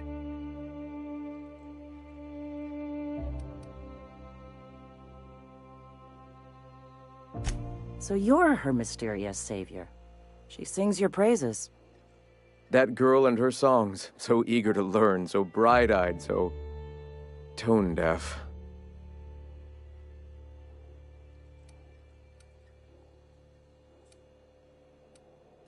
One of our sympathizers. A woman named Carlotta periodically buys goods on our behalf from Stellar Bay's store. Stellar Bay has caught on, but they remain friendly, though the goods now come at a considerable markup. She meets us in the ruins of Bayside Terrace. From our compound, follow the road north. Wonderful. While you're at it, I wonder if Carlotta still has those high-capacity cartridges? Grab a few, will you? There should be some funds left over from the last shipment. We can use them to copy and modify radio serials. Yes, not just magazines, but their precious dramas. Unbelievable. I hope I don't have to tell you this, but if there is extra money, would you mind buying, I don't know, food and medicine? Graham, if you need me, I'll be in triage.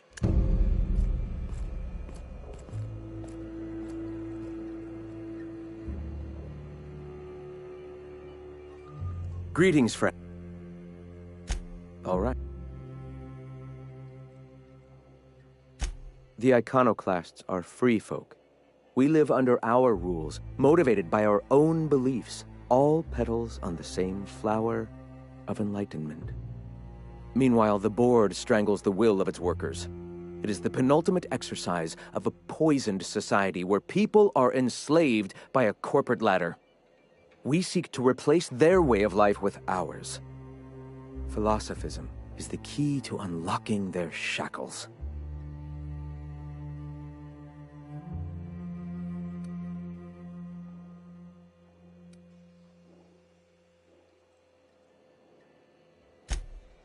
Oh, yes. Gunships hover in our skies, ready for the day they decide to come to our doors waving banners of war. The perception of visionaries is often tainted by the lies of their oppressors. A sad state of affairs, to be sure.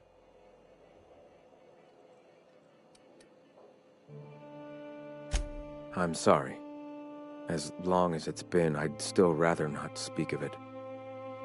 That was a painful day for us all.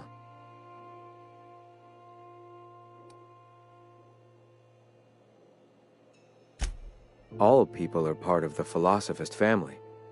I've come to accept that, along with the additional weight of their deaths.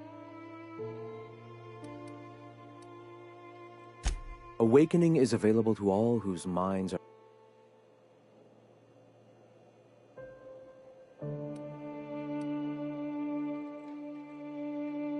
Not in the sense of a single entity, fashioning the universe as a whittler fashions a flute. The universe came into being over time, organically, naturally, and without purpose. In that sense, I suppose you could say that, in the interest of finding its purpose, the universe itself created all living things.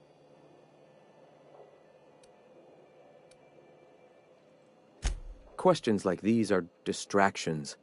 It doesn't matter whether an entity sparked the universe or not. Only by pursuing the eternal truth will we find these and other answers.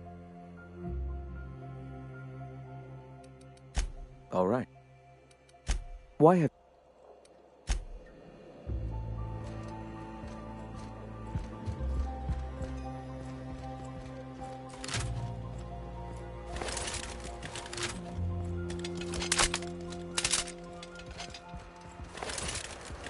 What? Sorry. Long day.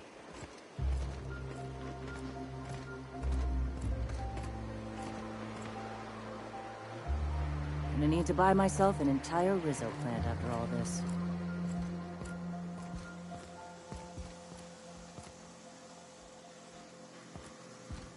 Sorry about earlier.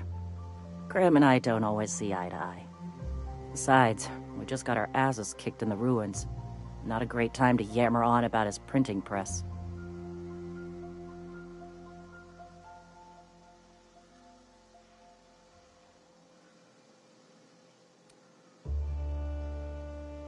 Hey, you got some decency in you.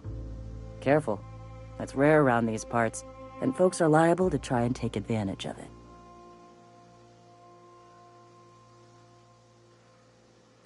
Yeah, name's Zora. I've been patching up the Iconoclasts since day one. Whenever Graham's lack of foresight gets someone hurt, I get them back on their feet. if I can. After meeting that guy, I'm amazed anyone around here still has 4 functioning limbs. Don't get me wrong. He's got an uncanny ability to harden folks' spirits, and we need that around here.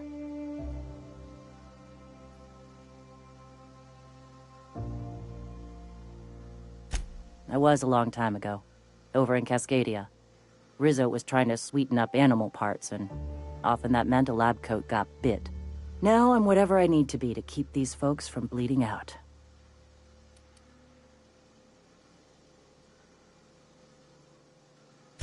When he's being an idiot, sure. The Mantiqueen showed up out of nowhere, and I guess the gunfire attracted Raptidons. It was a damn bloodbath. You found a queen that far north? Wish I'd been there. You and me both, Nyoka. We could have used the help. Listen, unless this is urgent, I need to oversee the wounded.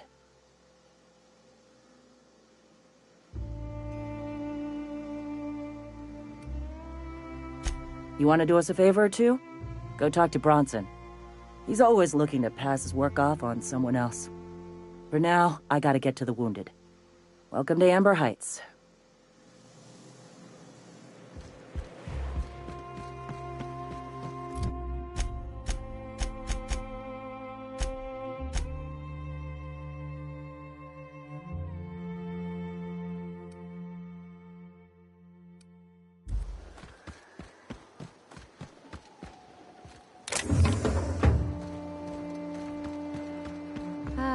Crazy town. Never change. The folks in Amber Heights always manage to find a bottle or two of the good stuff. Keen scavengers, I tell you.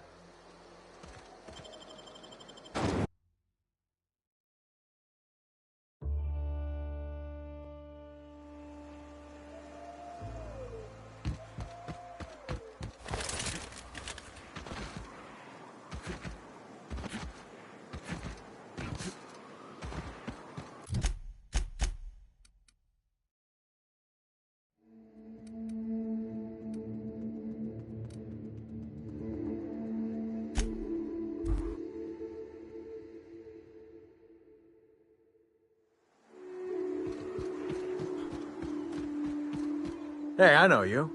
Boss says you've been real helpful, like. But, we got this handled. We appreciate but do not require your assistance.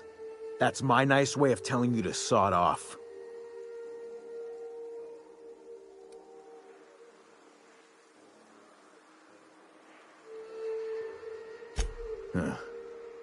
I don't know what your angle is, but...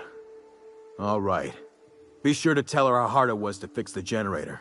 You know, after you're done fixing it.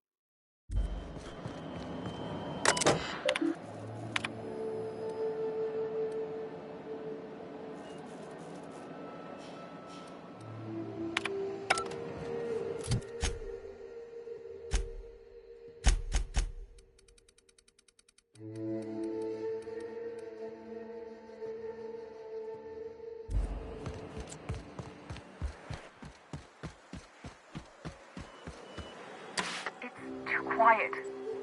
What are you up to out there? Hello?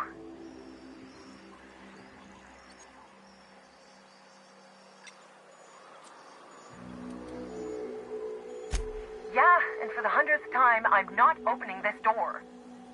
Who are you, anyway?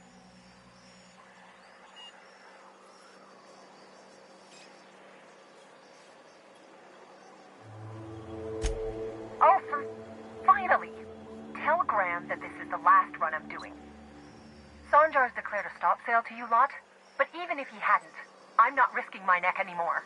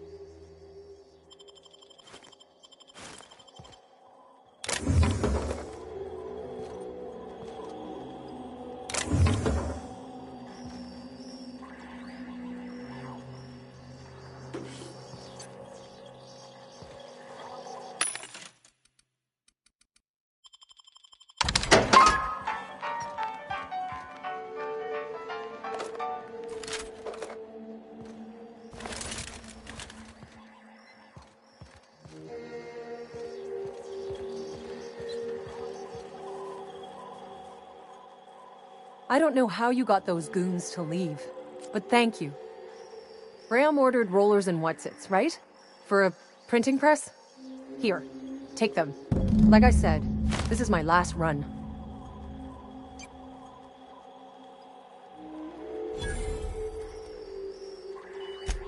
Law helped them. I don't know. Maybe Sublight can lend a hand. I should go. Look, Graham's got a bit or two left in his account. I can send one last dropout before I wash my hands of this. What do you want delivered?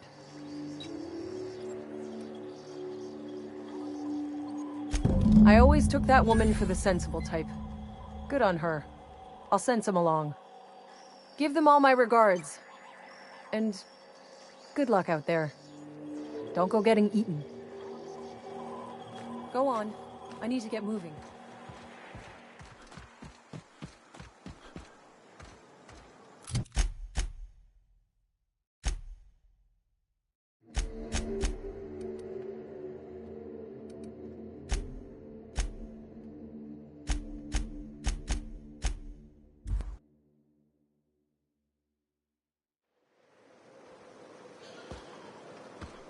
If I never smell another Wrapped, it'll be too soon.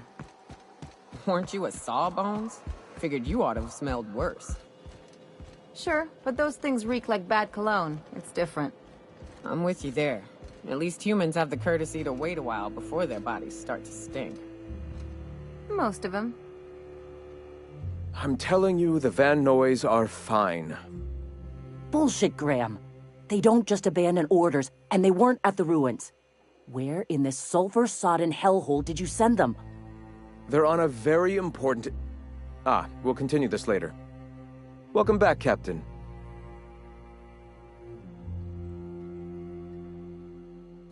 Thank the Eternal that someone's got some sense in their head. Carlotta usually schedules the next drop during the meeting. When's she coming?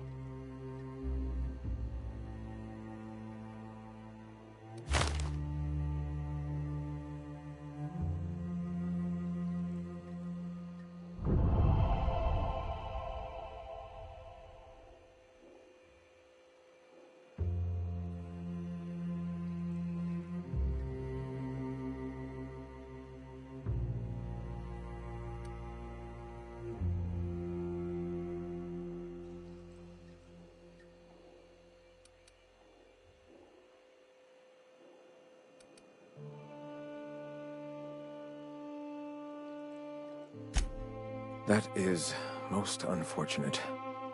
This cuts off one of our only 2 supply lines on Monarch. Sanjar, old friend, you're about to cross a dangerous line. About to? That idiot just declared war. We will deal with his subversion later. For now, we must redouble our efforts to spread the truth to the colony.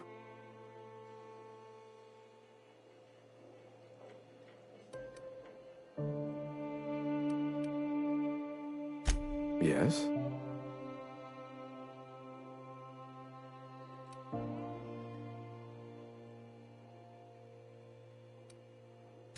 The corporations have been shackling workers' souls for centuries.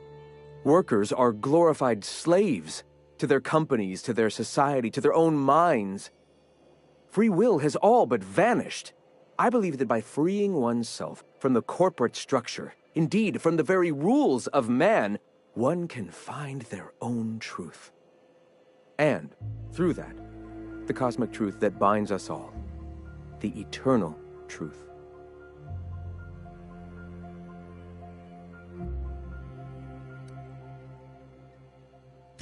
A subtle lesson here, a word about the eternal there.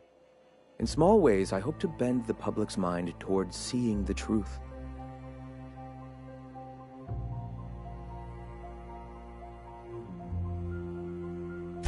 Our very resourceful Sublight friends have already agreed to help. For their standard fee, of course. They'll replace periodicals around the colony with our subtly edited versions. The board's workers will learn of our truth without even realizing it. Certainly. I've already sent a team ahead to scout the press. One of our best. Meet them there and find out if they've been successful. You sent the Vanoys there, didn't you? Oh, for fuck's sake, Graham! We needed them in the ruins. Our people died out there. They went willing to fight for our cause. We need reinforcements. We need new recruits. The Van Noys saw the printing facility with the same importance as I. The hell's the sense in recruiting if you're just gonna get them killed? I have the utmost confidence in their abilities. Friends, we must have faith that the men and women we recruit can handle the duties for which we recruit them.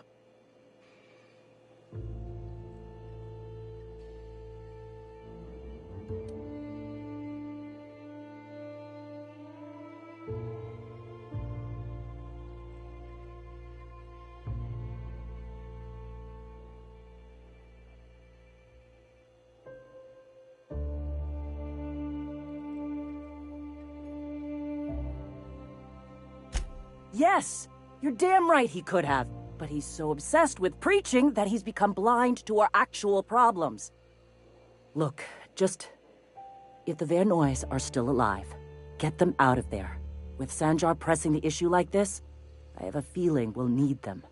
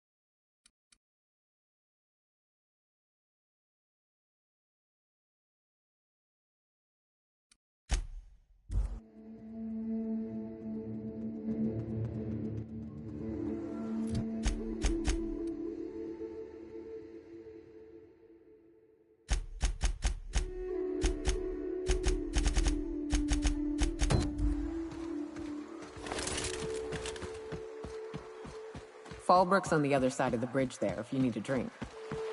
We're only halfway to the mountain, so might consider stopping in.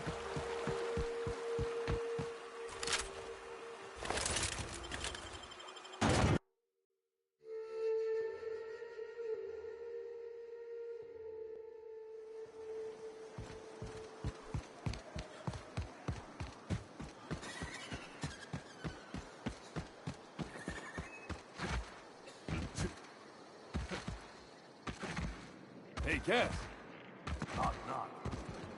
Go away, White. My dry goods come 75% guaranteed. No rub. Not so fast. The biometric IDs are special goods, only on offer to special clients. You cotton?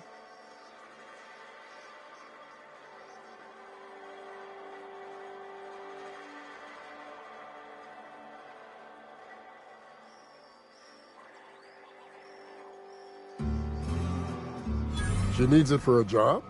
Well, why didn't you say so? Reckoned you asked her where to best procure one, and she obligingly pointed you my way.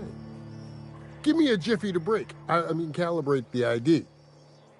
This goes like that. Nope, not quite right. A bit to the left, mayhaps. That'll do it.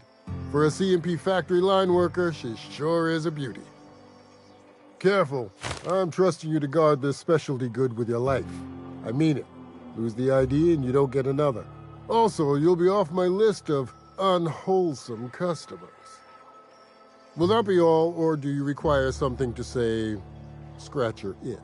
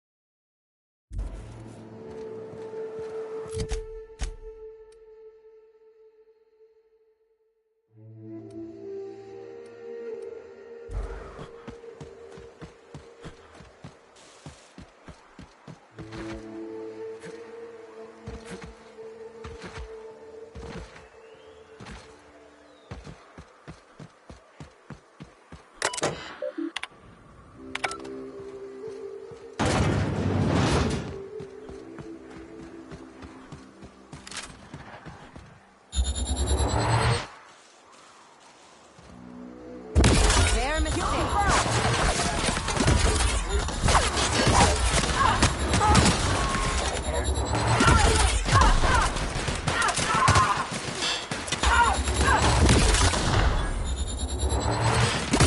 That does it. Time for a drink?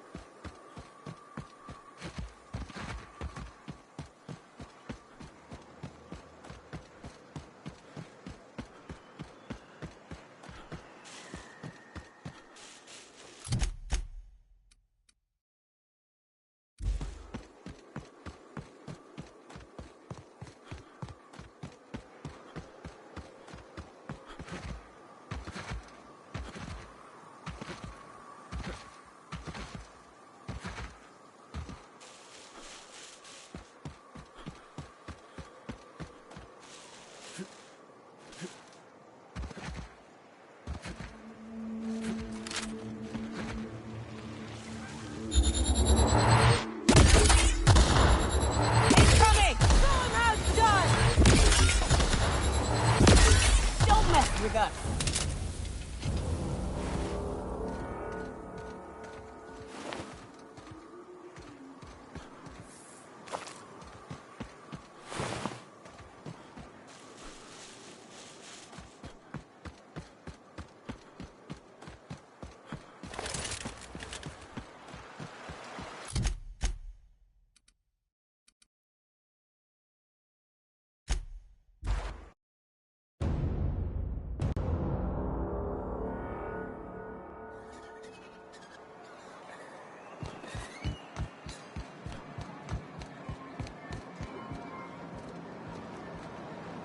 You look like a man who...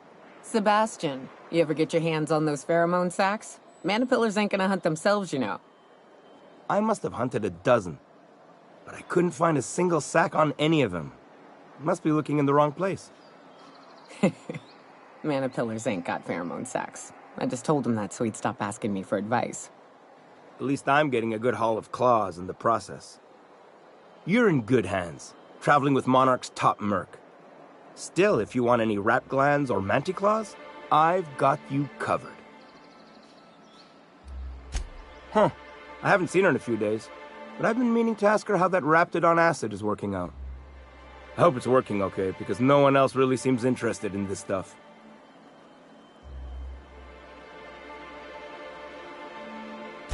Wait, I see what's going on. She put you up to this so she could get a discount, Don't get me wrong. I'd like to give her a discount. She's a real fine lady. Always talks nice and slow, so I understand. But if I give her one, I won't hardly make a bit, on account of no one else having any use for Raptidon tongues.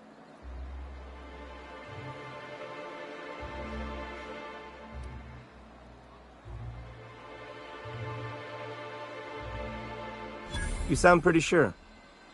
And she is awful nice. Okay, I'll do it. Once her shift ends, we'll go someplace nice. Maybe to Chef Raymond's.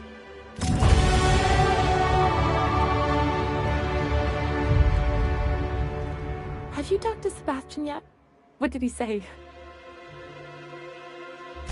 Okay, but how did he say it? Did he sound excited? Or like he was just agreeing to it? Was he like, yay, a date with Celia. I've secretly been waiting for this. Or was it more, sure, I don't have anything else going on.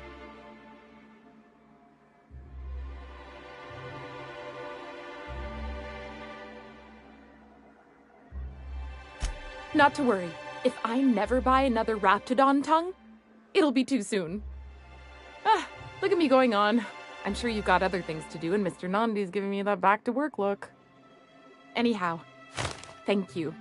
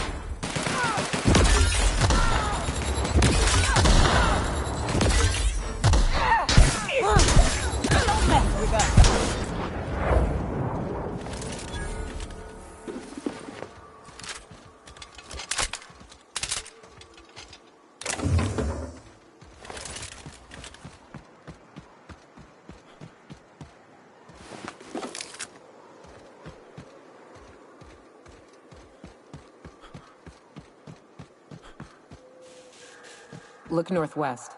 That ain't it, but marauders sometimes camp inside the buildings there. Steer clear unless you fancy getting shot. Westbound still. I'll let you know when we can start ascending.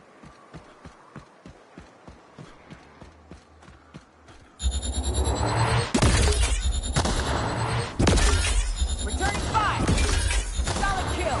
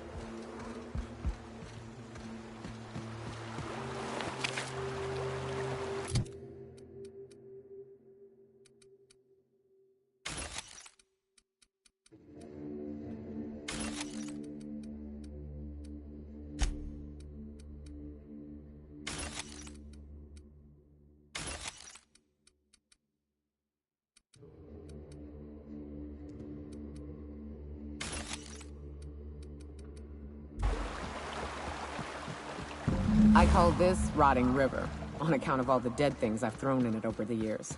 It'll take you into the Devil's Peak Caverns if you follow it under the bridge. That's one option.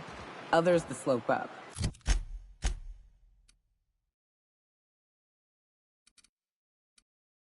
If you're up for some fun, let's chat.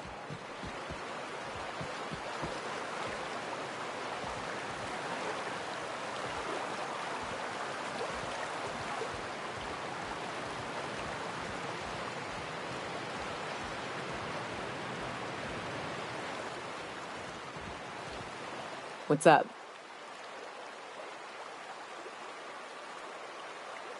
Right. We can take the caverns up, but if you ain't into spelunking, there's a path a little ways north. I'd warn you, it'll be a tough trek. Big bad's up on that hill. I'm game to hunt them if you are, but it'd be safer to stick to the caverns. What's up?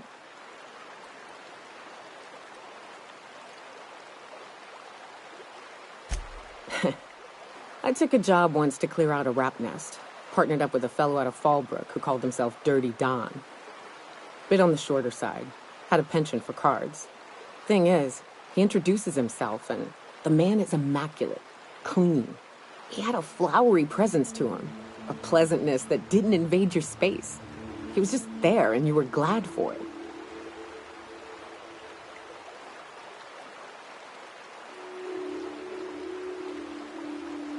When we set out to hunt down the Raptidons, I found out firsthand where his nickname came from. Dirty Don killed those Raptidons with his bare hands. His bare fucking hands, Captain. He was a whirlwind of grotesque primal fury. In the end, he stood drenched in blood over the entrails of a dozen raps. If he had a scratch on him, I wouldn't have been able to tell. It was glorious.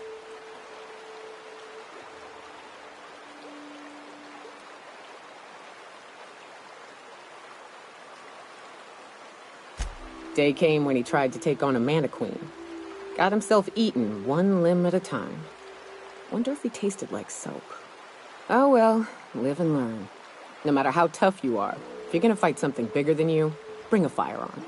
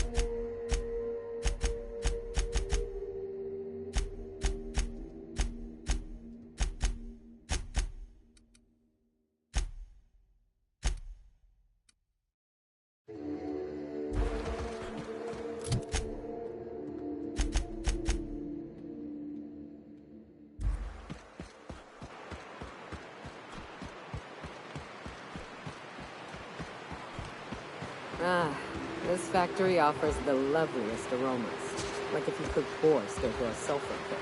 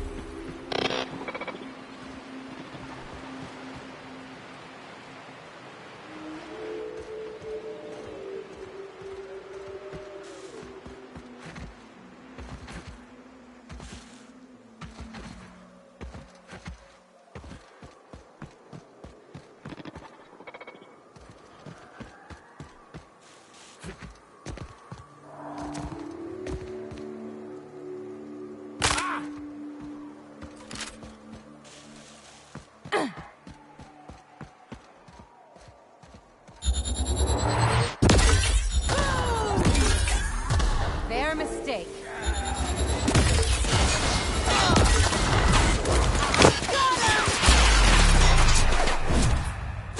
Just like that. To shreds, you say?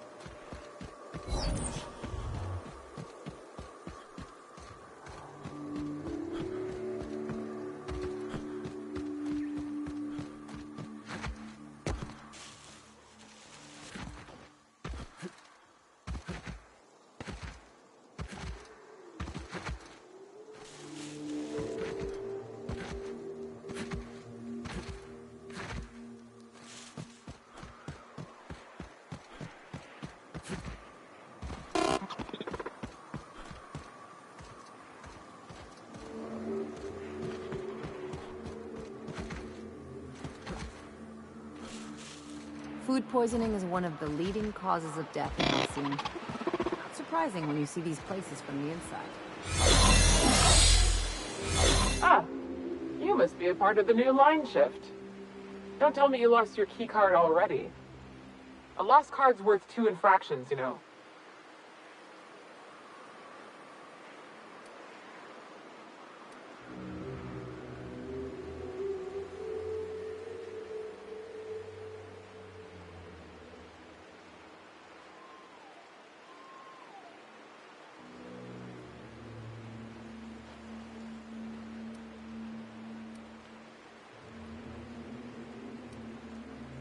You know, I think I did hear something about that.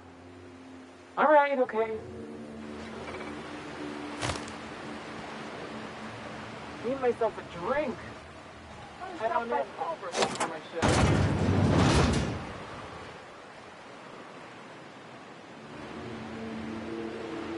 Careful out there.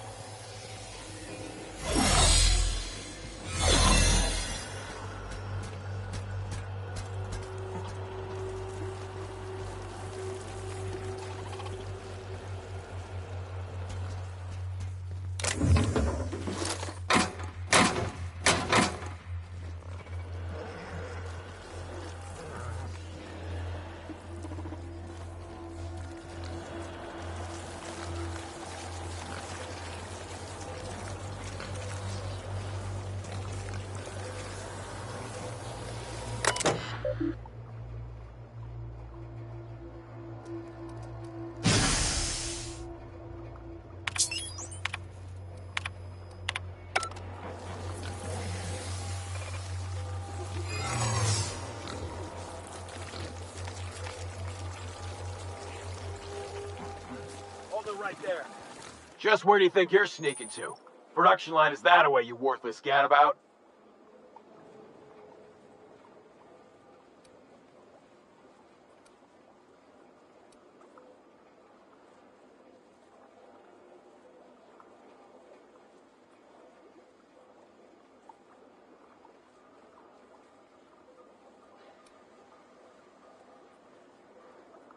I'm darn well thinking about it.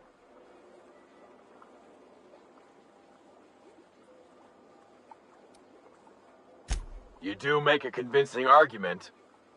Fine. I'll let it slide. But just this once, mind you.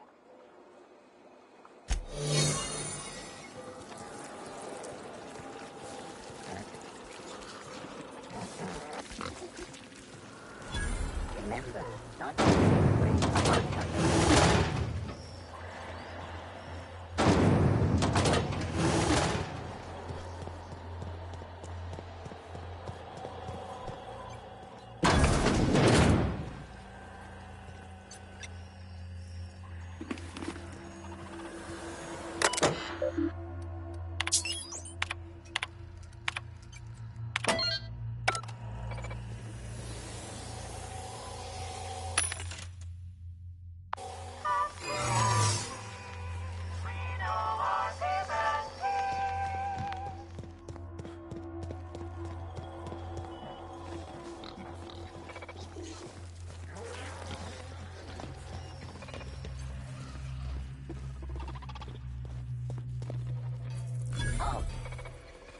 beginning security patrol.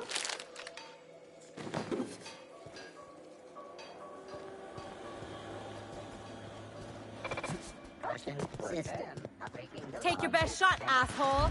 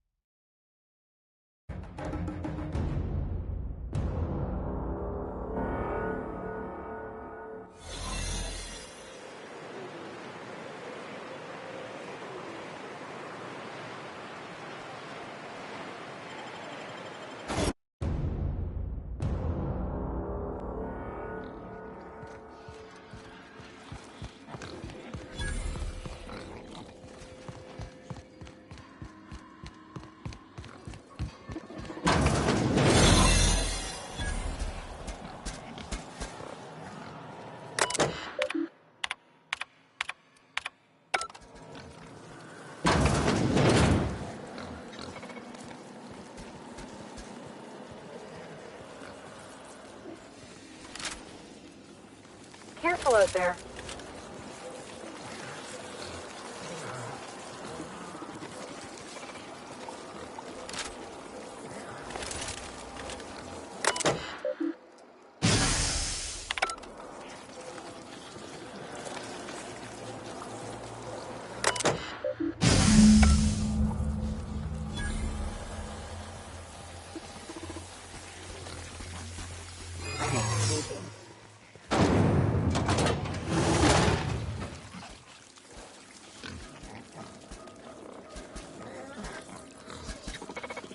Error. Employee.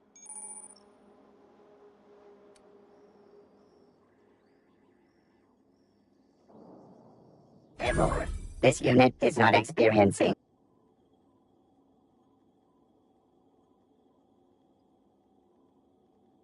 Error. This unit is functioning correctly. There is no need.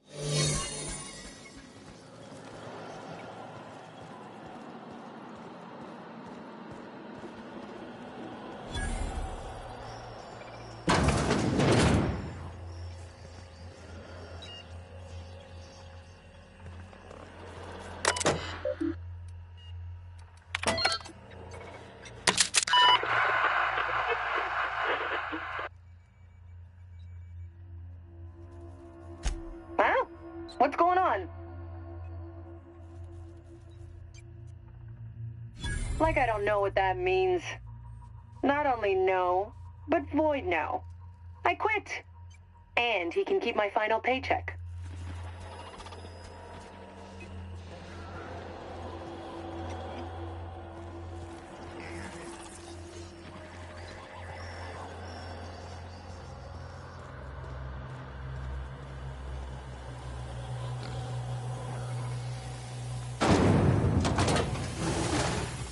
I can take a hint.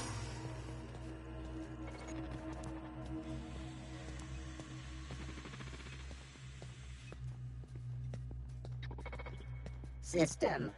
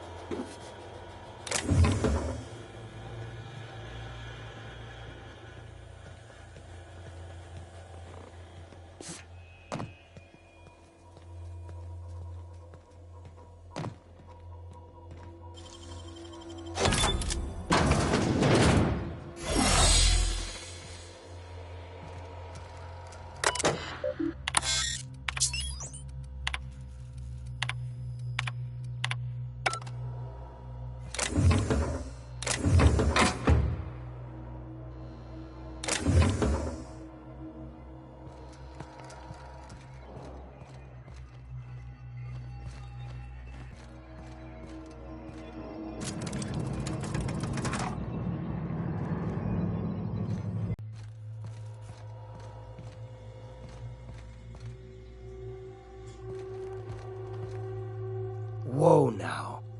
And just what do you figure you're doing up here? These are my private quarters, friend. I don't allow tours up here. I don't allow tours ever on deeper consideration.